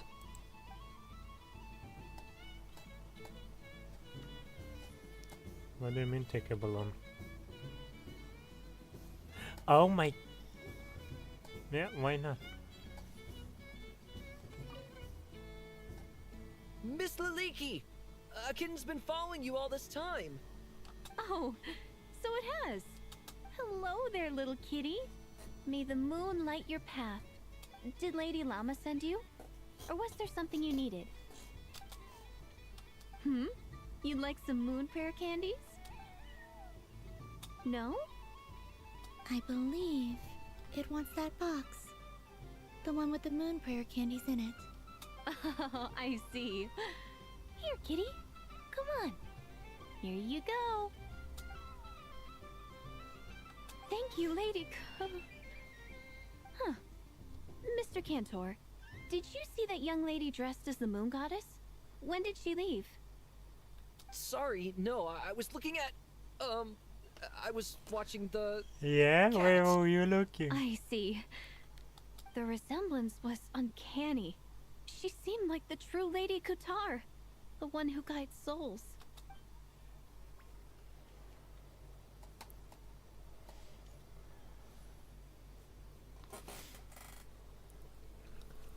I wish for a never-ending supply of laka berries. Huh. What a humble wish. Probably written by a child. Llama.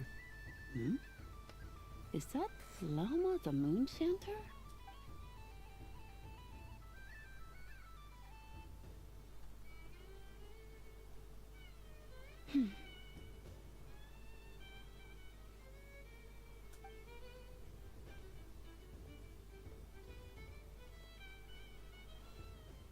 I wish that the long plume ibises would stop biting me.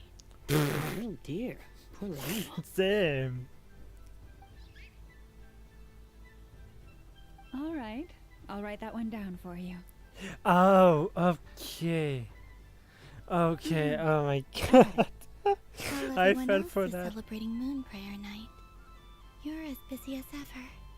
I don't mind. It's rewarding work. A good kind of busy.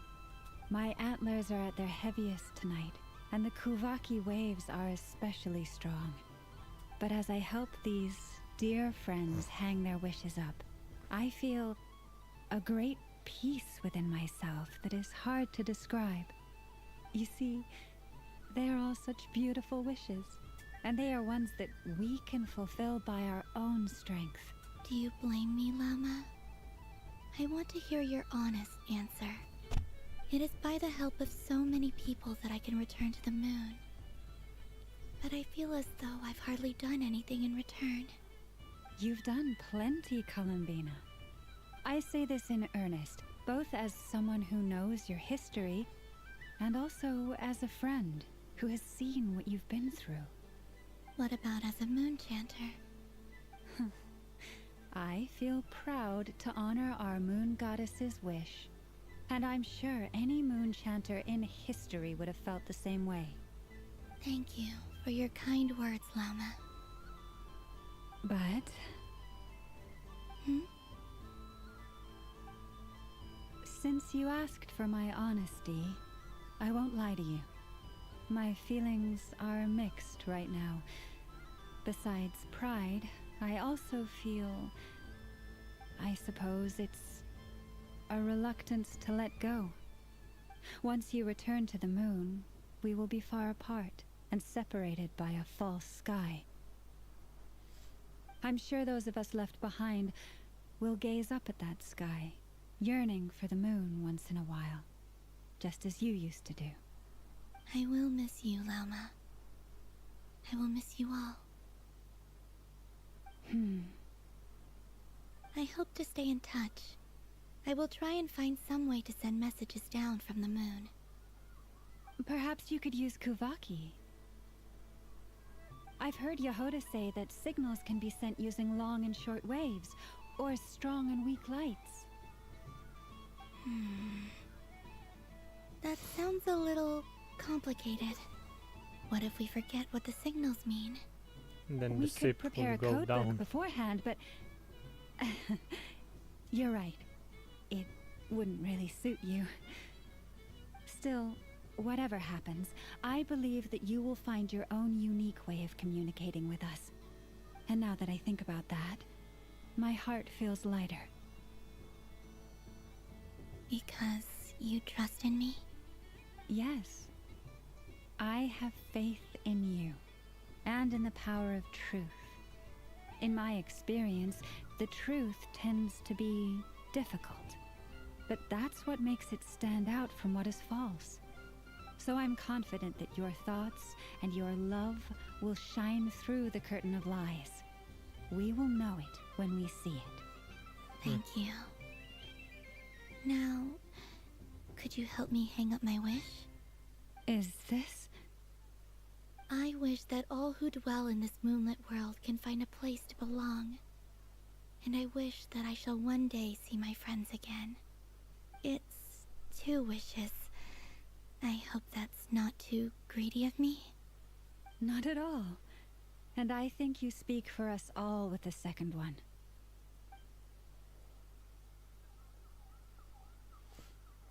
I shall continue to pray until the day that all of these wishes come true.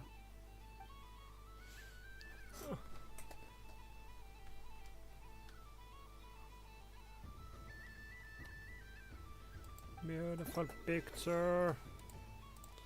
All of them are beautiful.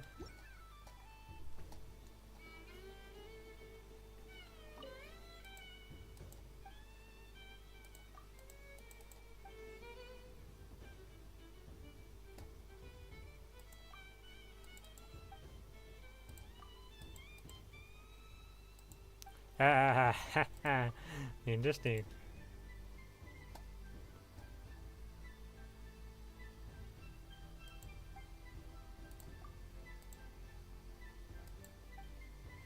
Okay, Yoda. Okay, Yoda. Okay, so these all of them. Okay. Yes. May everyone's wishes come true.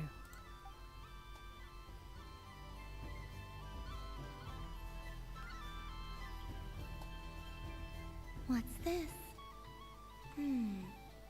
Should I give it a try?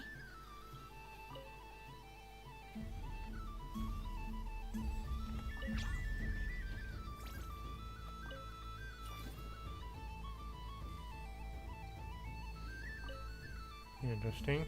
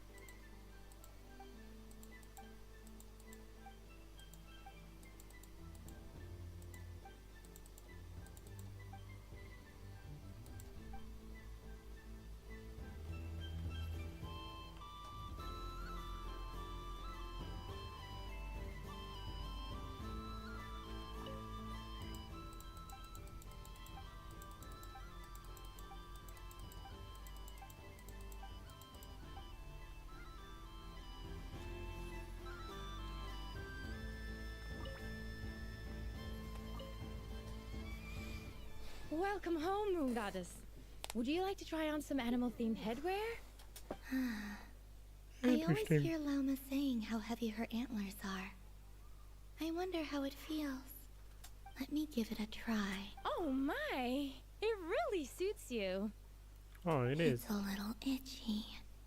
And it's hard to turn my head. Should I keep wearing it?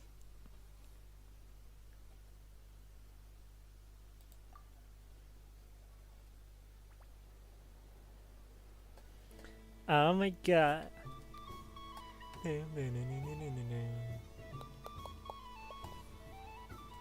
Hold up. Wow, the Frost Moon Scion stall looks kind of plain, but it's pretty cool once you get into it. I don't go to Hisi Island much, but it's got that, like, old world cultural feel. And if culture means we get more festivals, I'm all for it! Hello, Yehoda. Columbine... hello, Moon Goddess. That was too close. I almost gave the game away in front of the staff. Oh, wait. What's the deal with her shoes? They don't make a sound when she walks. I could do with a pair of those. Do you like balloons too? Balloons? Oh, you mean those? What's so fun about balloons? I'm not a kid anymore. They're probably more up Aino's alley. What the? Yes. The animals seem very curious about these strange flying objects. I was drawn here by their voices. I recently learned a fun new game you can play with balloons, so I decided to come and give it a try. A new game?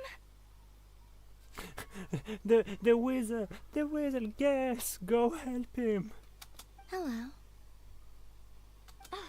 Welcome home, Moon Goddess. Here to buy some balloons? Yes. Could you give me a few that haven't been inflated yet? Are you sure? I guess it's not a problem, but... Yes, please. Thank you. Uninflated balloons? But those are just little rubber pouches. What does she want with those? Would you like to play the balloon game, Yehoda? Huh? Sure. I guess. How do you play it? Wait here a moment.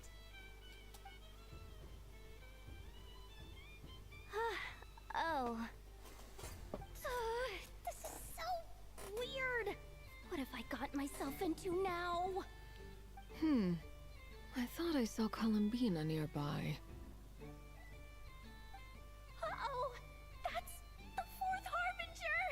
Although she's helped us out quite a bit, she's good people, right? Is she looking for Columbina? Oh, guess that's my ticket out of here. I'm not sure my heart can take being sandwiched between two Harbingers.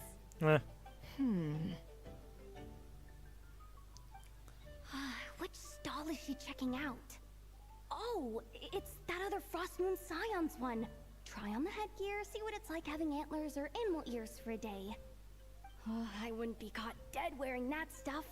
So embarrassing. I have enough gear to carry as it is. Wait, what? She put it on? Yes, it How is. peculiar. This would take some getting used to. I wonder if this is what it's like for Lynette. I knew the word because of Lynette. I knew it. Little kitty. It really suits you, ma'am. What is this? She was so intimidating a moment ago, but now, dang, she's really rocking those ears. How does she make them look so cool? Oh my god. I suppose I may as well keep them on for now.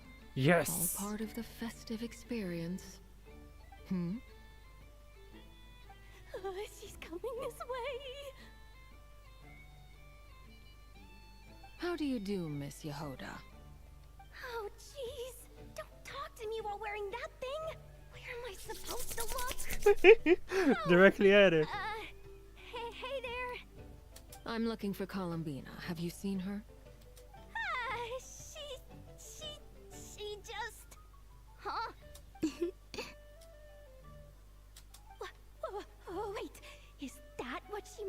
my balloon game? Oh, he's just gonna beat Arlecchino. Huh? Again? No fair! How come I get caught in the crossfire? An ambush from the rear? Is this a declaration of war, Columbina? Would you like to play too, Arlecchino? Seriously? Are they gonna start some beef right here, right now? Lovely. Oh, that's That said, I believe there's excellent. another who would like to join. Boss Nev! Thank goodness! Please, You've gotta please get me out start. of here! Things are kicking off big time! Hello there. I'd like 10. No, make that 20 balloons, please. Uninflated. Uninflated. She's gonna do it too. Oh my god. Miss Moon Goddess, I hope you're prepared to pay the price for assaulting my employee. Welcome to the game, Never. Just to be clear, let's keep this a fair fight, okay? No strange powers, please and thank you. Naturally. Don't Oh, just stand there, Yehoda.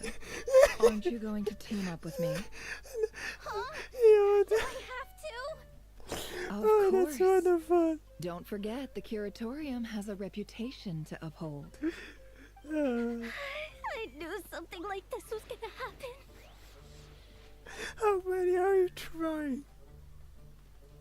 Oh, that's very cute. Look at Arlecchino. Look at Columbina. Never even seen Zoe.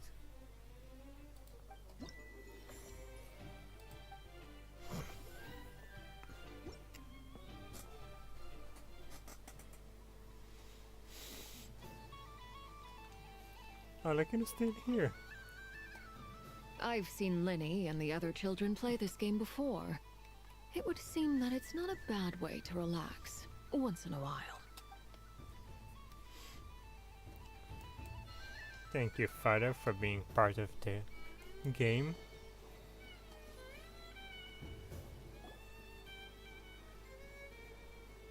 Dodoco's Whirligig! Come check out Dodoco's Whirligig! Ah, welcome home, Moon Goddess. Might I ask what this is? Ah, it's a very special amusement Why sponsored by every the great mage herself. woman Ride on a and soft man and look furry so Dodoco young and here? embark on an unforgettable adventure. I say that, but I'm just following a script here. Who is this mage anyway? And what the heck is a Dodoco? I'd like to ride. No problem. But, are you by yourself? Is that not okay? Oh, no, it's fine. It's just that each Dodoco can accommodate 2 passengers. Would you like to bring a friend along? My friends. That should do it. Now, we just need to get everyone else to draw something on it too. But we gotta keep it a secret from Columbina. Traveler. The face of you been cut.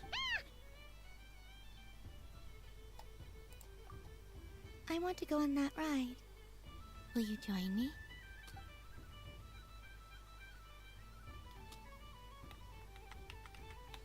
Let's go then.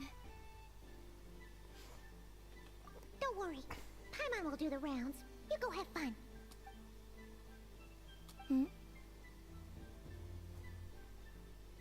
All right. I think we have to wait in line over there. Please take your seats. For safety reasons, you mustn't try to leave the ride before it comes to a complete stop. All right, you're all set. I wish you both a wonderful journey.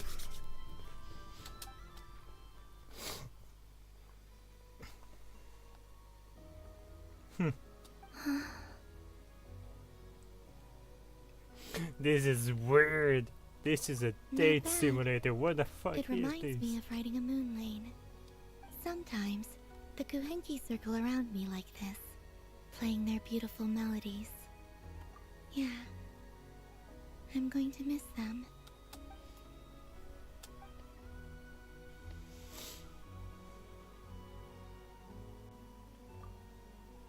It does.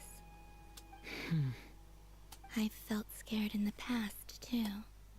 But this is a little different.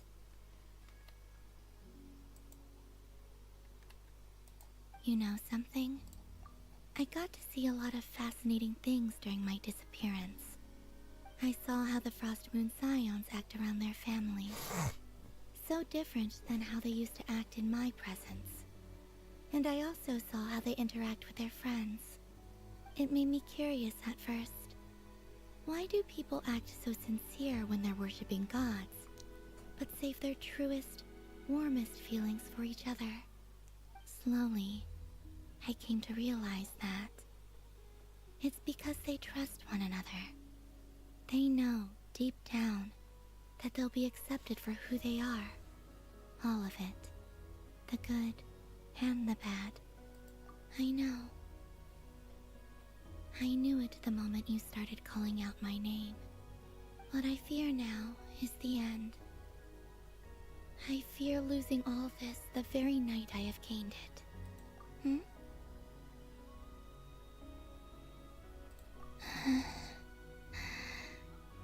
Thank you for this conversation. Thank you for listening to me. Don't worry. This fear I have, and the unknown that awaits me, they cannot hurt me. Not when I possess a treasure far greater. I just want you to remember this version of me. The real me. On this final night together.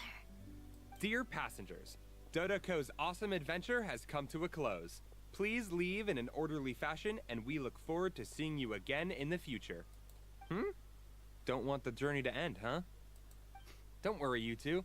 There's always another adventure waiting just around the corner.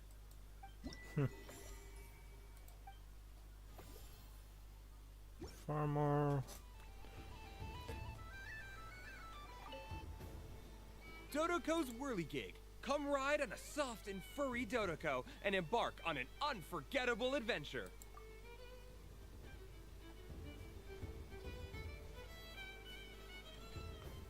Let's finish with Dory here because I don't want to hear her. Right at it. Aw, Are you skimming what a kids? pity. I saw it with my own eyes. You were so close. So very close. Dory, That's not you're... true. It dodged out of the way right as I was about to snag it. I'm sorry? You heard me. This paper frog can move. I swear. How did you dear, what Alice. saying? Alice. How could a paper frog move? Yeah, for a Unless second I people didn't there understand really what is magic in this this decoration world. doing here, but no, Even she if brought I, them from the mere humble merchant that I am, knew such magic. the Storyland. Surely I would not use it on a paper frog. I'd sooner give Mora legs, so it could walk right into my purse. My dear customer, why not have one more try? This time I'll give you 12% off.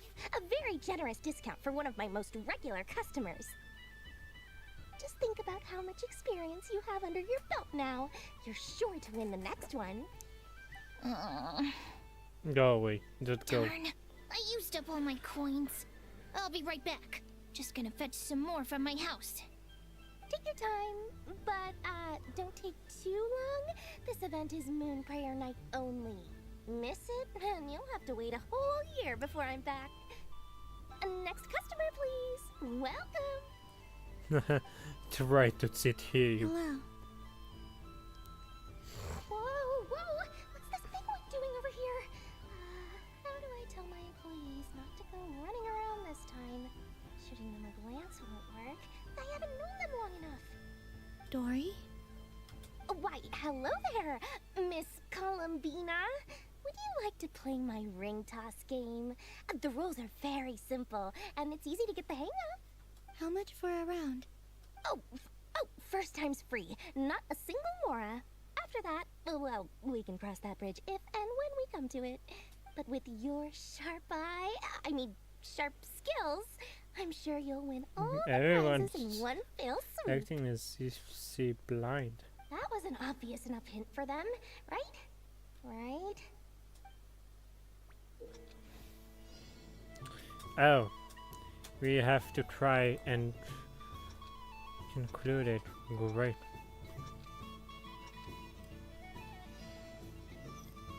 Here comes the ring! Oh, Peanuts.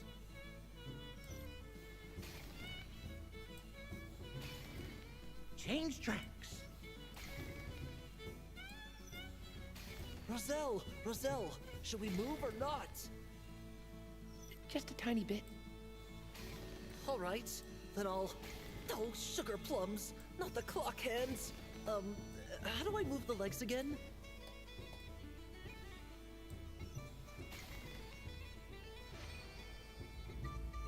Okay, so everyone understood too. Let's see now. Let's see. Wow, very good. That's the highest score we've had all night. And here's your prize. Oh my god. Now, how about another round? As for the cost... Happy Moon Prayer Night, Miss Columbina. Happy Moon Prayer Night, Durin and Hat Guy. Are you here to play the game? Yes. You said we were just coming here to say hello. And I play. did, but then I recognized a few more people as I got closer. Do my eyes deceive me? Is that... It's our little dragon. He's all grown up. Oh, it's really right. Someone's popular. Well now, since you came all this way, why don't you try out this lovely game we have going? First try is free. He'll have a go. I'll pass. It's only one free try per customer. You can't give your try to him. I'm aware. How has Elder Almond been lately? He's in great shape. He goes for a run in the forest every morning to stay fit and healthy. He tried to go boat racing with Firecracker a while back, but he couldn't even make it onto the Lotus Leaf. Firecracker was in fits of laughter. How about you, little dragon? Can you still fly? Yes, I can. No, you can't. You've Liar. become less chatty. Has growing up been tough on you? We call that maturity. You know, the thing people sing about. The knight wields a sword of stone to defend those hearts that are made of gold. Stone is very heavy. That's what keeps them from talking too much.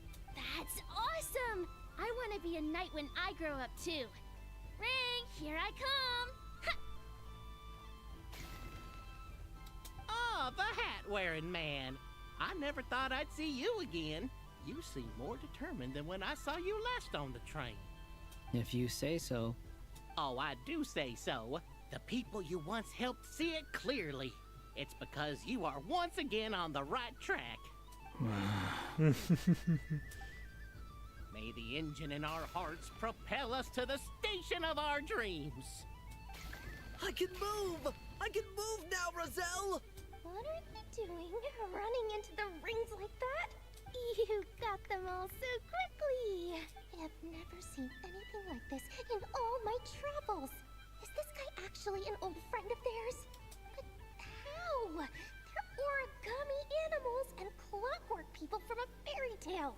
Getting to know them would be quite an arduous task, unless they share a hometown? I have to get to the bottom of this.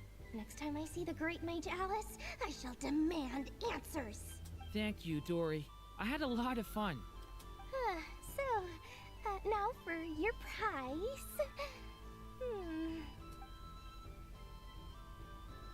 Oh, sweet grand prize. How I wish I didn't have to let you go. Aww. Good thing I've already turned a profit from the customers earlier in the night. Otherwise, I'd have wasted all my hard work. Okay, I'm back. Oh. What? I leave for 2 seconds and someone's already claimed the grand prize? Oh, well, these things happen, you know? Perhaps you'd be interested in one of the other prizes instead. We've got all kinds of wonderful goodies. Yay! She's out of business. Is this the thing you wanted? Here, you can have it. Huh? But... Don't worry about it. It will be happier with you. Oh, thanks so much, miss. I mean, Moon Goddess. Goodness gracious, Columbina. Give me strength. How am I supposed to make any more money from this child at this rate? You don't! Stop Daddy, scheming, look! children! That's the game I was telling you about. Forget it. She is the moon goddess after all. I'll think of some other way to swing this. Maybe I can try to hook this new kid. No, stop, stop. Oh, someone already won the grand prize. You can take mine if you want. What? Why? Why are all these bleeding hearts coming here to ruin my business? Because they care. Happy Moon Prayer Night, everyone. Happy Moon Prayer Night.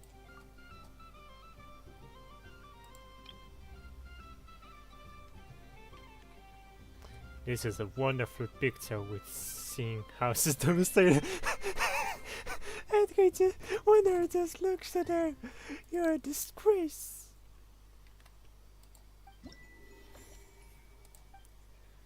Okay, so 3 more. If all the prizes are gone, I might as well close up shop for the day. But you haven't had your fill of fun yet, right? So the next time a customer shows up, you're going to have to run faster, alright? And remember, run out of the rings, not into them. Yep, of course. Oh, it's another one. Yeah, it's another one. Okay. Come on, Citrus. One more round. Just one more. But my neck. It's acting up again. You should take a break. Health comes first. Yeah, don't push yourself. We'll find someone else. Hey, don't look at me. I'm the referee. What are we gonna do then? Do you need any help? Yes, we do. We need one more player for our game. All right. Could you teach me how to play? It's really simple. You just throw the dice and move by that number of tiles. First one to reach the finish line wins. Rolling a hamster means you move 1 tile. A paper frog is 2 tiles, and a flying squirrel is 3 tiles. Because they go the fastest. Okay, I get it. So, we're all set? In that case, please take your places and let the game begin! What's this? Should I give it a try? Yes.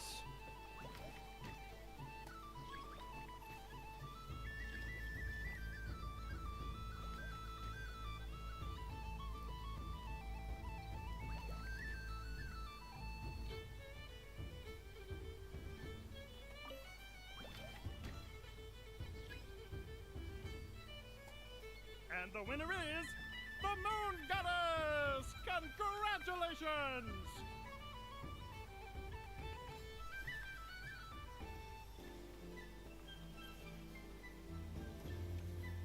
If he could have been here, the victory might have been his.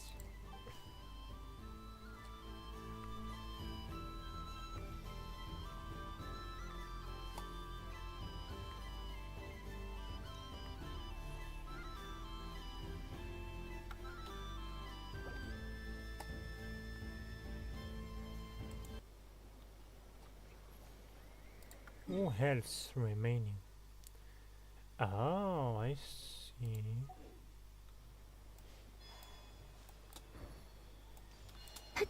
There are so many attractions here.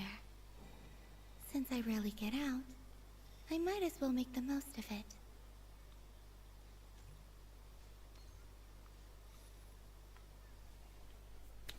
Moon Prayer Candy! Beautiful, tasty Moon Prayer Candy! Buy a whole box, share it with your friends and family! Candy? To share? I wonder what flavors everyone would like. Welcome home, Moon Goddess. Fancy a box of Moon Prayer Candy? Sure. I knew you would. Now, what flavor would you like? I'm not sure. What flavors do you have? Is this for yourself or as a gift? A gift for my friends. Ah, I see. In that case, I'd recommend apple, lockaberry, or midsummerberry. Those are the most popular. Do you have nocturnal blossom flavor? Huh. I've seen couples give those as gifts before, but I did not know they were edible. No? Okay then. Moonfall silver? You did say this was for friends, right?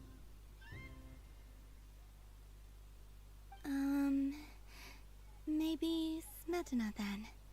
Hey, now that's a creative idea!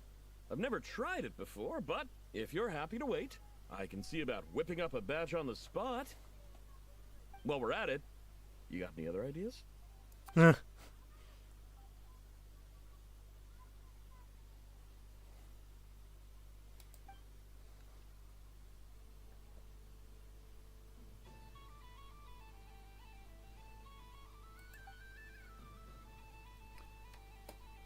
What?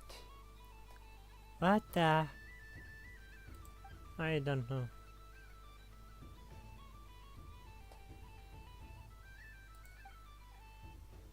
Here you go. Every flavor you asked for is in there.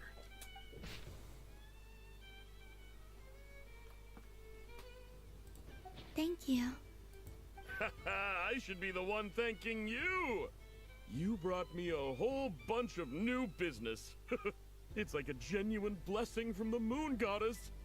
I hope you and your friends have a lovely night. Huh?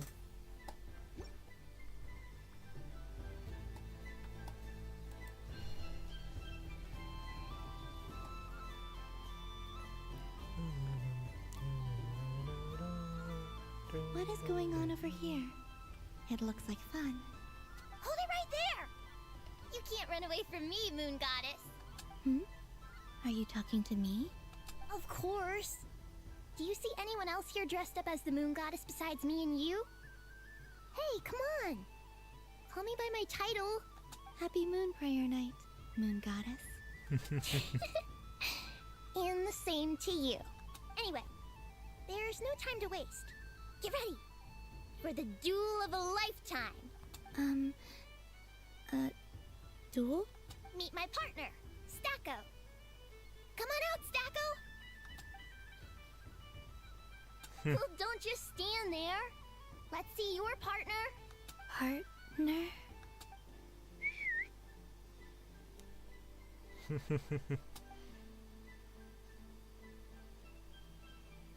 Hmm?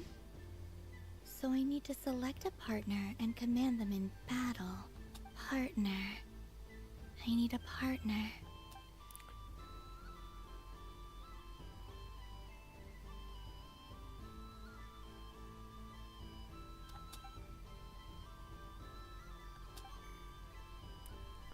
Okay, Whoa! Am I seeing things? Where'd you get a Kuhenki? They're super rare. That's great. But you can only bring one partner to battle against me and Stacko. No ganging up allowed. But you have three. They all look so eager to be picked. Which one should I choose? I'm not sure what this bot is trying to say, but it seems very happy. That bow. Does it want to dress up as the Moon Goddess too?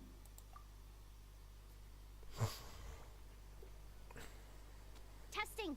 Testing! Oh, this is an emergency broadcast! An exciting battle is about to take place right here at the Nasha Town Special Arena!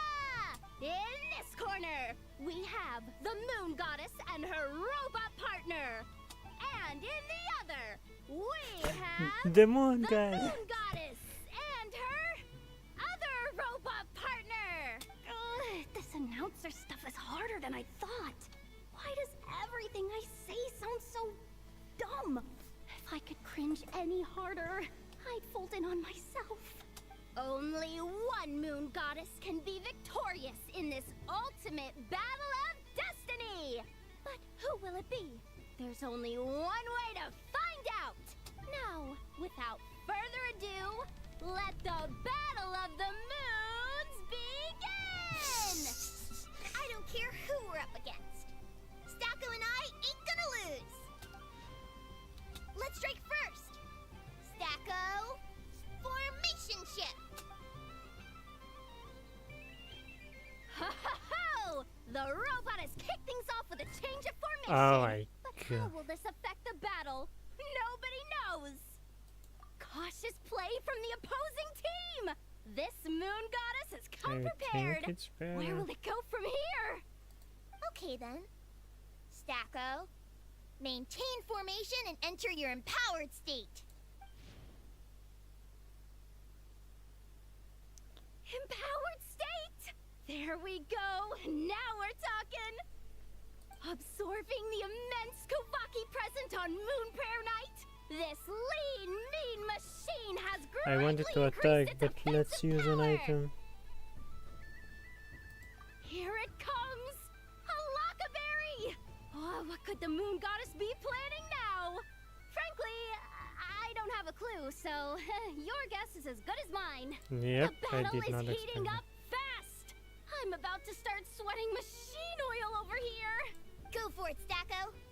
Set Kuvaki to maximum. Can their opponents withstand this blow? And what will this moon goddess do? Don't be afraid. Fight however you wish. And it's the empowered state! Both robots empowered now! The attack comes in, but oh, attacks repelled! Opposites attract, but likes repel. And now you've seen it in action! What a powerful repulsion! The robot crashes into the wall! Can it keep going? No. Stacko! Oh, Stacko is down for the count! Our winner is the Moon Goddess! The slightly taller one, I mean. Slightly taller one. You did your best, Stacko. I'll take you to Inos for a checkup right away, don't you worry. Well, you beat me fair and square, I guess. Honestly, I underestimated you. Won't make that mistake again. I think my partner deserves most of the credit. Just you wait. When I'm a little bit older, I'm gonna come back a whole lot stronger. Be ready for a rematch.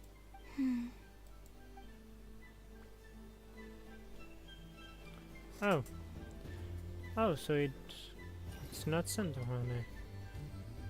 Sandone will be here. Okay.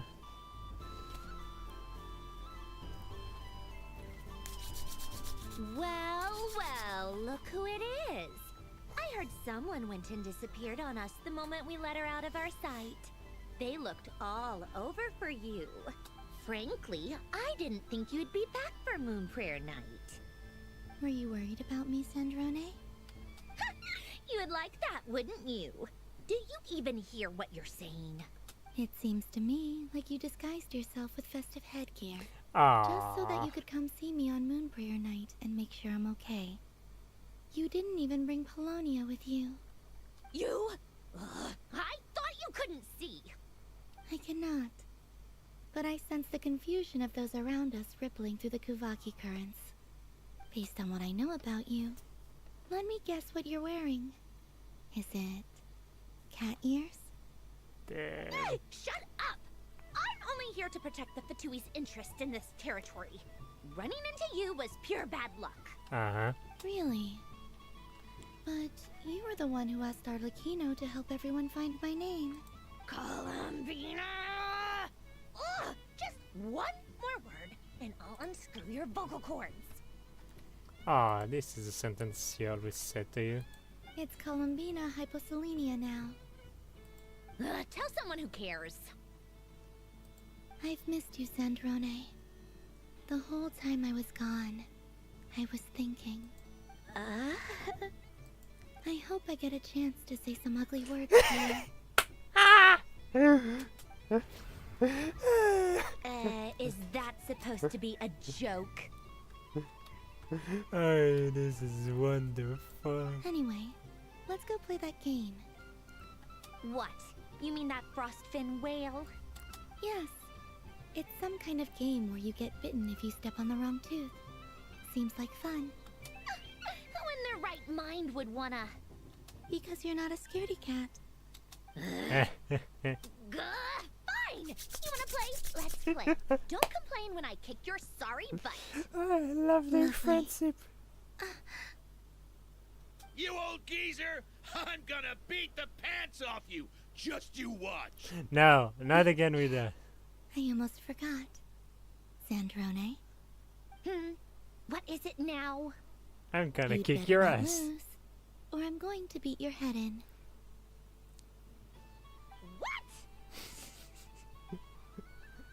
Oh, Jesus Christ. Allow me to demonstrate since I'm feeling so nice. You just step on the teeth. Like this.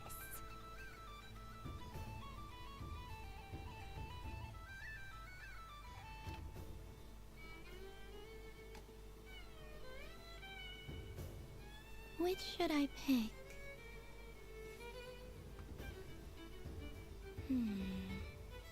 I'm getting a bad feeling from this one.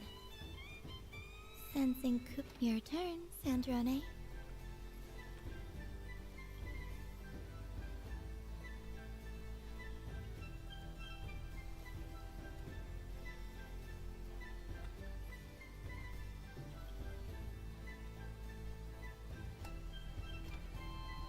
Don't come crying to me if you get bitten.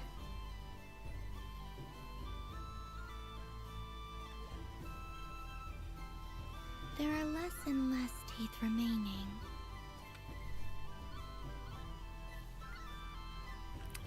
I'm very sorry, Sandrone. Huh? What's that noise?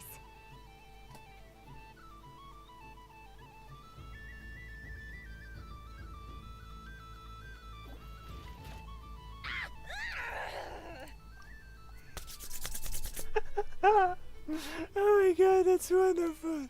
I love it. Good picture. I think you might have picked a bad tooth, Sandrone. Shut it! Do you need any help? It seems like you're stuck.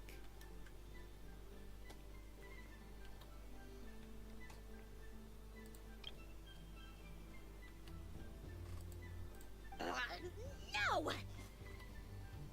It's just a blasted toy! How is its grip this strong? Stop laughing! All right. Well, you lost. So just like I promised. Hey! What are you doing? Are you seriously? Yep. Hiya. Ah.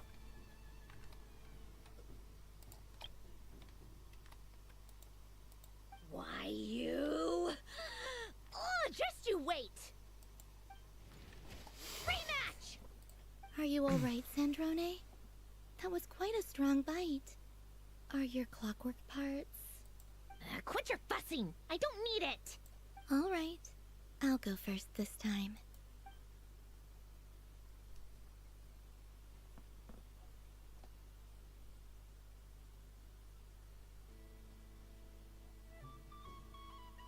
I see it now. She can sense which teeth are rigged. Yep. So I just need to avoid the same ones that she does. Now she uses. No.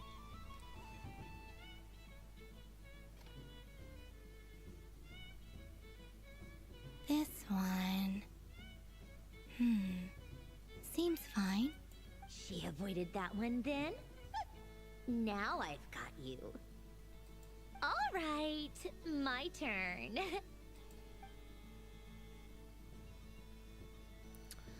I'm so sorry. What? Looks like you lost again, Sandrone. Wait! There's more than one bad tooth! Bonk. Bonk.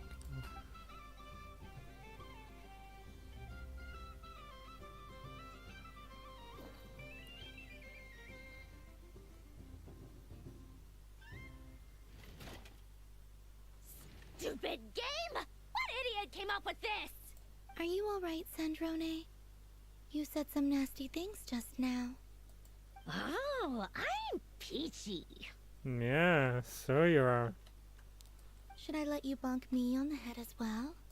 Ah, forget it! Come on, bonk away. It can be your consolation prize for losing so badly. Damn! I told you, forget it! Gah, you've always been so annoying. Singing right outside my door, inviting yourself to my tea parties, going to the wall. And now you're off to the moon or something. Of all my days with the Fatui, the times I spent with you, Arlecchino, and Rosaline, they were my favorite. I will not forget them. Just as I shall not forget this moment. We'll always be friends, no matter where we are, right? Who would want to be your...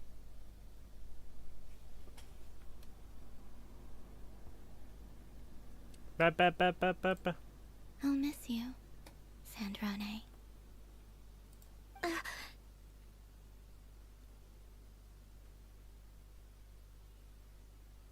She wanted to.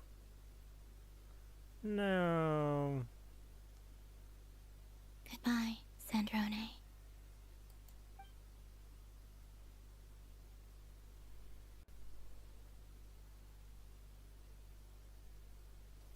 Oh my god.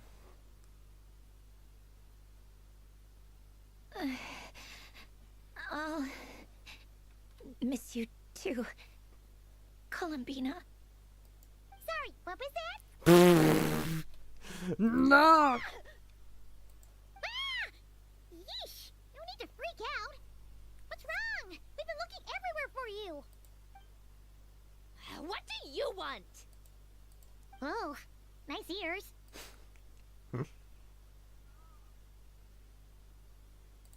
What do you want?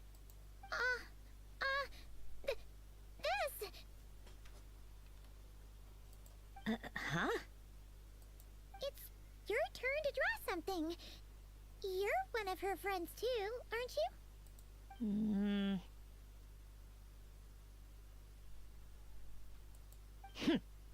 Doesn't know how lucky she is. Sorry? Nothing. I'm done. Take it. Oh, that was fast. Oh, and one more thing. Last time we spoke, you mentioned you were interested in the Narcissan Kreuz Ordo's research. Remember? There were too many people when we last met, so we didn't get the chance to do this. What are you talking about?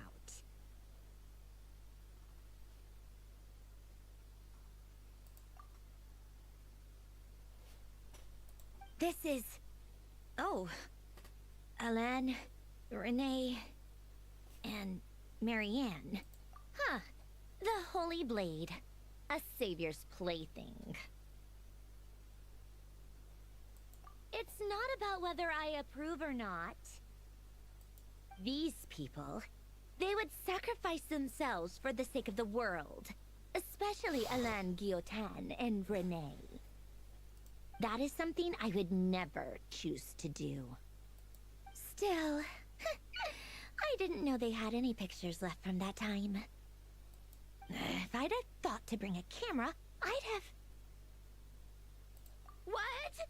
Yeah, of you being bitten by the frostfin whale and Columbina bonking you on the head. Tear it up! Oh my god.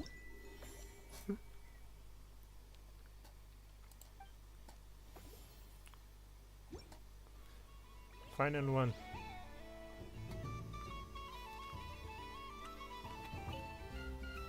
What's there to see on that moon anyway?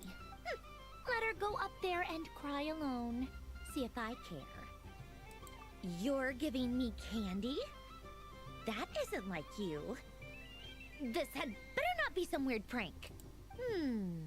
Coffee flavor? I thought you hated coffee.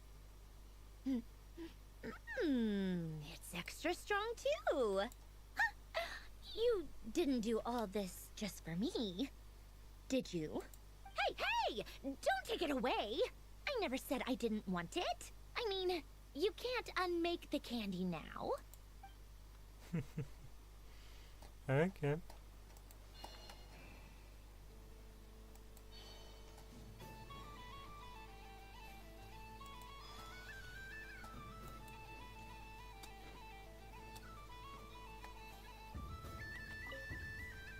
I'm gonna come back a whole lot stronger. Be ready for a rematch. Okay. So yeah, the final one is there.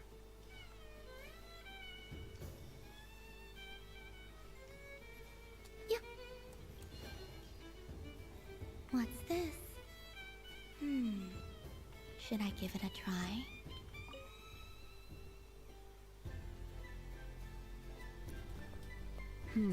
I don't have enough data.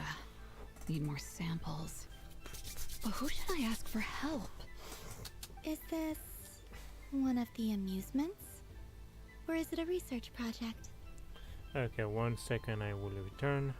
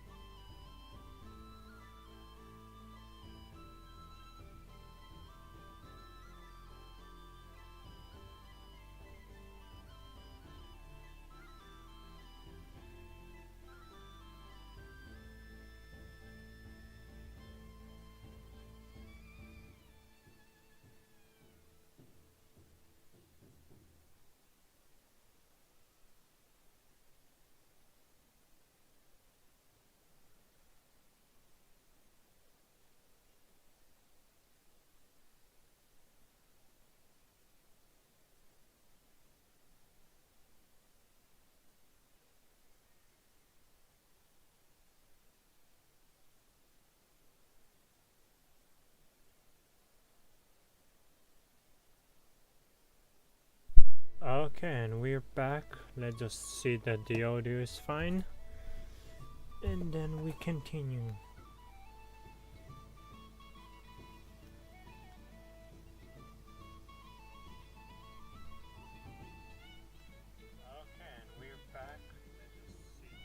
The audio is fine, we continue. Bit of column A, bit of column B. I'm currently running some synchronization tests on these bots. Basically, you need to press the button to help them successfully obtain the treasure. But you've got to time it right. I'll record your data, which will be used to improve the robot's accuracy.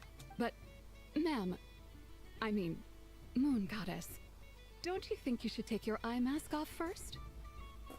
Nope. There's no need. I will be all right. Okay then. Whatever you're comfortable with. Great. Then let's begin. Okay, so let's see.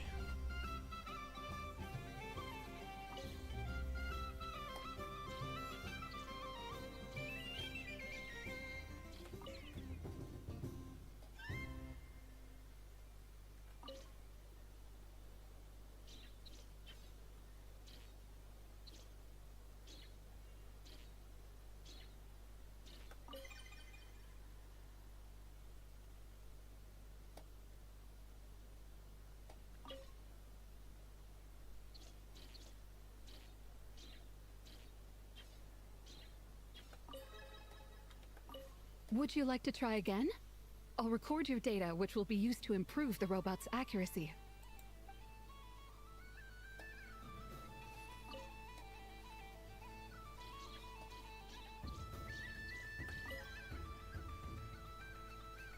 Nice. Data collection complete. Cool. So much useful data. I'm progressing much faster than I expected. Thank you so much, Moon Goddess. Okay, so we did this. And the final one is I know, as far as I know. Yeah.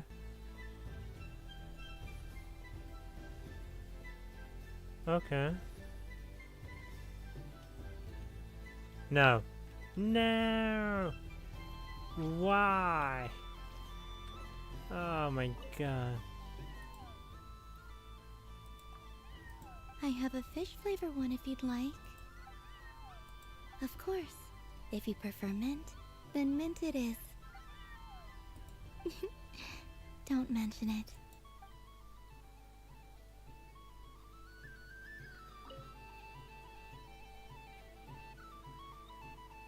They actually done it. They put a cat which purposely throwing it off place.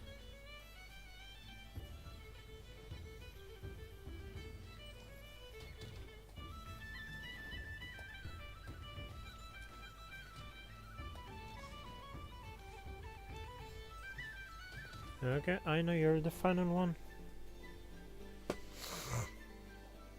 What? This doesn't make any sense. How am I losing every single time? Wait, Inefa, you're cheating, aren't you? Yeah, that must be it. I am not cheating, I know. Uh-oh, sounds like Inefa's turning into a big baloney bot. I think it's time for some serious maintenance. Moon Goddess, help me. Miss Columbina, I know, is attempting to cheat. What the? I'm not the cheater. You're the cheater. How dare you throw it back at me?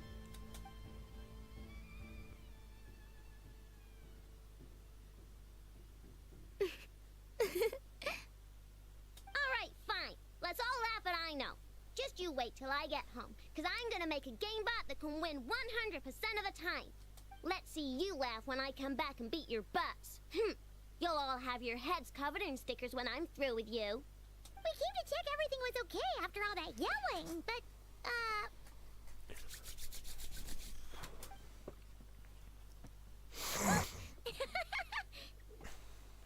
Whatever it is, it sounds like cheating is allowed. Kuhenki concentration. Each player starts with differently colored Kuhenki. Each round, they draw one Kuhenki from their opponent. When a player has two Kuhenki of the same color, they make a pair and can be discarded. Any that can't form a pair must be kept. The round ends when a player can't form any more Kuhenki pairs, and that player gets a sticker. ooh, can 4 people play as well? That is fine, so long as the turn order is fixed beforehand. Alrighty then. In that case, the 2 of us will join as one team. Okay, but if you lose, you're both getting stickered. I don't want to hear any excuses.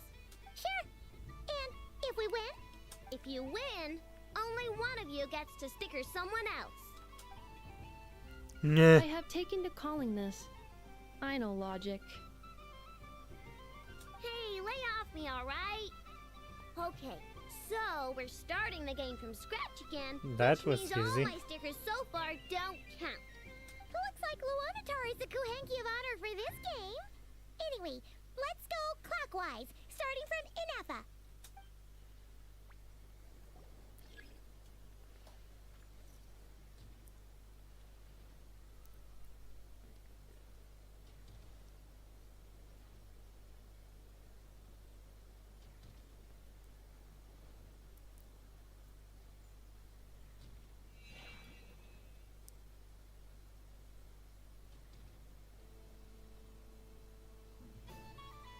Nice! That's a pair!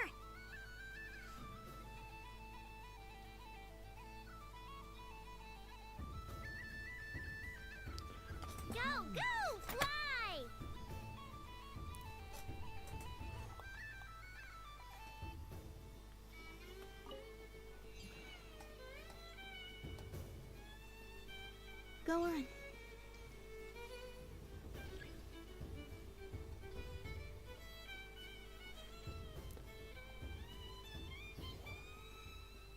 I have a pair.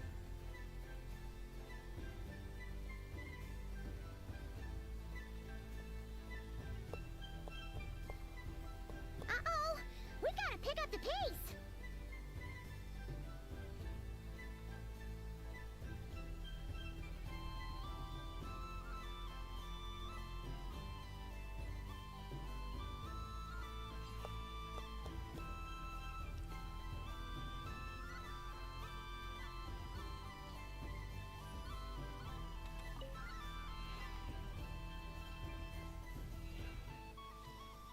I win.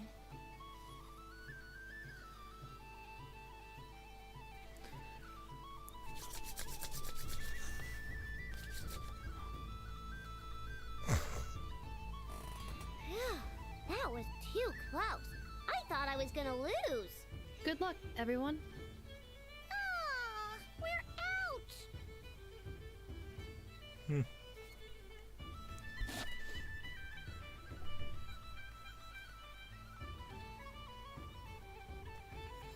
Eh. Let me pick a good one. What's it gonna be? You're looking very pleased with yourself there. What happened to being a huge Grumposaurus? I won. Duh.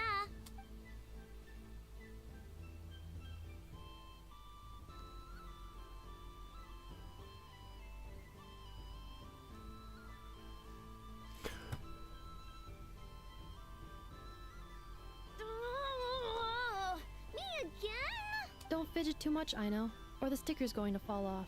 I don't care. If it falls off, it falls off. If a pair of Kuhengi get discarded, why not a pair of stickers? Huh?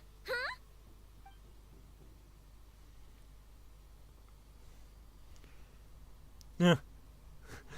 Yeah, I believe it's Paimon's fault.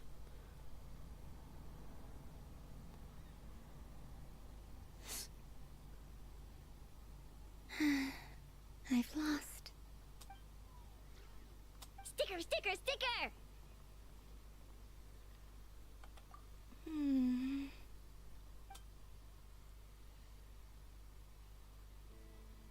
Cute! You think so? Shame. I can't see it for myself. What did Luanatar say? She said it looks so cute that she wants me to lose a few more rounds.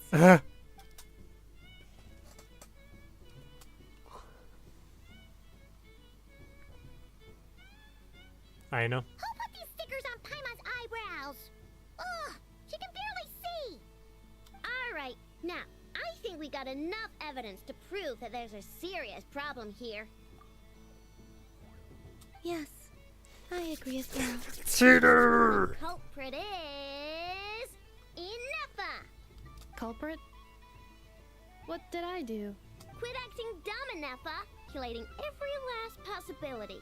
Which Kuhengi pairs were gone, who had what color Kuhengi in their hand, even our facial expressions. You were keeping track of it the entire time. Exactly! What Ino said. Putting aside the fact that running calculations is not against the game rules, do you have any evidence to support your allegations? But that's not against the rules either. So she admits it. She certainly does. Alright, everyone grab a sticker. Yeah! It's time to get Ineffa back. But... You deserve that.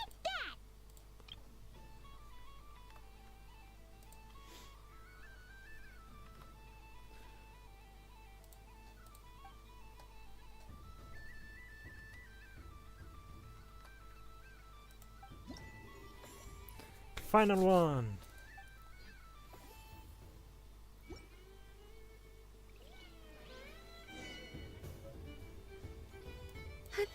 Yep.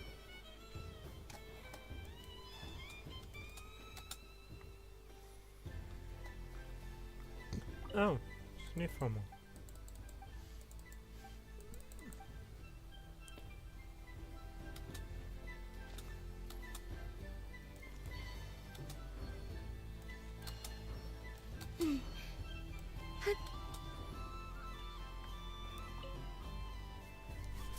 Traveler.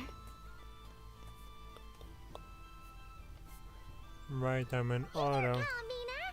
Are you done checking out the festive amusements already? Are you sure you don't want to look around some more? You might not get another opportunity like this for a while. Right now, what I'd like to do is...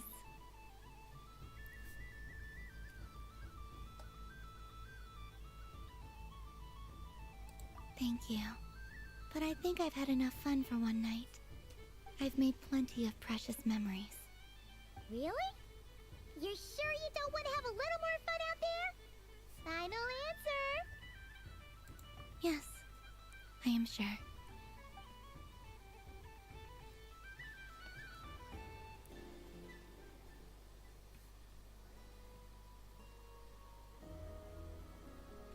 This was the most fun I've ever had on a moon prayer night. Everywhere I went, people were saying, "Welcome home," and there were friends at every turn. I only wish it could last longer than one night. Oh.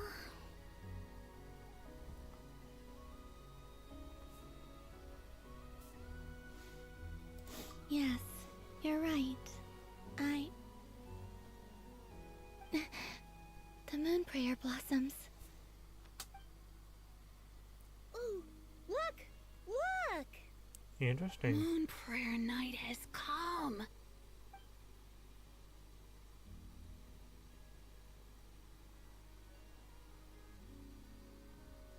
The moon. It's so beautiful.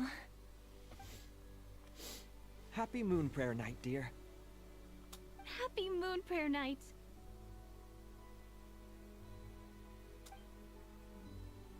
Happy Moon Prayer Night.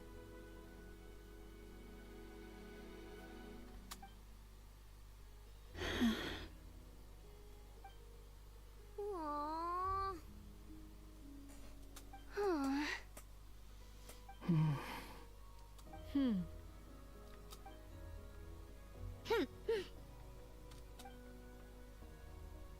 Time flies when you're having fun. Yes, it is.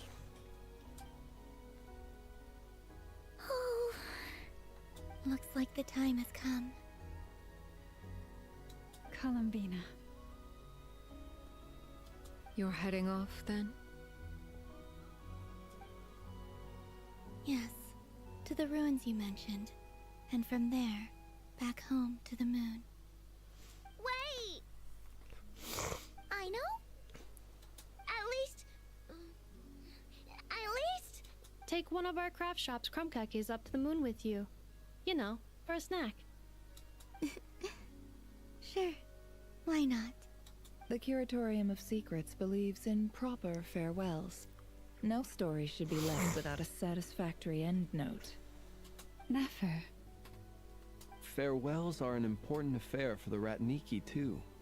We never know when we might meet again. Haha! And here I thought grand farewells wouldn't suit tonight's mood. But I suppose friendly passion is not to be stopped, eh? We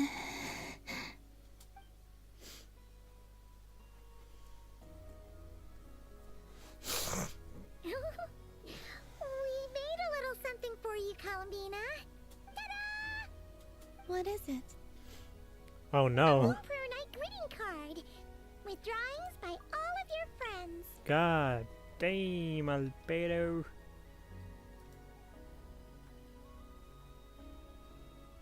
You did mention that you'd like a portrait done, so I took the liberty of creating one for you. I, meanwhile, did the portrait of Mr. Albedo, and Mr. Varka did the same for me.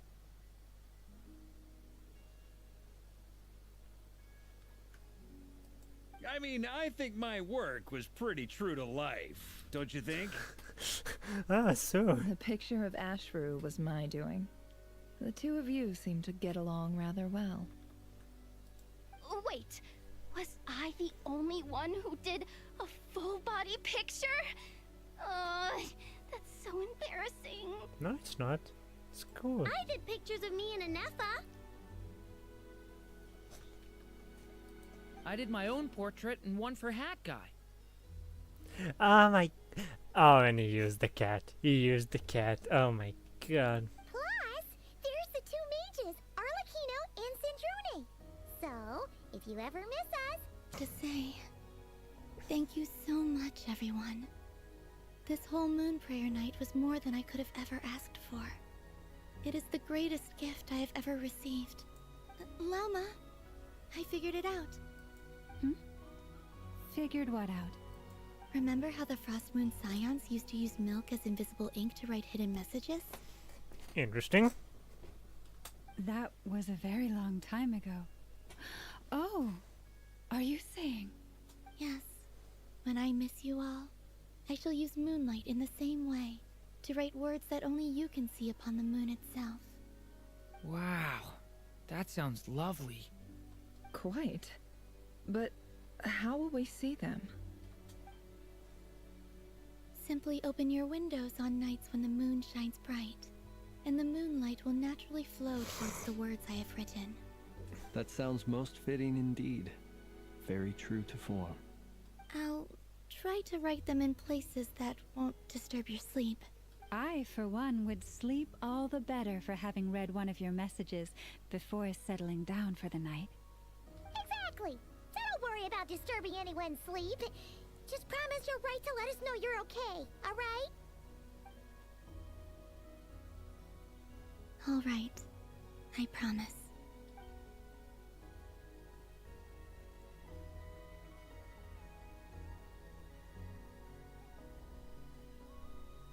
In that case, Columbina?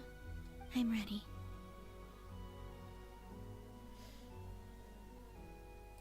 Very well. Let's go.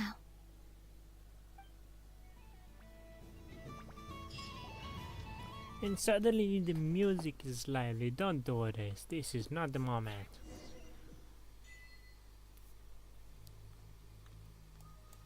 In just a few moments, I will be gone. I still don't know what to expect on the moon. Will I really be able to send messages to my friends? The Kuhenki, the animals of Not Krai. I'll never get to see them again. I wonder where I'll be when the next moon prayer night comes. Oh, there you go.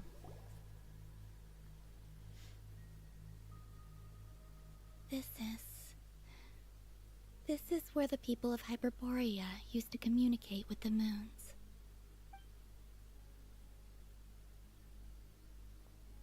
Eternal moon, frost moon, iridescent moon. When the power of all three converge, the gate to the moons shall open. Moon marrow preparations are complete. Only the final step remains. I'm sure Nasha Town is livelier than ever at this moment. Yeah, it's a shame you couldn't be there for it, but it's now or never, right? It's fine. I'm more than happy with this. My last piece of luggage. My only piece of luggage.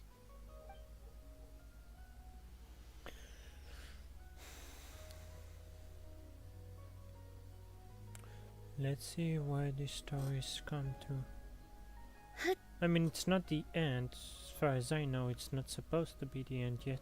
Act 6 is not the end. I can already feel the moon calling to me.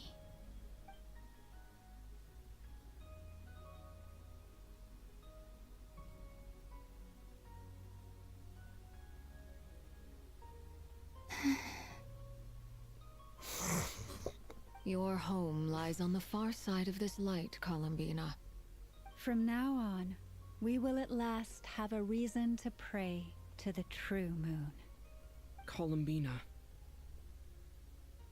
Yes? I'm listening. Be sure to come back and see us when you get the chance. Then remember that you have friends on this planet. People who will miss Columbina. Yes, I will. Thank you for everything you've done for me. And remember, come night or day, the moonlight shall always connect us. Well then. Farewell, my friends. Is this story supposed to end here? They will be. Oh, is that an animation? Oh.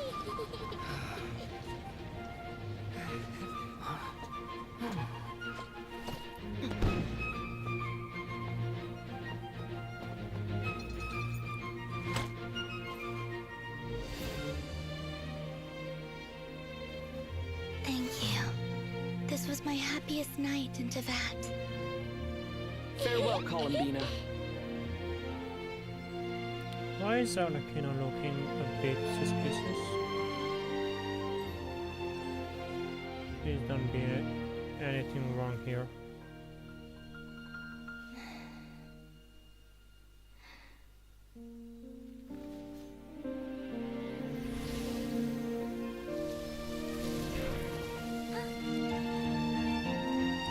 She really is gone. What? Why is it calling?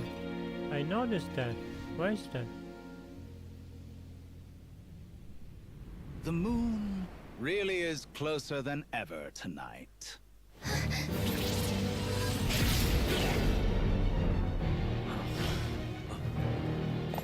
What?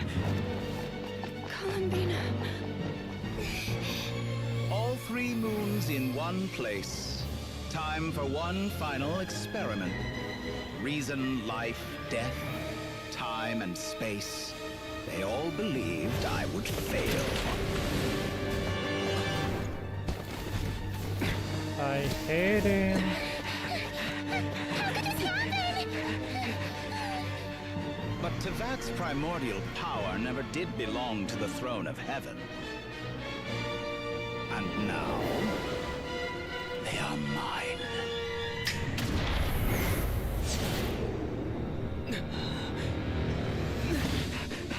What?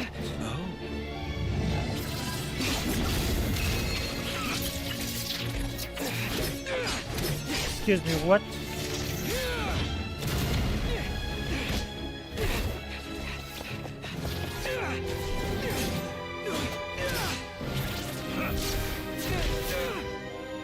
No, as long as I'm here. The Doctor is free to wield the 3 moons' power.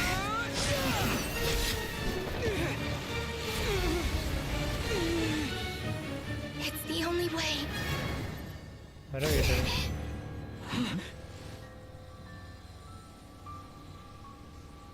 I guess I won't be going home today. Columbina! No. No!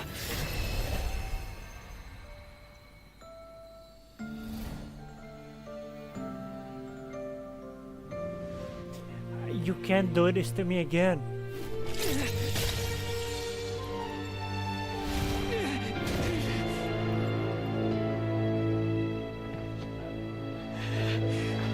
First Irene and Honkai Saturday, now freaking Columbina and Genshin. What the fuck are you doing to me? Stubborn world, do not try to control me.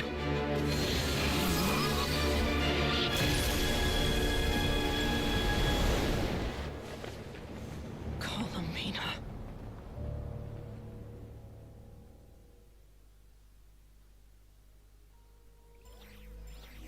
What the fuck? I guess there is a next act and it will be stopping the Doctor, retrieve her, and possibly with her retrieving, we also retrieve Verir by accident and have to deal with him again. Are you alright? Do your wounds still hurt? I had someone prepare a little medicine that could prove effective. Take it if you need to. In that case, let me relate the contents of the call we made to Alice after the incident occurred. That Dottore is a crafty one. He distracted the Hexenzirkel by creating a huge fuss at Tevat's borders. I'd assumed that the cause was an abyssal intrusion from the outside world, which in fairness is a rather common occurrence. But after learning that you managed to influence the phantoms in Nordkrai, I realized that perhaps this interference could have... True, you couldn't change how their stories ended, but you did build some variables around yourself. Variables? Yes. Things you heard that you could not otherwise have learned. Ideas that would otherwise have never crossed your mind. All these things are variables. Of course, most variables usually pale into insignificance with the myriad of possibilities floating around. But the moment you start treating them as building blocks and intentionally stacking them, that changes things. That's what Dottore did, and it's how he created the necessary conditions so that when you activated the portal tonight, it played right into his plan. However, we have no way of knowing exactly what he did. Yeah, we also need to ascertain Columbina's status. And that about sums it up. As I suspected, Dottore has disappeared completely. If it's any consolation, he wasn't able to control Columbina as he might have wished to.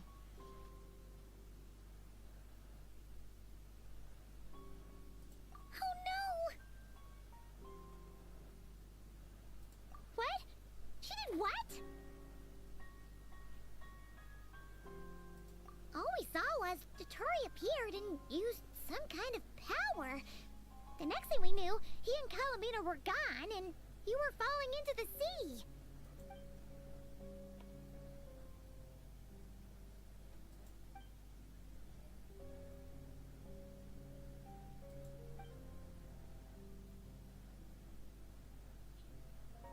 So, Columbina intentionally opened the Moon Gate and escaped into the same mysterious world as Rarier and Thalindis.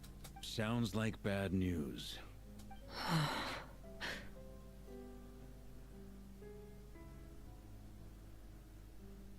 Seen in that way, the Trilunar Syzygy and Revere's emergence, Dottore might have been pulling the strings in both cases.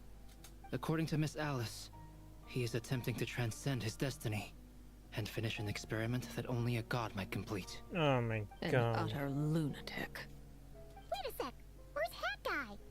Seems like he'd want to be here for this. He took off with the Dodo communication device after we spoke to Alice. He said he had a hunch that he wanted to investigate by himself. The look on his face was terrifying. I've never seen him like that before.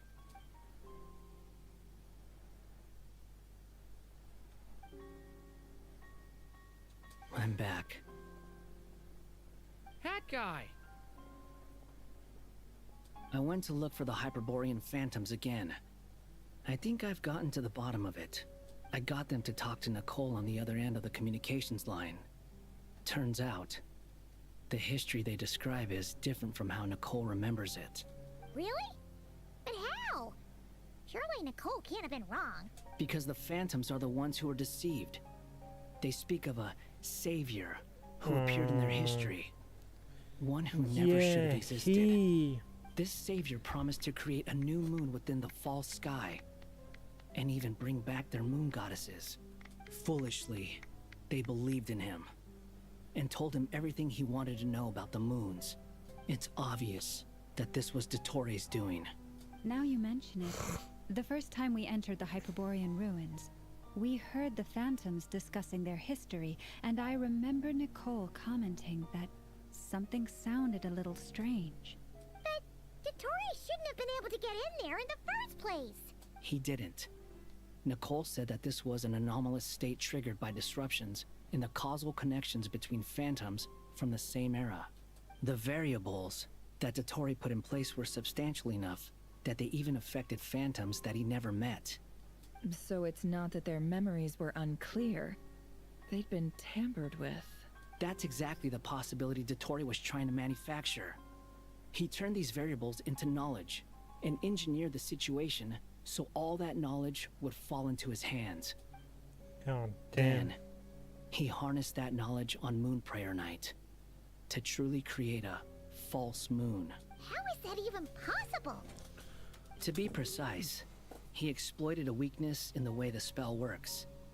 The spell senses Kuvaki to detect the moon's location, So, as long as the false moon more strongly resembled a moon than the frost moon beyond the skies, the gate would teleport Columbina to the false moon's location.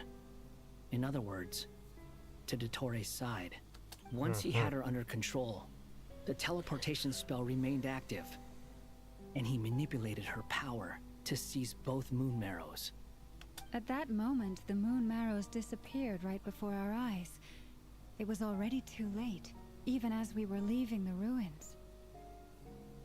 By then, Dottore had already amassed the power of all 3 moons. So, where does that leave us? What do we do now? I'd certainly like to know what Her Majesty thinks, now that the concerns I expressed to her have come to pass. But we cannot simply sit and wait for her to decide the matter. And in any case, it is not the Fatui Harbinger Damselette who sees us as her friends, but rather Columbina Hyposelenia.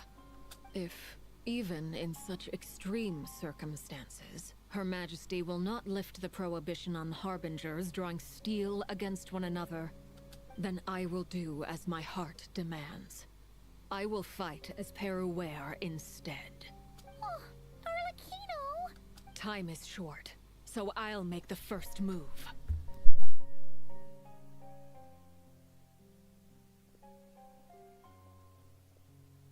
Whew. Even Arlecchino seems to be losing her cool now.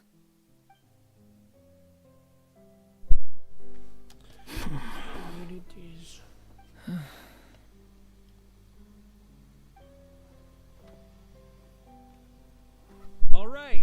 All right. Lose those dejected looks for a moment and let me get a word in. It looks bad, I won't lie. Very bad, in fact. So Dottores pulled some real dirty tricks to gain the upper hand. For now. And yeah, it's to the point where even the mages say that his variables have affected destiny. I'm not so sure, though. Many have told me that Tevat's destiny is fixed, and that does appear to be the case. Well, what makes Dottore so sure he'll be the exception? And since he was able to stack these variables up, who's to say we can't do the same? You of all people should not be discouraged, traveler from afar. This isn't over yet.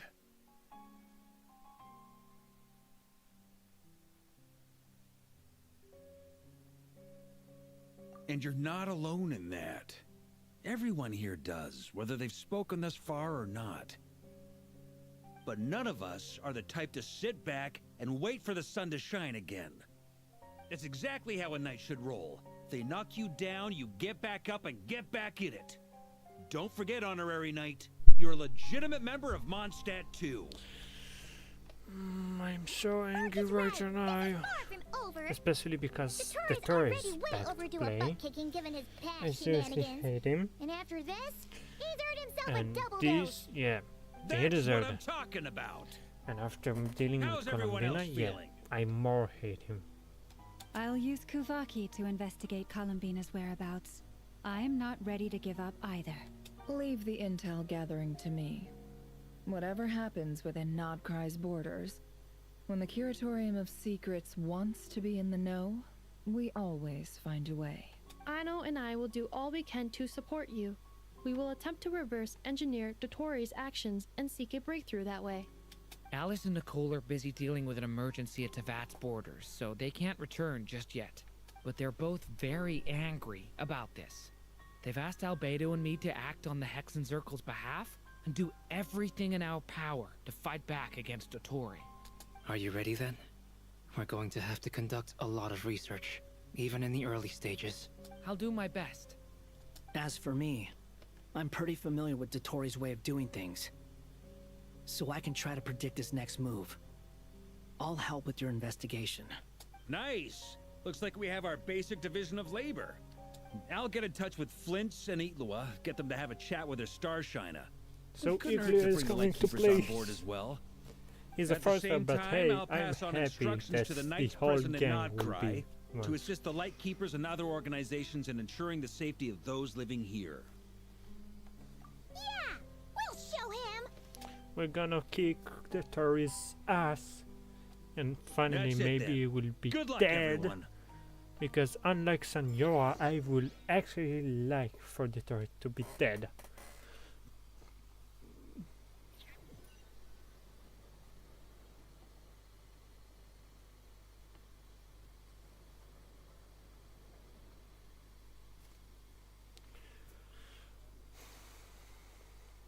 I never thought that Columbina would become my real name. It went from being a Fatui code name to something my friends call me. And remember, come night or day, And the suddenly moonlight from shall Pyro always we connect became us. anime again.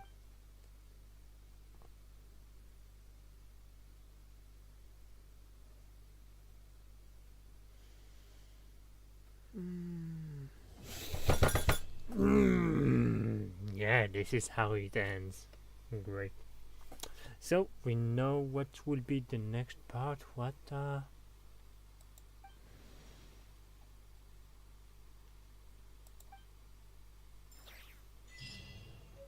okay.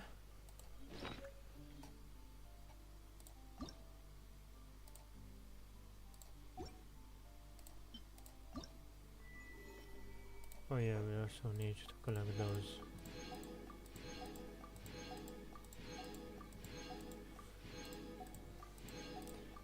So this is pretty much angered me, the final piece, but we did Act 6 and ended it.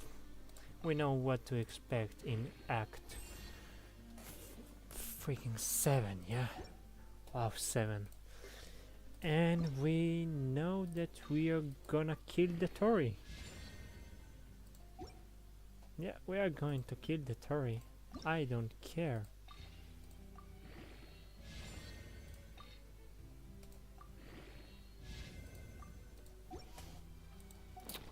So This scenery this is was wonderful. What is Surely enough to convince. Readable story. Alright, Duran.